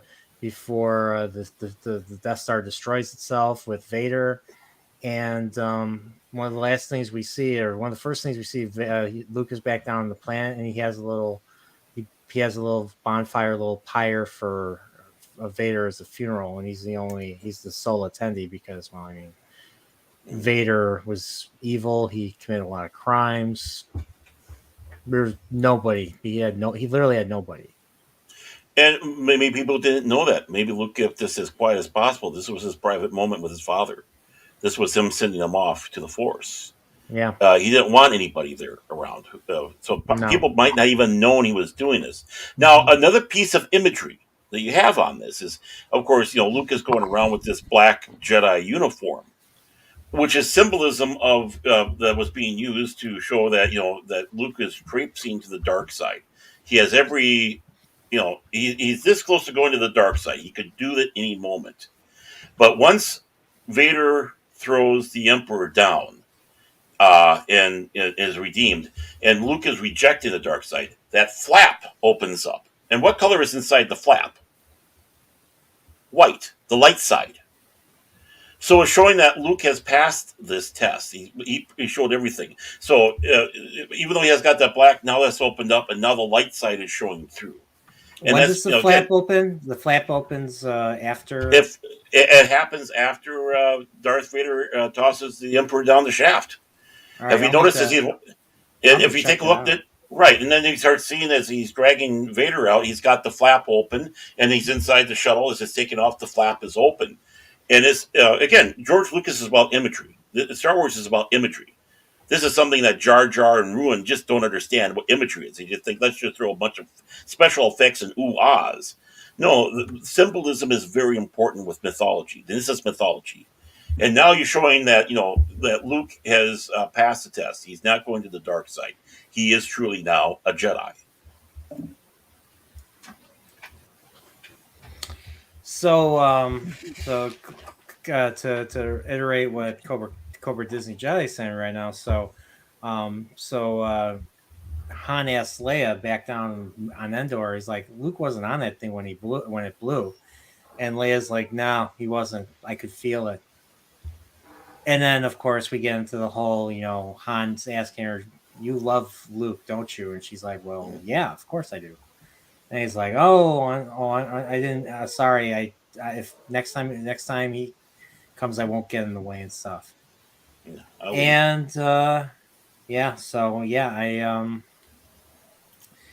She ultimately explains to him that Luke is her brother. Yeah, I thought he looks at her. He's like, "Really?" I love that. Like, he has that weird space off, and I can just in my brain, I just imagine what about that one time you made out with him right in front of me? Exactly. We're getting into a weird area here. I just thought it was weird too. And again, I like this. I think it's cool. I'm just kind of silly nitpicking, but it was just like, of course I do. It's like, what? You didn't know he was your brother until 6-7 hours ago, and now you're like, well, of course, everyone should know. You didn't tell anyone. Why would? Special effects, ahs, and references. I forget. Douglas Trumbull, who worked on 2001, who worked on Star Trek: The Motion Picture, Close Encounters of the Third Kind. Yeah, he passed away. I think this week and stuff. So yeah. F's in the chat for him. Yeah, I mean, he's the reason why we had all these awesome, science fiction movies, these awesome visual effects and stuff. I think Lucas tried to get him for Star Wars, and he wasn't available. Mm-hmm. I think it was him that was quoted as sitting back saying that when they're talking about the success of Star Wars, the Star Wars trilogy, and he starts saying, "Well, it's the special effects, the special effects," and he goes, "No, it's not that." As he rattles all that, he goes, "No, it's because it's a good story. The special effects are just supplementing a good story." I can't remember if it was Trumbull that said that or one of the others, but it's you don't rely on the special effects to do the telling the story. You rely on the special effects to help tell the story. But if you don't have the story there, the special effects mean nothing. Look at space conflicts at Disney. Right, and good stories hold up to the test of time for that reason. You watch the original Star Wars and Empire. Both of them have moments that kind of make me laugh because you're just wow, that's that is some real bad CGI or effects or whatever it is, and but it's a great movie. It doesn't make me think, I don't. And there's a lot of video games. The graphics are very dated, but if it's a good story, it's a good story. Right. It doesn't matter. Exactly. And gameplay. Don't forget about gameplay, Whooper. True. I mean, I like seeing some of the quirks in the practical effects, and sometimes you'll see like a really low frame rate, like on Jabba's sail barge. You'll see like a random humanoid walking across the deck, and it might take away, but I mean, I tried watching half or three-quarters of the modern CGI enhanced special edition, whatever, and I don't know. I felt more comfortable watching that experience, and practical effects. It's like I feel like I could touch the ship. I feel like I can crash into that metal and get burned by it. Whereas the CGI sometimes it could be a fail. Well, I don't want to take away from anybody that does CGI because I know a lot of those guys love what they're doing and they're putting their hearts into it. But when you're seeing the stop motion, when you're seeing the practical effects, when you're seeing, because I think someone was saying about the Rancor. Well, the Rancor wasn't stop motion; he was a puppet. He was originally going to be one of the guys in a suit, and of course, just like the Wampa, they realized no, this is not going to work, and it was actually a form of marionette, like Japanese stick puppet. That they're using for that one, so that wasn't. But the thing is they came to that idea, and they're using these old arts and bringing it forward and giving us these wonderful effects. And so you might see the map lines. So there might be a little fuzz here, or you might see one of the little strings or whatever. But you can see that there is immense love, and more importantly, a lot of hard thinking about it. It's so easy just to do a computer. Oh, let's add this pixel here. Compared to, okay, we're going to have to design and work these and make sure we have the right camera angle, the right lighting, all that. There is that love. You can the passion. And it shows. That's why I think when you're talking about CGI, I still think if you're looking at the two best examples of good CGI, you're looking at they're looking at the prequels and you're looking at Lord of the Rings, because that was before CGI. I mean, because you look, there's so much bad CGI now, and it's easier than before. But like the Hobbit trilogy just had way too much CGI in it. Well, right. But, I'm not counting out in this. I just think that's the thing. CGI nowadays, it's just so easy. People sprinkle it on way too much, or they don't have the passion. Slow motion is terrible in a lot of these movies. It's just overused. They need to back off, but they can't. They're obsessed with it. And it's terrible. It makes things so much worse in films. It's like, why do we need this? It was like and also there's like I bring up Aquaman. People say, oh, Aquaman was so great, and I'm like, well, why were there so many explosions at certain times that just took you out of the film? At least that's how I felt. Yeah, and that's why I was saying, like, when you look at these earlier films, like the prequels, that stuff wasn't that easy. They really had to work to make that good. Same with Lord of the Rings. They really had to work if they want to make these effects good. And you're talking about like slow motion. The original Matrix film, I really did a lot with that. That was like before they had more tools at their disposal, but it wasn't easy. They had to work and have that passion to make a good product, which now you don't need if you want to do CGI. You can just kind of throw stuff on a screen. Well, I mean, let's go back to another example here. I mean, you take a look at the old Doctor Who series, even Blake 7 series, some of the other BBC series that they have out there. And, we all laugh at the sets. We all laugh at the effects. But what these people were doing on such a shoestring budget, what we were getting was a passion of love. That's right. And it looked whatever, but it's like, that's pretty darn good for, 5 pounds and 6p. And hardly any time to get the stuff all taken together there. It is a love. You can feel that with that, and you can appreciate it, even though it looks cheap. It looks, it's not the high quality or whatever, but it shows, and that's what's important. The effort was made.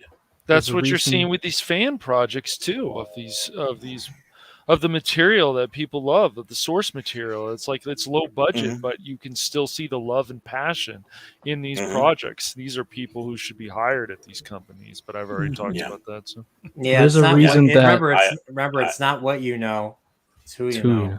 Right. In Hollywood, so and there's a reason that Claymation Rudolph is still a classic. Oh, of course. Yes. Of course.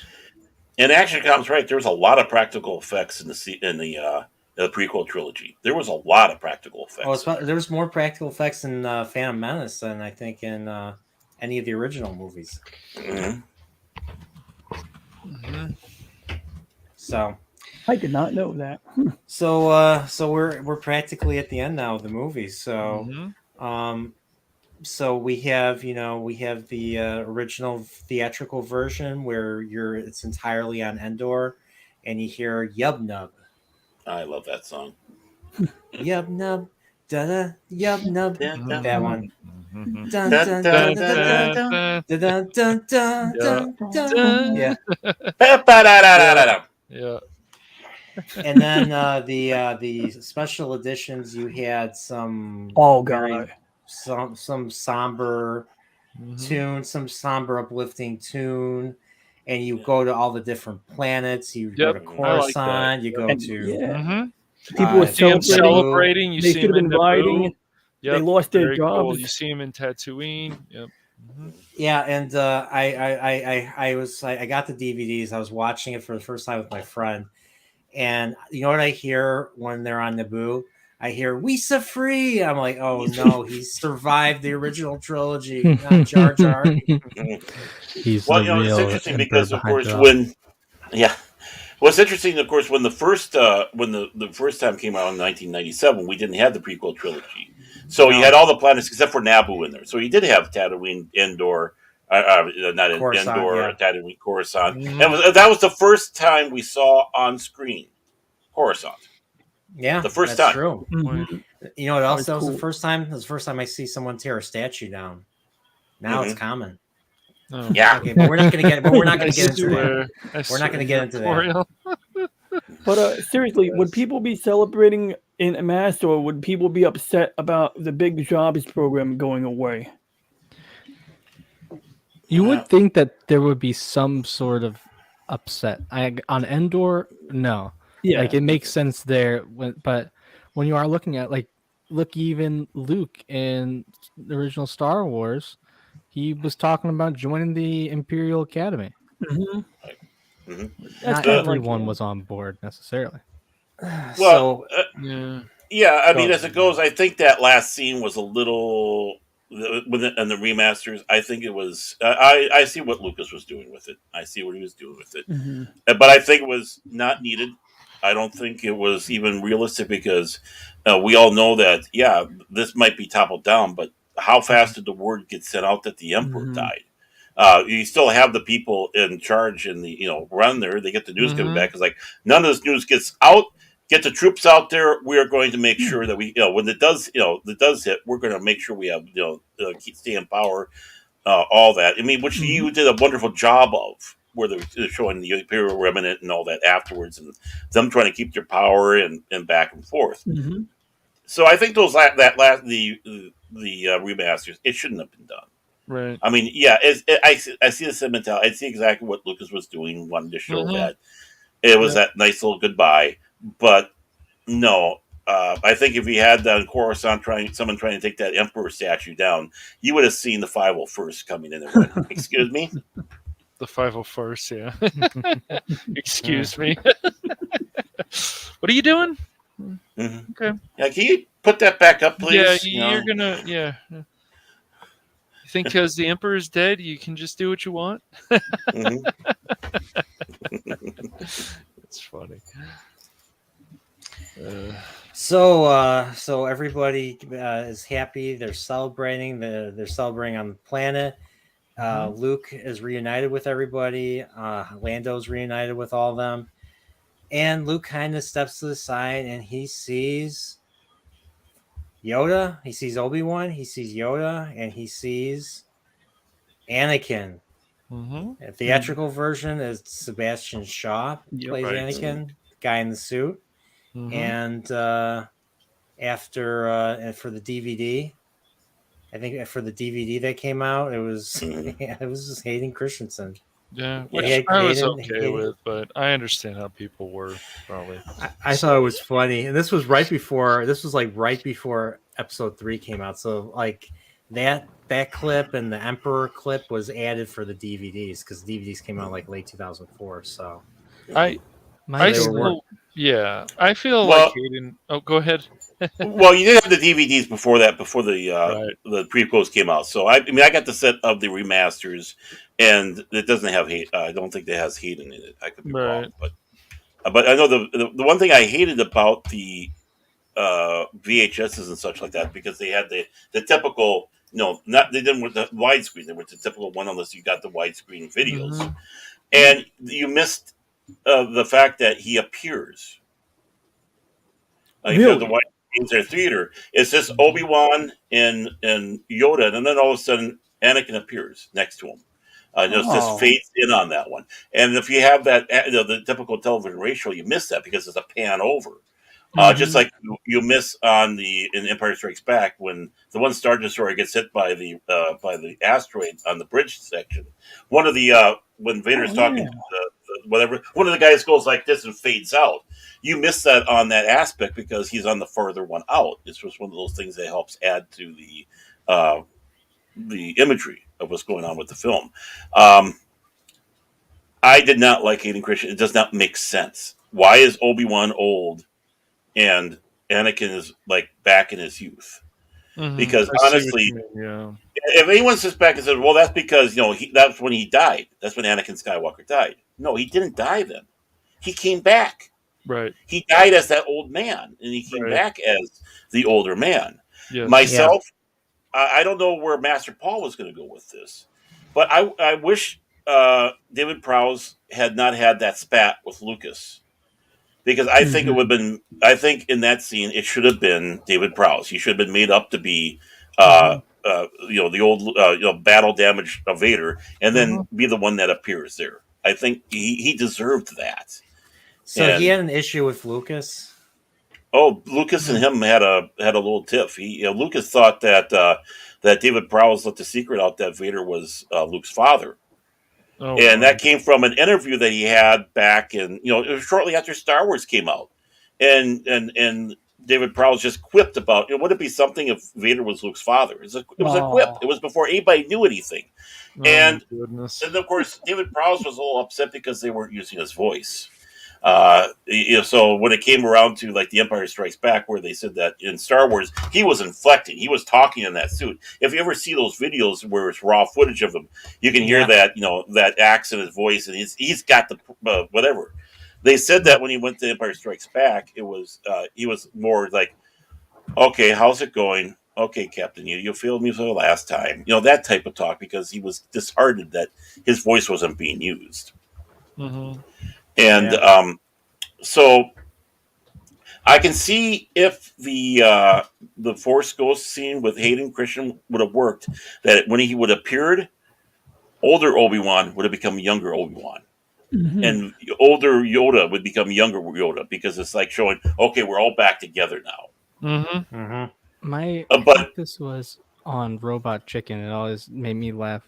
Where the Force Ghosts are appearing at the end, and you've got Obi-Wan, Yoda, then you've got like all burnt up Anakin. And it's like, "Hey son, how's it going?" And like, "Really? Why'd you choose to be that?" And it's like, "What? I would just come back as some random guy my son doesn't even know what I look like? Like, that wouldn't make any sense at all." Exactly. And I mean, I see what Lucas was doing with that when he was wanting to tie the prequel with the new one. But again, if that's the case, go gusto. Do it to all of them. But other than that, they should have left it with Hayden. Not Hayden, but with Sebastian Shaw. It was, that's what I have. That's the action figures have. I don't know how many light side Anakin Skywalkers from the first time it came around to when they did the Power of the Force. I even got one of those book collector ones back there of Anakin Skywalker, the 12-inch. And it's like, that should have been Sebastian Shaw. I agree. I do agree. Of course, what happens? He goes and joins the X-Men. Battles against the X-Men. Isn't that what happened over there? Battle against the X-Men. Isn't one of the villains over there like Sebastian Shaw? I can't remember. It was the X-Men. I always chuckle when I hear him call the guy Sebastian Shaw, one of the bad guy type thing situations in one of the comic series. It's like, I know who that guy is. The X-Men has a great theme, though. So. So that hereby concludes the original trilogy. Return of the Jedi ends on a very happy note, and according to Gary Kurtz, because George wanted to sell more toys. The end. Because he had the problem with the Ewoks. He really had a problem with the Ewoks, and it wasn't the fact that you have the happy ending. You have to have a happy ending. Yeah.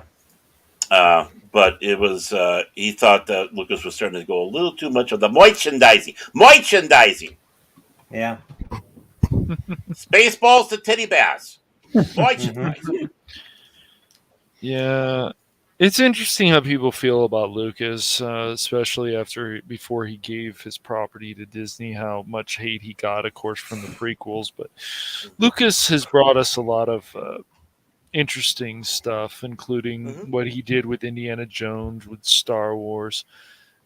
He probably had definitely too much control with the prequels, but I would still say that story was pretty intact. Especially Revenge of the Sith was a really good film overall. I think he needed to have I think he needed to have a little bit of an inkling session. In other words, it seems like too many people want to be yes men to him, and he needed to have someone be actually, honest, heartfelt, really honest. It's like, I'm saying this not to be mean or tear you down, but this doesn't work, George. Yep. Yeah, he didn't have like Marshall Lucas, because when the original films came out, I mean, he was still married to his wife, so his wife was there helping him. Like she helped save, the original film, and stuff. She's very humble about it. Mm-hmm. Even today, when people start bringing it up, he goes, "Oh, no, this is still George's film. I just said a couple of things and helped him on that, but it's still." She still holds that back. She still praises Lucas. And when she does get upset with Lucas with the prequel trilogy, it's not because of spite. It's like, George, you could have done better. Yeah. I know you, George. Yeah. Yeah, and she basically totally she craps on the stuff Disney's been doing. Kathleen Kennedy's been doing. Oh yeah, she attacked her recently. Yeah, I just no mercy. If they can do Kenobi well, then people will be happy, but who knows what's going to happen. I've sworn off at Disney. I'm sorry, they've gone too far down the road. I do not have hope.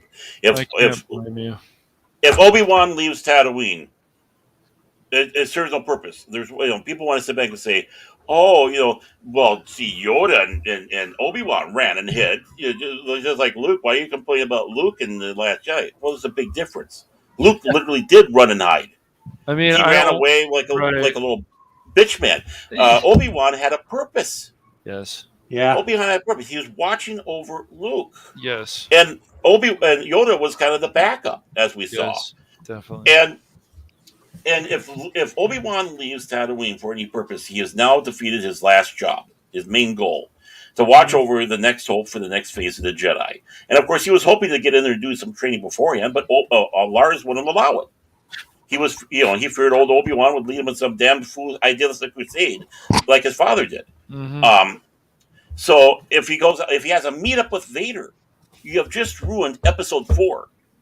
Yeah, when I left you, I was but the learner. Now I am the master. Right, exactly. That, and also, I mean, it's implied when you have the.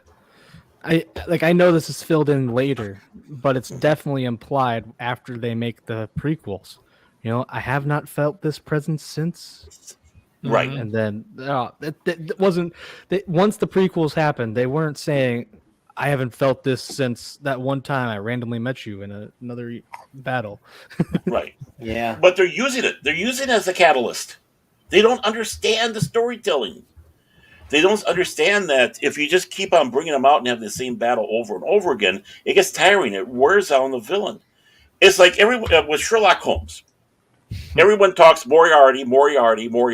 He only met Moriarty once. Once. On the holodeck. And he was mentioned. Yeah. Well, it's twice. He was on TNG twice. I just watched Elementary the other day not too long ago myself. Those Sherlock Holmes movies are enjoyable, though. I will say that they are enjoyable. So he was so Moriarty was only in one story. He was only in one story. The Rockenbacher. Yeah, and that's the one where Sherlock Holmes dies, right? Right. Sir Arthur Conan Doyle was tired of Sherlock Holmes. He figured, Yes. what's the best way to get rid of my hero and have him battle an equally minded villain? And that was, he came up with Moriarty, and was just that one time. Moriarty was mentioned later on in one of the books, but other than that, the only meetup, they only used it once. And that's how powerful and impactful. If he kept on having Sherlock meeting up with Moriarty, both men are diminished. Well, if you have Luke, if you have Obi-Wan and Vader meeting again, you have diminished them. Does no one use cameras anymore? I have to set mine up. I have to set mine up again. X-Wing, look at it. What do you think this is, CGI? They do a better job of it than this. Practical effects. In my defense, I've never used a camera, so that's nothing changing. I did on Twitch. I just haven't used one yet on YouTube. There's no one use camera. That just made me think of Diablo Immortal. Do you guys not have phones? Do you not have phones? Yeah. Do you guys not have a brain? I hear that game still did not come out. Is that true? No, not yet. I don't think. Was that announced? 2017, 2018? They just... there's just too much to make fun of with entertainment nowadays. Gaming. Yeah. Well, that was. I love the guy. I love the guy's first question. He's like, "Is this an streaming? April Fool? Is this like an April Fool's joke?" This is an out of season April Fool's joke. And he said it so straight face, and then everyone just erupts into cheering. Yeah. Oh crap! That was one. That's got to be like top 5 most memorable fails in entertainment that I can remember. Like at the press conference, because that was the one thing. Like I didn't used to pay attention to this stuff. I just heard it through the grapevine. And very rarely through the grapevine. It's just so I have something made to me like that. That was pretty bad. I have friends that they'll tell me, "Why are you so negative about this?" I says, "Tell me what I'm supposed to be excited about with Star Wars." Yeah, I watch Book of Boba, and I have a lot of problems with it. But I mean, it's more entertainment. DC, the way all this stuff is going, I don't like it. And people that are taking over my childhood stuff, like Seth Rogen recently with Teenage Mutant Ninja Turtles and Rescue Rangers, it's insulting to me because what they could do to this stuff. They want him to play the Thing in the Fantastic Four movie. No, stop. That's what I heard. What? Yeah. No. Yeah, I mean, get rid of that guy. I mean, look what he did to the Green Hornet. He's not Well, good. that was, I don't know. That movie At least there's some actors who are assholes but are funny. This guy has never been good in his entire damn career. Well, how does he keep doing this? He was funny before. It's just once these actors start pandering, everything just starts going down. Seth MacFarlane started doing the same thing with Family Guy, and you can just tell how much it hurt the show. They don't get it. They think that pandering to people on Twitter or whatever is going to be a good thing. It's like you're ruining your reputation, your passion, your energy.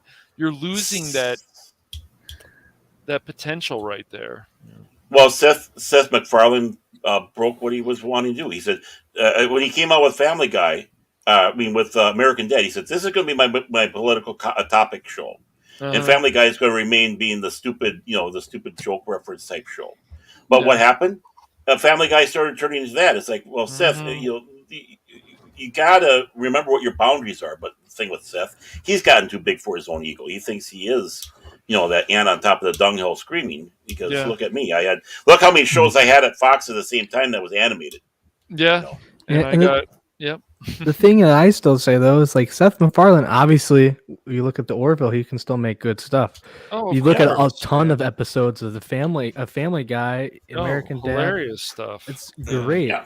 You look at Seth Rogen. I don't think I can name more than. I don't even know if I can name one thing that I remember him doing. Awesome. He ran Preacher. I watched a few seasons of Preacher and I just kind of stopped. Have you ever seen Preacher? I have not. Seth Rogen worked on Preacher. I think he was a producer on Preacher. I don't know if he wrote for it also. Preacher was pretty interesting. I just stopped watching it. I don't know. Yeah, I just lost. Season 3. I just kind of lost interest. I don't know what it was, but. Well, the one thing about Seth MacFarlane compared to Seth Rogen, Seth MacFarlane will go out there and try to grab as much talent just like the other people did to work for a yeah. show. I mean, he grabbed Doug Drexler to do special effects for the Orville, who Season worked on the 3. Star. Yeah. Who did work on the Star Trek series. So I mean, talk about a boom right there. You start seeing some of the other people he's got walking around and talking with. He's smart enough, and that's what's keeping him going. I think he is smart enough to grab talented people. It's not all just him. He might have the idea, but other people will run with it. Well, and he's got the right people to do it. Yeah, and it's just amazing to me that these people can't figure out if they're like, well, what would you do with this old property? It's like, well, what has already been done? Let's just build on that. That just makes sense. But these people, they just want to take a wrecking ball and just tear this stuff down, and that's just the way it is. They don't want to understand the nuances of Star Wars. They don't want to understand the background. They want to throw in characters that we're supposed to care about, but they don't make you care about it. It just keeps going in a circle and a circle. And then you get stuff like Cobra Kai, which I watched with Paul, and we talked about that on stream. And it was they understood, we want to make sure you understand about the old movies of the old fans, and we want to bring in new fans. And it worked really well. And if we can get more of that kind of entertainment, I'll be happy. Better Call Saul's coming back. I love that show. Connects really well with Breaking Bad. And somebody named Nerdporeal is gonna cover every episode. Well, good. We can talk about that. Good for you, buddy. Yeah, that's right. Good for you. No, I'll talk to you with Better Call Saul about that all day, Nerdporeal. I love that show, dude. It's a great show. And I've said it a lot of times before, is you got to know what the parameters of that universe you're in. Yes. You got to stay within those parameters. This is what this universe is about. Now, there are people that have a problem. They tend to inside that, turn it into this. And not have that growth and expand, knowing that you have this entire, this palette to go on. And that's where, if people are breaking the rule, they're breaking the rule within that universe. It still fits in that universe. Yeah. But they're doing something different. And that's what people want to see. They don't want the same, regurgitation of the same stuff over, which, JJ and Ruin, that's all they could do. But, use that palette. Use it. Empire Strikes Back is a perfect example. Yep. I mean, look what they did to basically go break the rules with that. And Star Wars itself broke its rules as well, just starting the whole thing off. You stay within there. Don't go out of it, but realize you do have a big palette, and know the material that you're working with. Mm-hmm. You have to know it. Yeah. And build on these characters, and don't give us live action films of something like Turtles and then change who April is. April in the cartoon was a quirky woman, but she cared about the turtles, and she was a reporter. She was not one-dimensional. That's what people need to remember, is these characters are not one-dimensional, and you're just ruining the integrity from everything lately with He-Man to Snake Eyes, and the list goes on and on about 8, 9, 10 characters now that are considered iconic. Yeah. Well, the thing is, Cash, in their eyes, they think these characters are two-dimensional. They don't have the ability to comprehend everything that's going on here. Mm-hmm. They think and then what they're thinking they're doing is they're expanding and growing these characters and not making them three-dimensional, which, of course, what are they doing? They actually are turning them two-dimensional. Yep. They're not realizing the full potential these characters are having across the board, the nuances. It escapes them. They don't have the mental capacity. It's IQ 72 crowd going out there with a bunch of money to make a fan film. Yeah. And that's exactly what it is. Yeah, but they could be better, and they could do more research, but they don't care, and it's the arrogance. And then when they attack the fans, it just gets worse. And yes, fans can be toxic too, but still, they're when these actors start talking about, I was the first this, and I did this, and it's like, you shouldn't care, but it's just disrespectful to people who have come before them. Well, remember when they're sitting back saying, hey, we got Deadpool coming out. It's the first superhero movie that's R-rated. Excuse me, Judge Dredd? Right. Sylvester Stallone, 1995. What about Blade? I think that was an R-rated film. It's like if you don't even understand that and you come out with that vomiting that stupidity, you're a moron. Yeah. What about wasn't Spawn rated R2? I think Spawn was. Spawn was rated R2. Yeah. Mm-hmm. I mean, I was just starting on that, and you could just keep on adding to it. But they had to sit back and say, "Oh, we have the first R." They sit back and start. Well, we need that. First black superhero movie where you have the lead. Look at it. We have Black Panther. Excuse me, Blade. Right, exactly. Seriously. Spawn? I think Spawn was black. Yeah, he was black too. Yes. I gotta see. I have to read. I heard Spawn's a really good comic. It's the comic, yes. The movie has some problems, but Yeah. John Leguizamo was really good in it, from my remember. Yeah, he did do a good job in there. He really did. Okay. But But what we have here with Star Wars, now that we went through the whole 3 films, you can see a natural progression of a character. You can't call Luke Skywalker Mary Sue because you saw him stumble, fall, rise up, start growing up, being from a whiny kid, maturing some more, but still, full of himself. To now, you have this. You have that calm, the calm man, the man who has made the transcendence to being worthy to be called a Jedi. Right. And he's learned, and that hand showing is just as much of a symbol for that last scene, that one scene in Empire, Return of the Jedi, as much as the whole thing. Keeping my humanity. Yep. And look, and it's reminding me what I did wrong, and now I realize I'm going to do better. Now I'm a better person. Exactly. You don't have that with Rey. No. No. Nope. You really don't. That's the problem. So. All right. Well, it's getting late. I'm falling asleep myself right now. So, just the last thing, guys, want to plug anything? Yes, I will be doing 4 p.m. tomorrow Pacific Standard Time. I will be talking to Pacific 414 about iconic characters and when is Hollywood going to stop destroying them. And we're going to bring in pop-ins later on if people want to argue about our choices and so on. So, yeah. I'll just say right now, I won't be able to join, but you're wrong. Okay. Well, that's too funny. Who's that? What about you, Whoopa? Yeah. You got anything, Whoopa? Well, I've got my... Right now, all I've been doing is my Whoopa Wednesday streams. Cool. Playing Pokemon Red. So come by. How's that first generation retrospective coming along? It's not. But I have been working on other things. The problem is me just finishing one thing instead of working on 3 things simultaneously and not finishing any of them. Because I wanted to get out some stuff. It might be too late now at this point. But I'm working on some scripts, and I want to get out some videos. So that's cool. I'm working on actually what'll probably get released first. We'll have to see because I haven't beat the game, but I'm close. I'm pretty sure. Is my Pokemon Legends Arceus review? Oh, I can't wait to see that. It'll be fun. I think it'll be a lot of fun. I'm curious to see that too. I'm not into it, but the game looks gorgeous. I'm really not into it, but I don't know. It looked kind of appetizing, so I'd like to see a review of that game. I would say I'm having a lot of fun with it, and it's both not anything you've seen before in Pokemon, and also brings back some of the original feel, which I'm a sucker for. Oh, cool! I can't wait. What about you, not a DJ? Well, I plan on uploading a video of me taking down an AT-AT Walker in Shadows, and I already recorded it. I did it while going full throttle, no brakes.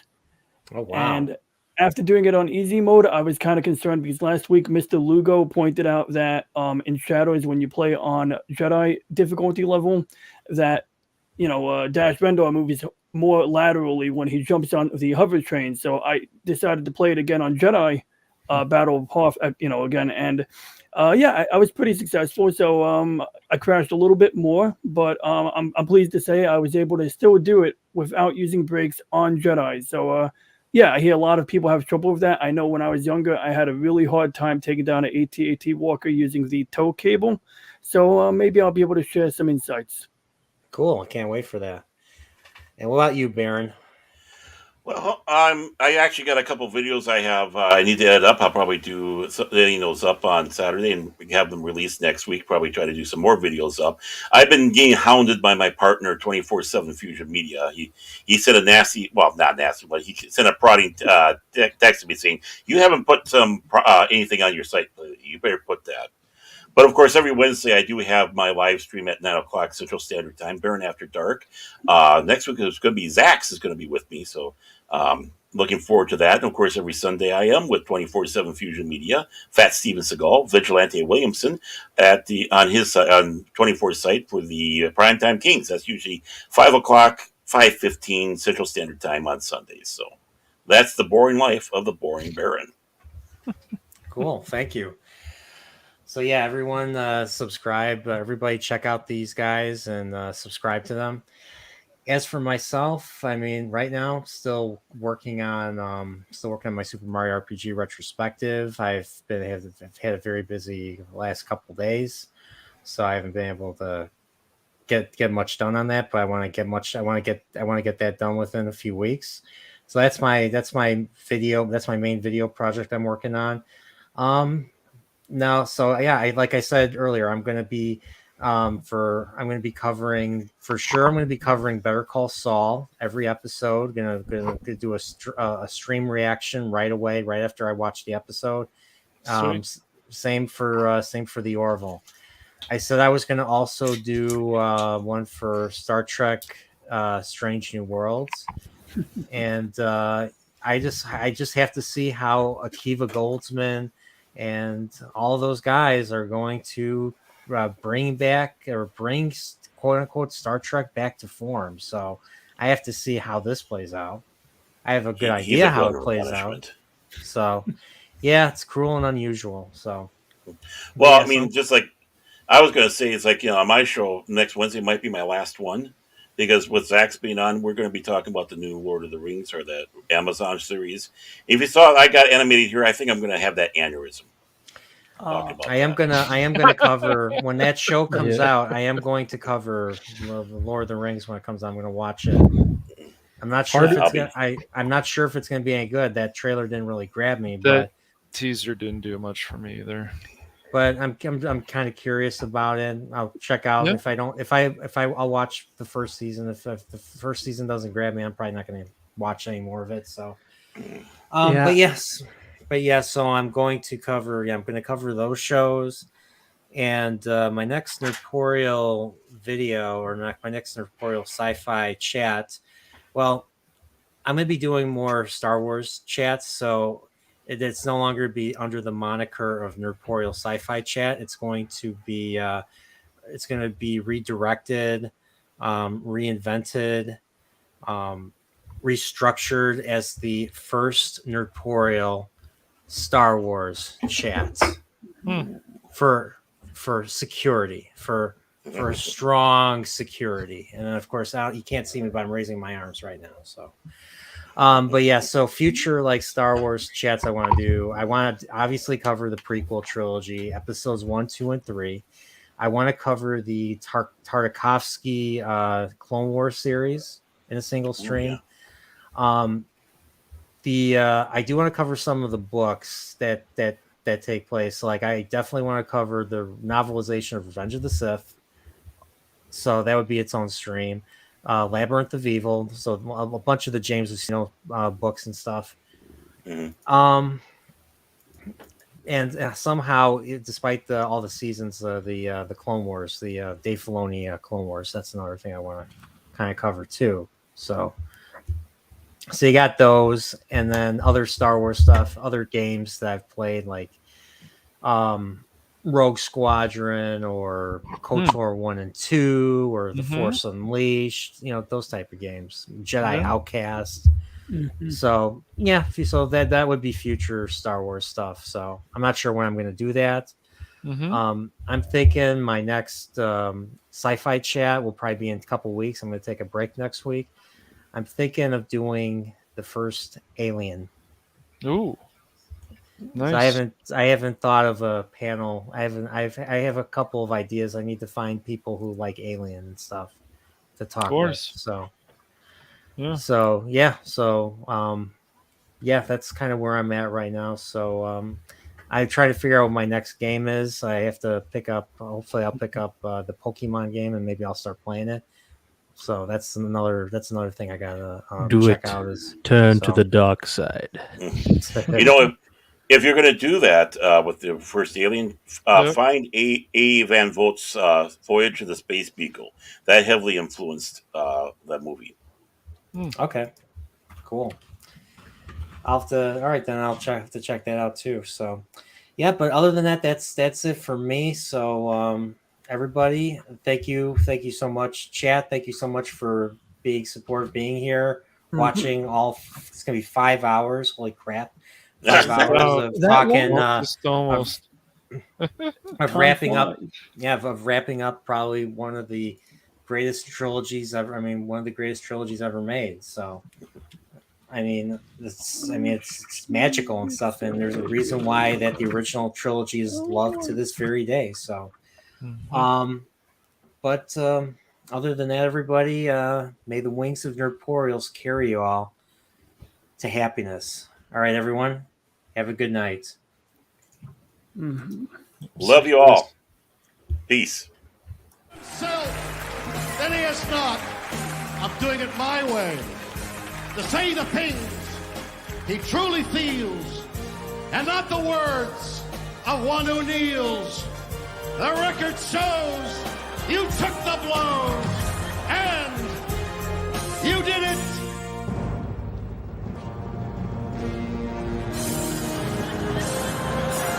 Your way.